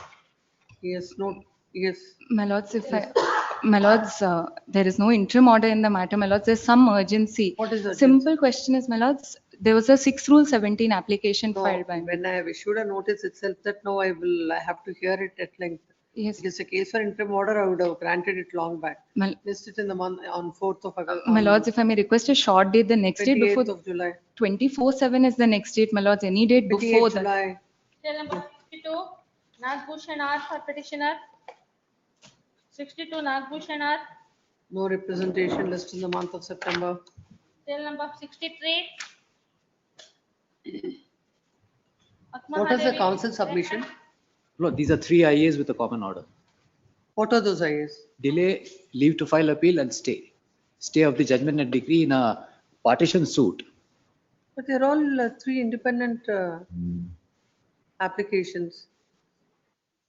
We have paid separate court fees for Oh, that's that. true, but there is a circular issued, and as per the circular, you have to, unless and until it is something like recall and reopen, it's all the same. Some consequential thing, it's a different. Office objection or upheld, the petition shall comply with the office objections. Yes. Cell number 64. No, there is some difficulty. On the 20th, the matter is posted. No, that's why what you can do is, this writ petition, you can confine to one IA, whatever is important to you. I'll confine to the leave to file appeal, my lord. Huh? Leave to file appeal, may I? The Inland Council submits the writ petition, they're confining the relief to the leave to file appeal, and they will make necessary corrections. Yes. I'll have it on Tuesday, list on Tuesday, by the time the necessary correction shall be made. Yes. Please. Cell number 65. 14%. 64. Yeah. Number 64, Dr. 64, my lord. Lords, with respect to R1, R2 and R7, my lords, I have taken out hand summons. With respect to respondent number 1, 2 and 7, my lords, hand summons. Representing respondent number 1, my lordship. Today only I filed wakalat on behalf of R1. Yesterday I received the summons, my lordship. This is Udita Ramesh. 64, my Ramesh lords. for Kavita respondent. Where is this? This is 64. It is 64, my lords. 64. Hand summons to you, sir. Hand summons to whom? R1, R2 and R7, my lords. A memo is filed stating that as per the order passed by the court, hand summons are served on R1, 2 and 7, my lords. R1, 2 and 7. Notice to the respondents and sufficient. Learned counsel so and so. Respondent number 1, my lordship, I representing. What is your name, Mr. Counsel? PP Jaykumar, my lordship. I already filed wakalat today morning. He submits that so and so has filed wakalat for respondent number 1. You? Registry is directed to print the name. R2 and 7. So and so submits that. He has instructions to file wakalat on behalf of 2 and 9. 2 and 7. What about other respondents? Lords, others have refused. I will take emergent notice. What are the numbers for them? 9 respondents totally. That's 3, 4, 5. Write on a paper Please. for so and so Please. emergent notice. Please. Lords, the next date before the executing order was 13/7, my lords, may I request. When? 13th July, my lords, 13/7. That's Monday. Please. No problem. You take adjournment on 13th, nothing will happen. 22nd of July. Please. Yes. Cell number 65. Good afternoon, ma'am. Ma'am, I'm the appellant for, yeah. Ma'am, I'm the appellant for 4369 writ petition 26. I was asked to appear before the party in person committee, which was held on 9/6/26.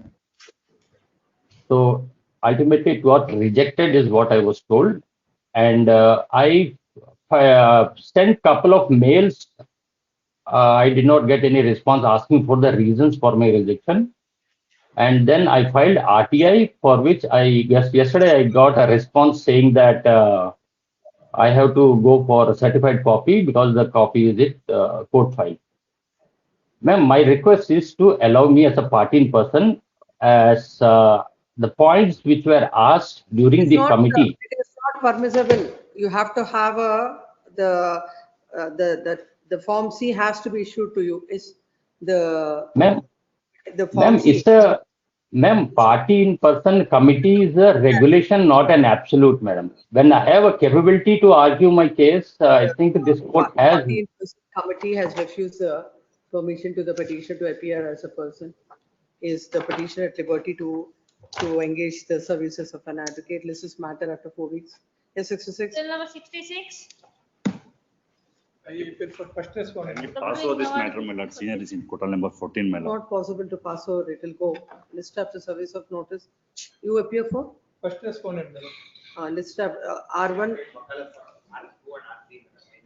4 for R3 and R4. So and so submits that he has instructions to file wakalat. 4 you know. 4 to be served, my lord. 4 to be served. Yet to be served. Yet to be served. Avoid service of notice to respondent number 4. Yes, list this Cell matter number after 6. service of notice. Interim order. Interim order earlier granted is extended. 67. Serial number 67. Kavita Damodaran. 67, I appear for the petitioner in this. Why you have not paid the process even for the first time? Lordship, we have already served them and service of acknowledgement of I services. appear, Your Lordship, I appear for respondent number 1. To all the respondents. To all the respondents. Memo is filed stating that the party, as per the order passed by this court, same to who are the respondent number? Respondent number 1 and 2. Huh? Respondent number 1 and 2. Respondent number 1 and 2, and memo is filed. And learned counsel, yes, who is appearing? For respondent number 1. I'll file my objections, Your Lordship. So submits 2 weeks time to be granted. instructions to file wakalat on behalf of the first respondent. I have already filed my wakalat. Which one? This is 17479. Yes, yes. George Joseph. Yes. Counsel for the first respondent seeks time. Notice to the second respondent is held sufficient. Yes. Your Lordship, this is only a short issue on a framing of additional issues that was to be decided. Trial court did. Let the other respondents also be served. I mean, we'll see. List this matter on. Third is the matters on evidence before the trial is court. coming. List it on 31st. Great. Cell number 68. SK Mithun. Yes. Lord, I appear for respondent number 7. Letter.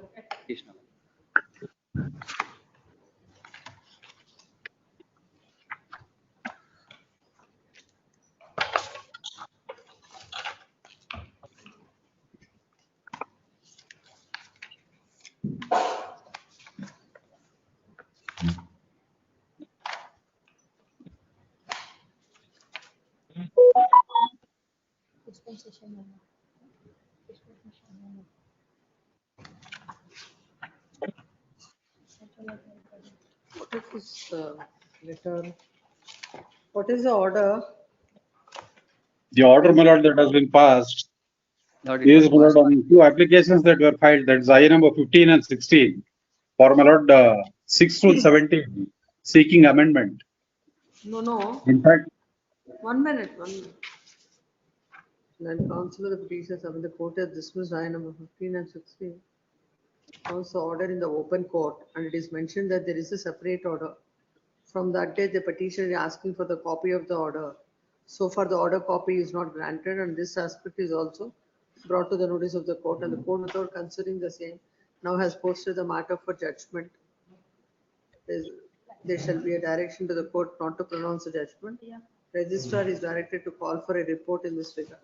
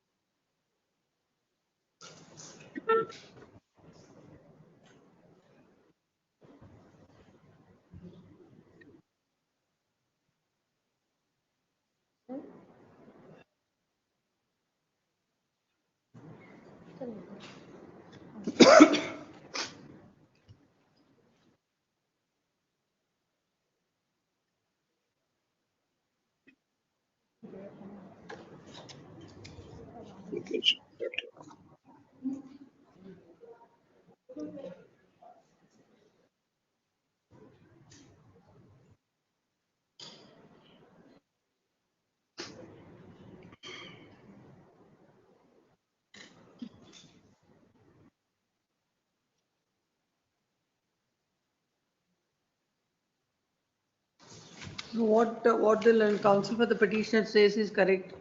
The court has not, that order was not given to the party, to the petitioner. No, my lord, the relief that has been sought for in my lord in this writ petition is exactly what my lord stated now. So my lord, he be at liberty to either amend the writ petition or my lord file a fresh writ petition. Lord, may kindly look into the relief, my lord, at ink page 13. That order copies are ready. We'll say like, but the proceedings have to be stalled till he Please, gets till my lord they challenge or my lord they amend the writ petition, I don't have any objection, my lord, to stay the proceedings. Yes, ma'am. Yes, ma'am. This is brought to the notice of the court by the counsel appearing for the petitioner that the court had dismissed I number 15 and 16 by order dated 9/4/2026. The court has pronounced the order in the open court, but there is no separate order. From that day, the petition is asking for the copy of the order. So far, the order is not given, and this fact is also brought to the notice of the court. Considering the same, this court has granted a stay of all further proceedings. It's granted a direction to the court not to pronounce the judgment, and this court has also called for a report. The report of the report from the concerned court discloses that as submitted by the counsel for the petitioner, the order copy was not dispatched, and it mixed up with other files, and they could not trace the file. When an order is passed and without getting a reasonable opportunity to the party to question the said order, the petitioner, the court ought not to have posted this matter for judgment. Considering the fact that now both the orders are ready, this court deems it appropriate to grant a reasonable time to the petitioner to question the said order till such time the petitioner to grant a reasonable time to the petitioner until such time till the petitioner is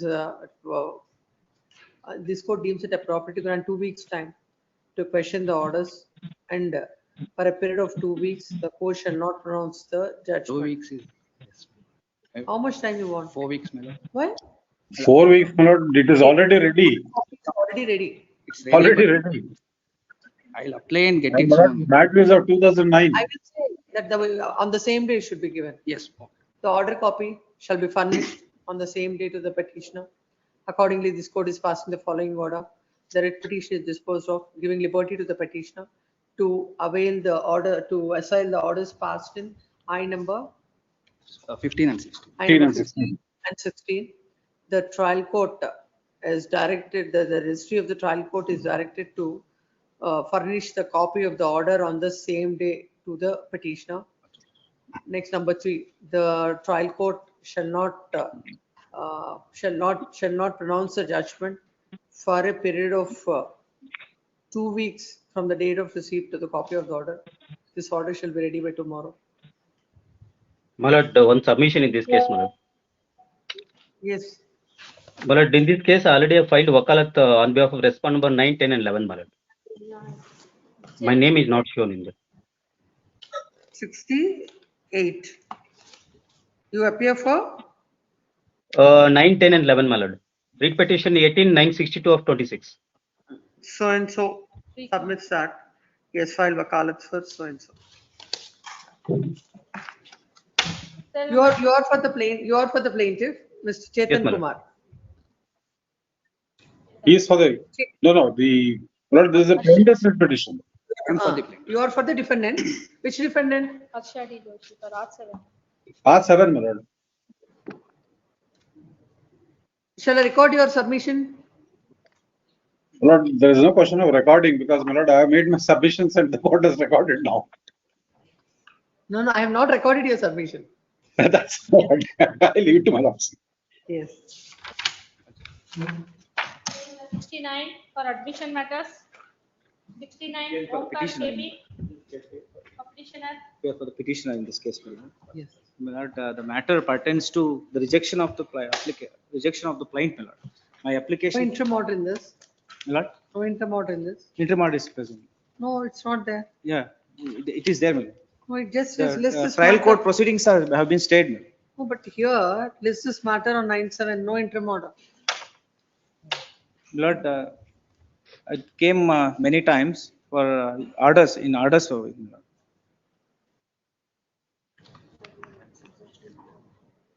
When was it extended 11 last? 11/6 it was extended. 24, there was once it is extended. Yes, ma'am. After 11/6 after that, it never extended. 11/6 it extended, my lord. It Huh? came before the registrar, my lord.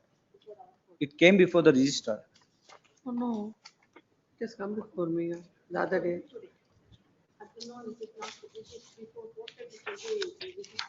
After the permission of PF and all. That's not it. This matter came up on 15/7/2024. Yes, my lord. None appears for the petitioner. 1 week time is granted to make payment of necessary process fee. If the process fee is paid, registry is directed to issue notice to the unserved respondents. There is no stay that time, and it was never extended.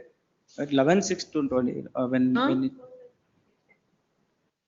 Without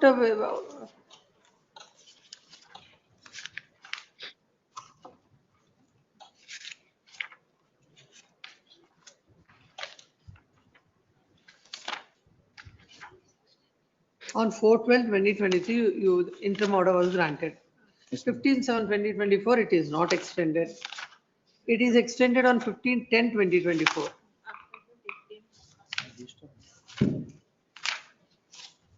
Why is it pending from 2023? my lord, I suppose, my lord, it came before the registrar, my lord. Couple of times it came before the registrar, did not come before the bench. No, the Maybe for process is that complete. Yes, ma'am. All are served. Yes, my lord. You appear for? Yes, what is can we give some date for this? Yes, ma'am. Yes, Mr. Can we give a date for this? Yes. This is on the. Only submission is application. Suit for partition is. List this matter on 10th of August. 10th of August. 10th of August. Please. Yes, next. Interim order already granted is extended. Interim order. Extend. Serial number 70. Represent the petitioners counsel. Not the matter between the parties settled. Partition suit may be pleased to be, it may be referred to mediation, please. Both the parties. One submission. In fact, DDs are also ready to pay the money. DDs are also ready. We are keeping the DDs ready. One submission. Previously, my lord, the matter was referred for mediation. Not the plaintiffs, not the petitioners here, not did not appear before the mediation for 2 hours. Not we waited continuously there. Then we went back after 2 more hours thereafter. Not they come and virtually, my lord, abuse my client, stating that they were not present in the mediation center. It is recorded by the mediator that they were not present for 2 times when it was called. Now, my lord, they come up with the DD on their own. No settlement, my lord, as such. No talks are there. Why you don't want settlement? Lord, I want. DDs are also ready. I have the copies of DDs. 3 DDs are kept. But how much is the amount? 20 lakhs each. Total 60 lakhs. No, that is not the settled amount, my lord. We have never said any amount. They have not come to the table, my lord, for settlement. They have on their own, my lord. Are you interested or not? Yes, I am interested. I am interested for settlement. If it is to be negotiated and then settled. Please. Appear when, and I'll make it very clear that if this time, if you don't appear before the mediator, then immediately the file should be sent back to the court. Lord, day after tomorrow, 11th, there is a Lok Adalat. They are ready. We can just finalize on 11th itself. Both the parties submit that they want to settle the matter. This matter on 11/7/2026. It is made clear. It is a submission of the learned counsel, the respondent, that on the last occasion, the petitioner has failed to appear before the mediator. This time it is made clear that if the petitioner fails to appear before the mediator, having sought for referring this matter for mediation, this court will impose costs. Yes. Please, it may be listed on 11th. 11th. Interim order may be extended. Yes. IO may be extended. Yes. Please. Serial number 71. One request, my lord. For the respondent in this case, my lord. 11th is a mega Lok Adalat is happening. They say, my lord, it is for before the mediation. Mediation Lok Adalat. Then we'll have it. When do you want? Lord, on Monday, my lord. Monday. Monday, not. It's on Monday is on 13th. 13th. Please. Yes. The petition discussed. 71. Respondent number 2 is died, madam. I bring a loss on record, madam. Who died? For the Respondent number respondent, 2, madam. Malika In the- Begum, madam. Yes. I'm for respondent number 1, my lord. For taking steps. Or 2 weeks. How much time? 2 weeks. 2 weeks time is granted. Or My it's, lord, R2 has been pronounced as dead, my lord. or It is it's proceeding against R2 will stand. R1 is Internal the only R1 is the only law of R2. Yes, continue. Problem. Serial number 72. Varadarajan MS for petitioner. DS Gurudat. There's a question that I have raised in this petition is that if he pleads a sale agreement in the plaint, does it afford any cause of action for him to seek for a declaration that he has perfected his title to the property by way of adverse possession? Please come to your application. Let's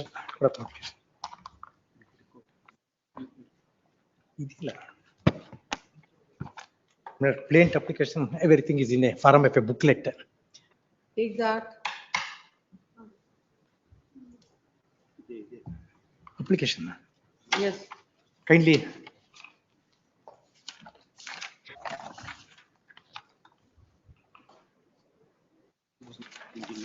Kindly come to page number 29, where the application starts.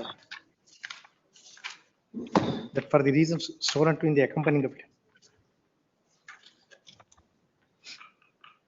Before that, I thought I would take the court first. What is the suit for? The suit is for a declaration that he has perfected his title to the suit property by way of adverse possession. The plaint does not contain any necessary pleadings as far as adverse possession is concerned, like hostile, possession and all that. in the plaint, if the court turns to plaint para number 5, plaint para number 5, it is submitted that during the year 1985, the above said Shri Sita. Let's the court gets it. Just page. Plaint para number 5. It is submitted that during the year 1985, above said Shri Venkobarao, recognizing the possession and enjoyment of the suit schedule property by the plaintiff's father, has offered to sell the suit schedule property in favor of the father of the plaintiff. And after negotiations, the market value of the suit schedule property was fixed at rupees 4,000. And said offer has been accepted by the father of the plaintiff. And on 2/10/1985, an agreement came to be executed in between Sri Venkobarao. Venkobarao is the petitioner's father. Venkobarao and Sri Anjanappa, that is the plaintiff's father, wherein the owner of the suit schedule property, Sri Venkobarao, who was the karta of the defendant's family, and he has received and acknowledged the entire sale consideration amount, agreed to execute the sale deed in favor of G. Anjanappa. And when he demands, it is relevant to note in this junction that either elder son of Venkobarao by name Venkataramanaya is one of the witnesses, etc., etc. That is the plea. Now kindly turn to paragraph 10 of the plaint. Before that, we'll go to the order. Where is the order? Paragraph.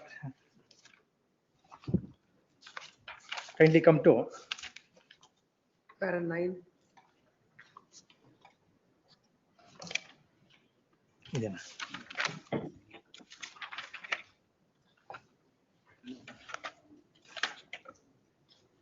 Para 8, para 9 and all that. Now kindly come to paragraph 14. I'm reading from para 10. Paragraph? 10. Paragraph 10.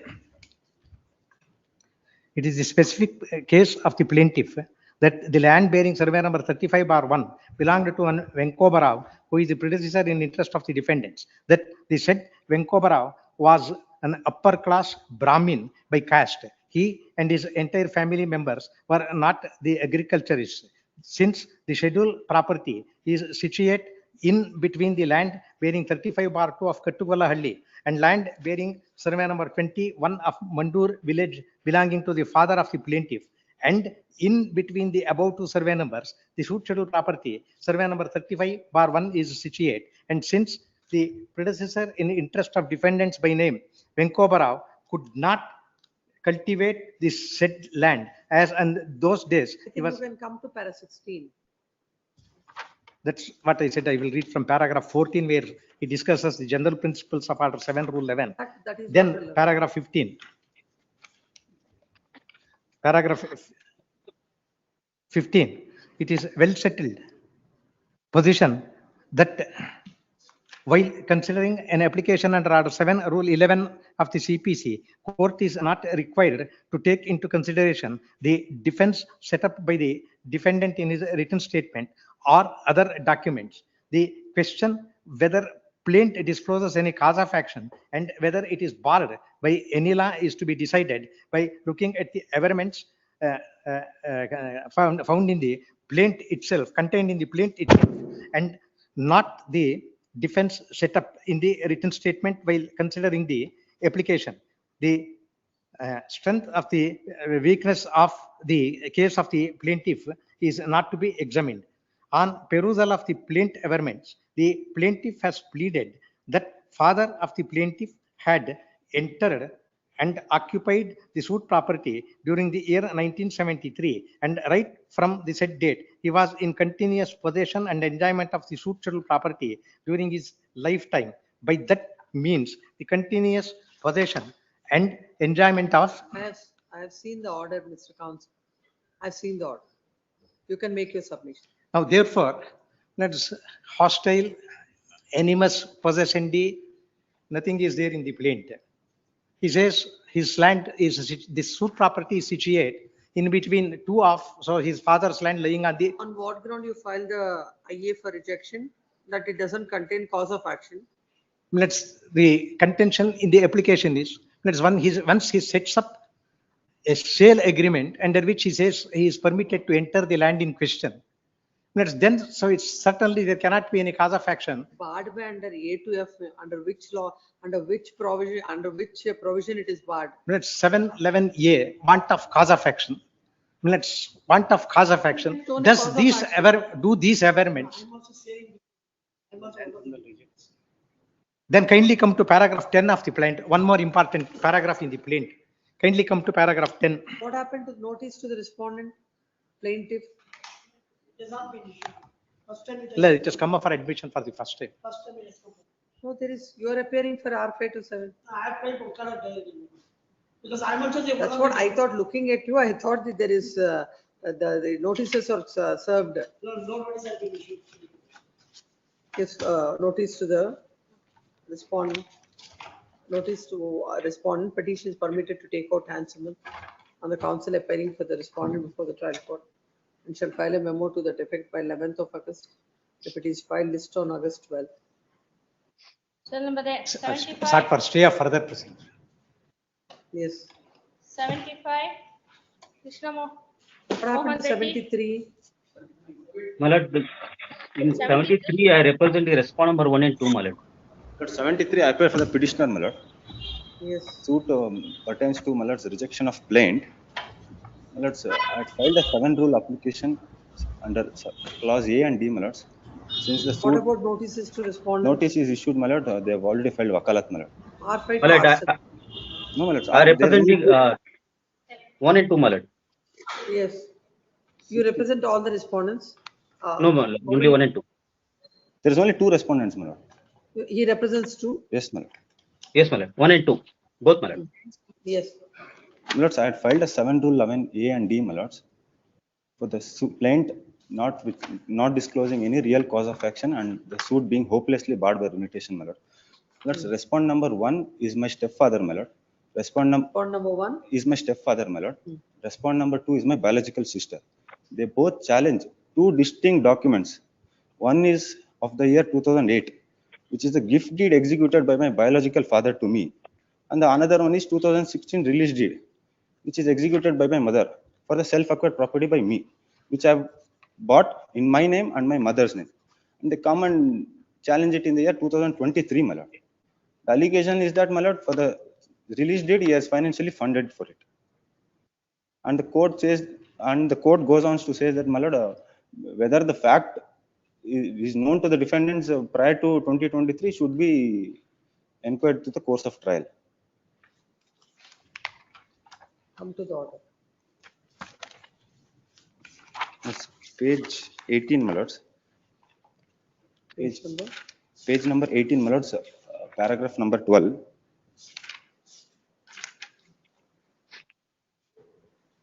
As for the limitation is concerned, the plaintiff have pleaded that the cause of action occurred in the second week of June 2023, when the defendant denied their demand for partition. Release deed executed by whom? By my mother, my lords, in favor of me. My lords, she fell ill. She was alive till 2019. She never challenged or said anything. And why she is questioning it now? She is not questioning it, my lord. My stepfather and my sister is questioning it. The release deed. Release deed and 2008 gift deed. Gift deed by whom? By my biological father. Yes. My lord, I would like to refer page number 17, para 11, my lord. Yes. Whether the suit properties are self-acquired properties of Srimati Saraswatamma or not cannot be decided at this juncture. The plaintiff have pleaded that the plaintiff number 1 has purchased item number 1 property in the name of Srimati Saraswatamma and the defendant number 1. They have also pleaded that the engineer was appointed by them and incurred expenditure. These facts may be constituted cause of action. And 2008 to 2023. My lord, in fact, my lord, that property was purchased by the plaintiff number 1 in the name of his wife Saraswatama and the defendant. Lords, that is absolutely false, my lord. I have that document. All the fact has to be considered by in the full trial, my lord, because the present plaintiff has entire his hard-earned money had spent in the construction of the property. Now the entire property was constructed and staying with that in that property itself, my lord. My lords, the plaint does not even disclose. I'll hear this matter finally. My lords, This is matter on 28th as the first case. 28th, my lords. 8th. Obliged. My lords, until that, my lord, stay may be granted, my lord. Number 74, Lord, in this case, Manjunath M. I'm for the petitioner against the rejection of my application under order 7 rule 11D CPC, my lord.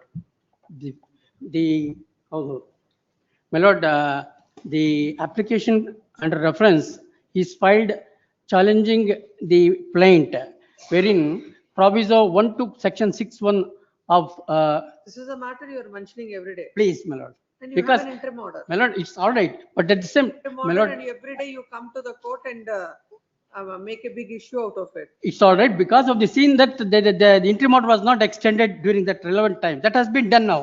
We are grateful to your lordship. But at this stage, the senior citizens are involved in this case. Every case Since citizens are there. 2006, Civil matters the doesn't matter. my lord, defendants are facing this music, my lord. They should find finality in their litigation at their age, seniority. Come to your application, we'll see. Please, my lord. There is a. My lord, IA is before your lordship at page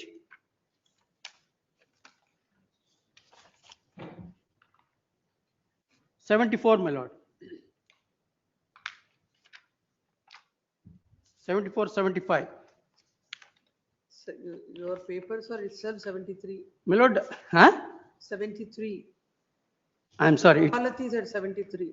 I'm sorry. 74, I said 74. Ink page 74. My application for stay. I number 1. In that you have filed the application. I'm sorry. I'm sorry, my lord. I'm sorry. Annexure F, ink page 64. I'm sorry. I got confused. Ink page 56, my lord. Let me correct myself. Annexure E, which I have filed for IA number 27, ink page 56, my lord. Yes. Annexure E, 56. ಅವ್ರು ಬಿಡ ದೊಡ್ಡವ್ರು ಬಿಡ ಜಾಗ ನೀವು ಬನ್ನಿ sir ಈ ಕಡೆ ನೀವು ಬನ್ನಿ ಈ ಕಡೆ ಹೌದು ಬನ್ನಿ sir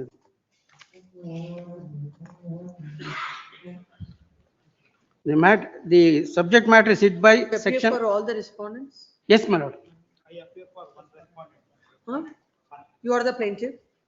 One of the plaintiffs. Contesting respondent. How many plaintiffs are there? Two plaintiffs. What happened to the second plaintiff? Notice is served. Counsel is there. Yes, my lord. All are represented.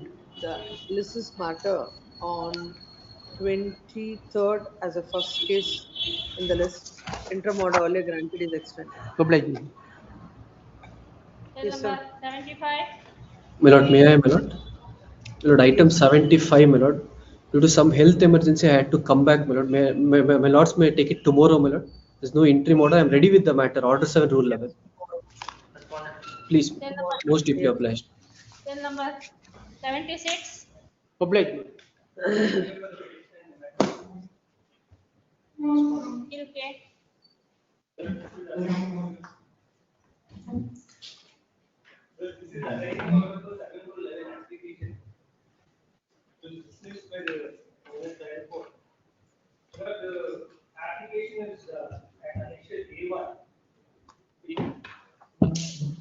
Page number?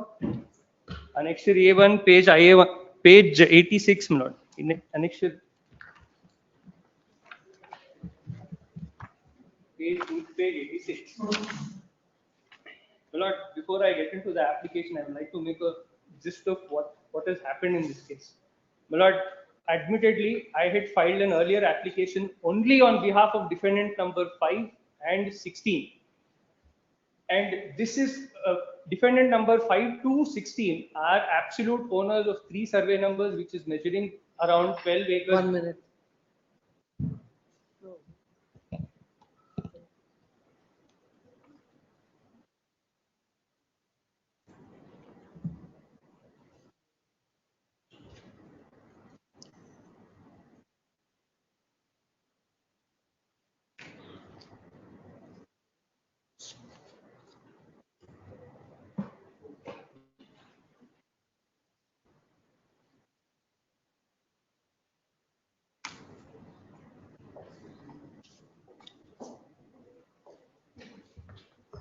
Sorry ಮುಂದೆನಾ start ಆಯ್ತಾ ಈಗ correct.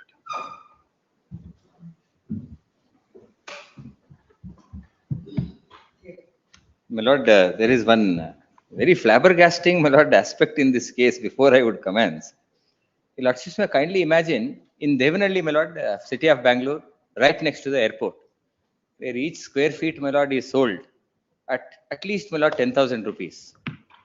Somebody, my lord, contracts to buy 450 acres of land for 20 crore rupees. 450 acres of land for 20 crore rupees. Pays, my lord, about 20 lakh rupees of, my lord, advance. This alleged agreement, my lord, is in the year 2020, 2009. A suit comes to be filed, my lord, within the next year, saying that I need specific performance. My lord, previously, there were several defendants, my lord, were roped into the matter because there are a lot of other claims, my lord, because 400 acres, my lord, is as good as, my lord, a big township as by itself. Several cases gets tagged, and my lord, the entire plaint does not speak of what all the basic requirements a plaint has to contain in terms of order 6. In respect of, my lord, suit for specific performance, there has to be crisp pleadings. Nothing it contains. And on the face of it, my lord, the suit should not have, the plaint should not have, my lord, inspired any confidence in the mind of the judge.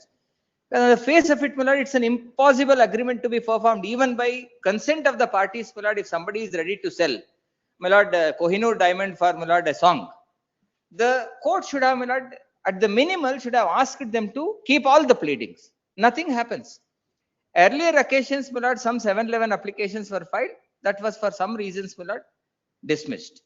Now, after some other defendants join in, my lord, another 711 application is filed.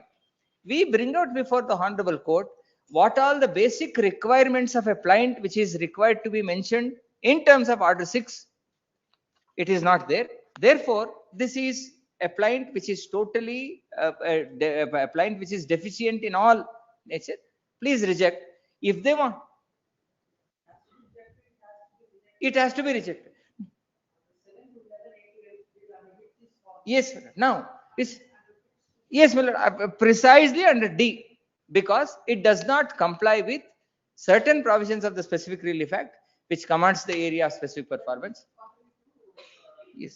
Then, my lord, we said if they want to still behold this suit, they can always come back under 7 Rule 13.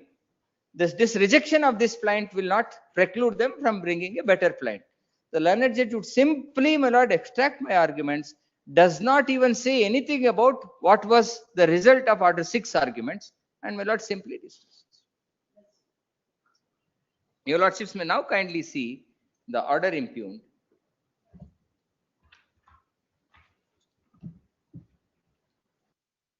The only reason cited by the learned judge is previously order 7 to 11 was rejected. Therefore, I am rejecting this. My lord, there is no upper limit for filing, my lord, 711 applications. The law is settled. My lords may kindly have section page number 76.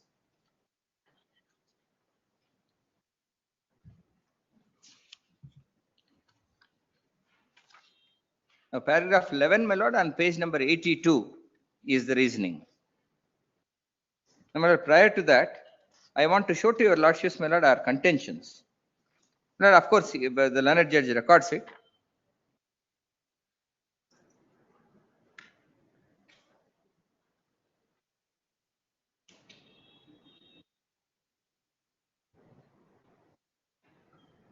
Agreement copy code.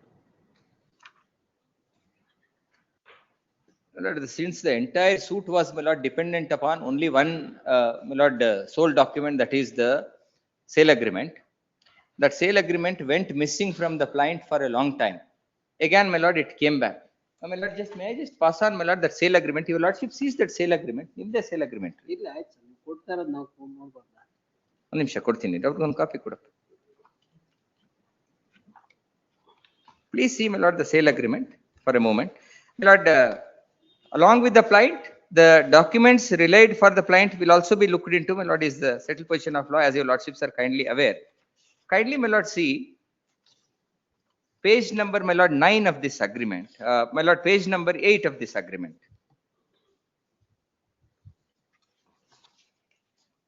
My lord, the confusion starts from here. At page number 8 of this agreement, my lord. May I just read, my lord? Whereas the first vendor is aged and the vendors number 2 to 4 have settled at all their about the said address. Vendors have jointly decided to dispose of scheduled properties and to develop properties at their native place and to purchase other properties, and they are in need of funds for the family and legal necessities. They are agreed to sell the scheduled properties for a total sale consideration amount of 12 crore rupees. 450 acres. Then kindly see, my lord, thereafter to the purchasers and 2009. 2009, my lord, I couldn't There was afford. no One value of second, the sir. In 2009, my lord, I couldn't afford to buy, my lord, a small villa.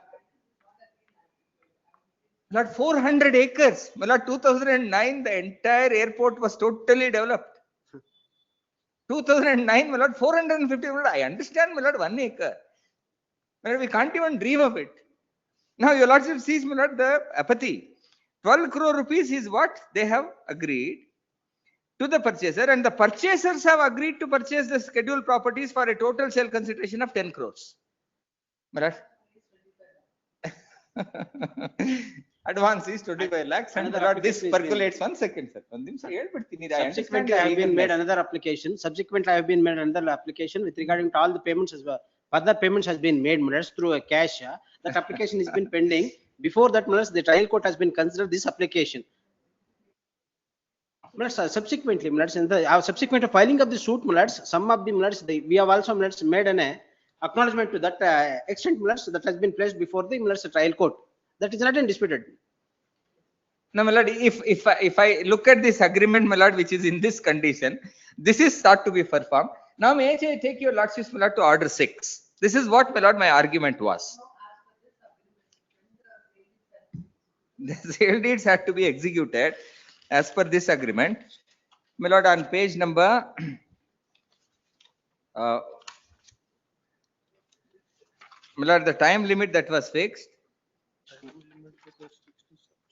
subject to, my lord, your lordship, that is very relaxedly, my lord, fixed.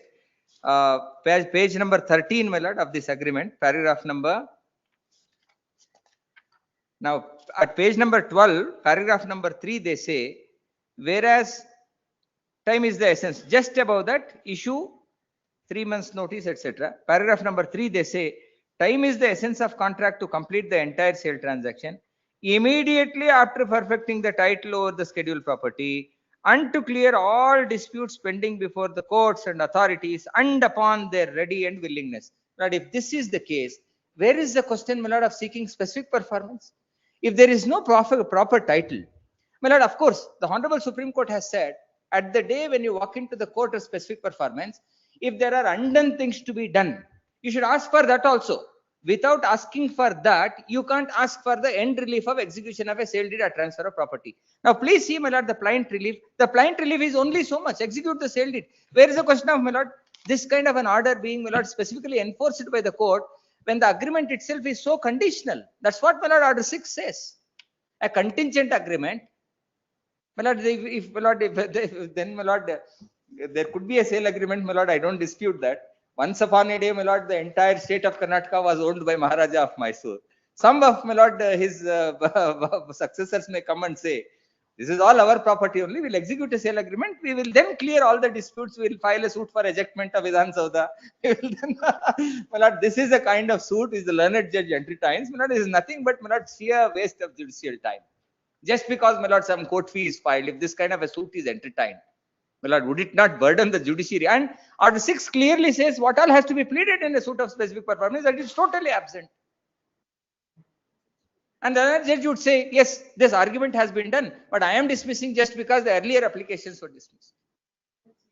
Your lordships may kindly have, my lord, the order impugned. Impugned order.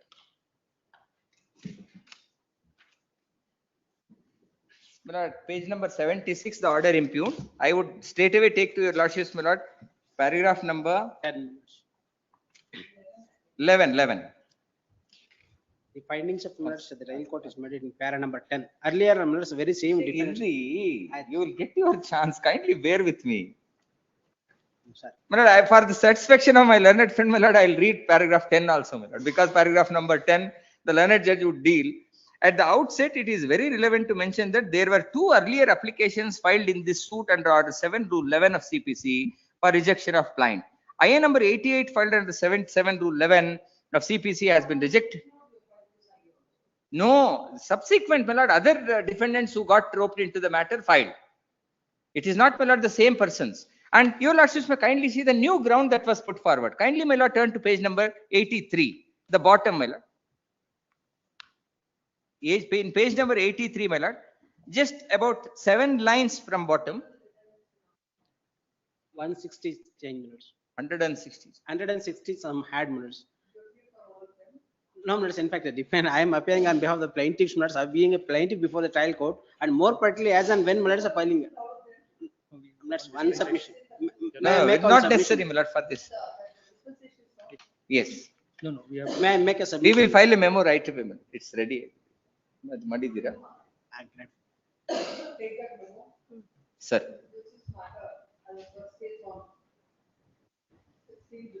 Greatly obliged. Memo is filed for dispensation of notice to respondent. So it's like that. Dispensation of the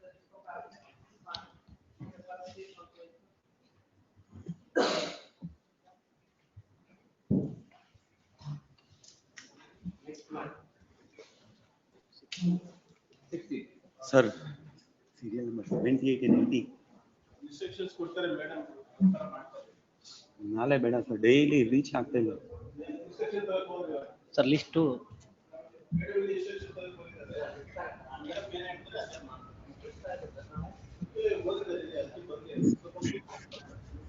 court officer chance ಕೊಡಲ್ಲ. Court officer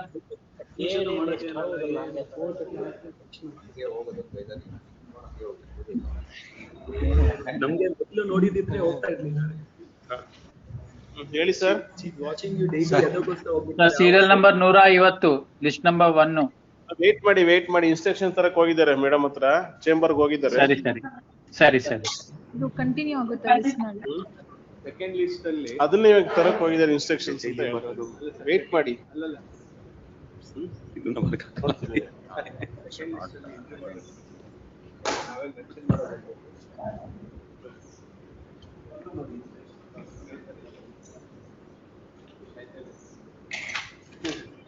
ಹೇಳಿ sir. List ಅಲ್ಲಿ entry ಮಾಡಿ extend ಆಗೋದಿತ್ತು. ಆಗುತ್ತೆ dates ಎಲ್ಲ serial number 9 madam. ಕೇಸ್ಕೊಳ್ಳಿ. List number 1 ನಲ್ಲಿ remaining matters 10 matters next week Tuesday ಇಂದ ಡಿಸ್ಟ್ರಿಬ್ಯೂಟ್ ಆಗುತ್ತೆ. ಅವತ್ತಿಗೆ ಎಂಟ್ರಿ ಮಾಡಿದ್ರೆ ಎಕ್ಸ್ಟೆಂಡ್ ಆಗುತ್ತೆ. ಪ್ರತಿ ದಿನಕ್ಕೆ 10 ಮ್ಯಾಟರ್ ಡೇಟ್ ಕೂಡ ಕೇಳಿದ್ದಾರೆ. I will assign the dates. Madam remaining master serial number 9 ನಾಳೆ civil trial court master. Serial number 9 list 2 ಅಲ್ಲಿ ನಾಳೆ ಇದೆ. ನಾಳೆ ಯಾವುದು ಡೇಟ್ಸ್ ಕೊಡ್ಬಿಡಿ ಅಂತ. ಇಲ್ಲ ಮೇಡಮ್, ಆಯ್ತು ನಾವು ಅರ್ಲಿಸ್ಟ್ ಸೀರಿಯಲ್ ನಂಬರ್ ಆಗಿದೆ. I will give the dates. ಅಲ್ಲ, ಲಿಸ್ಟ್ 1 ಅಲ್ಲಿ ಮೇಡಮ್, ಲಿಸ್ಟ್ 1 ಅಲ್ಲಿ ಮುಂಚೆ ಲಿಸ್ಟ್ ಆಗಿತ್ತು, ಅದು ಆಟೋಮೆಟಿಕ್ ಲಿಸ್ಟ್ 2 ಬಂದಿದೆ. ಅದು ನಾವು ಅದನ್ನೆಲ್ಲ ಇನ್ಸ್ಟ್ರಕ್ಷನ್ಸ್ ನ ಏನಿದೆ ಅದನ್ನ ಕರೆಕ್ಟ್ ಮೇಡಮ್. ಲಿಸ್ಟ್ 1 ಅಲ್ಲಿ ಇದ್ದಿದ್ದು ಮ್ಯಾಟರ್ ಲಿಸ್ಟ್ 2 ಬಂದಿದೆ, ಅದು ರೀಚ್ ಆಗಿಲ್ಲ. ಲಿಸ್ಟ್ ನಂಬರ್ 1 ಅಲ್ಲಿ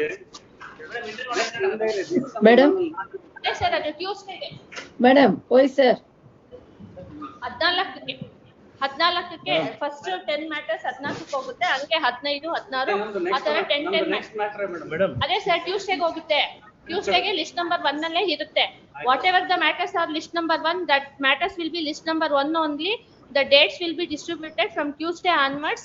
10 matters, the dates will be assigned. And entry ಮಾಡಿದ್ರೆ ಬೇರೆಯವರು ಎಕ್ಸಿಸ್ಟ್ ಲಿಸ್ಟ್ ಹೋಗುತ್ತೆ. Serial number 101 court master.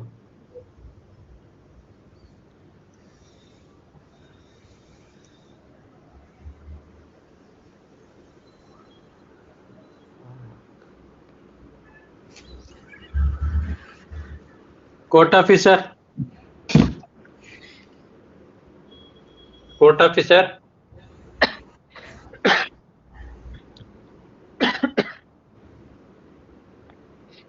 Court officer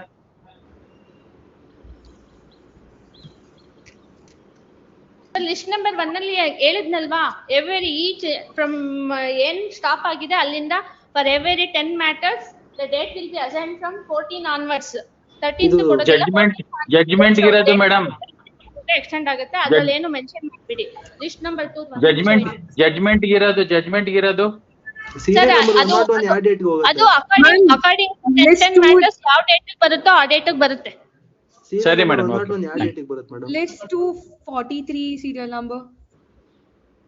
list 2 matters ಎಲ್ಲ in the month of August madam. Thank you.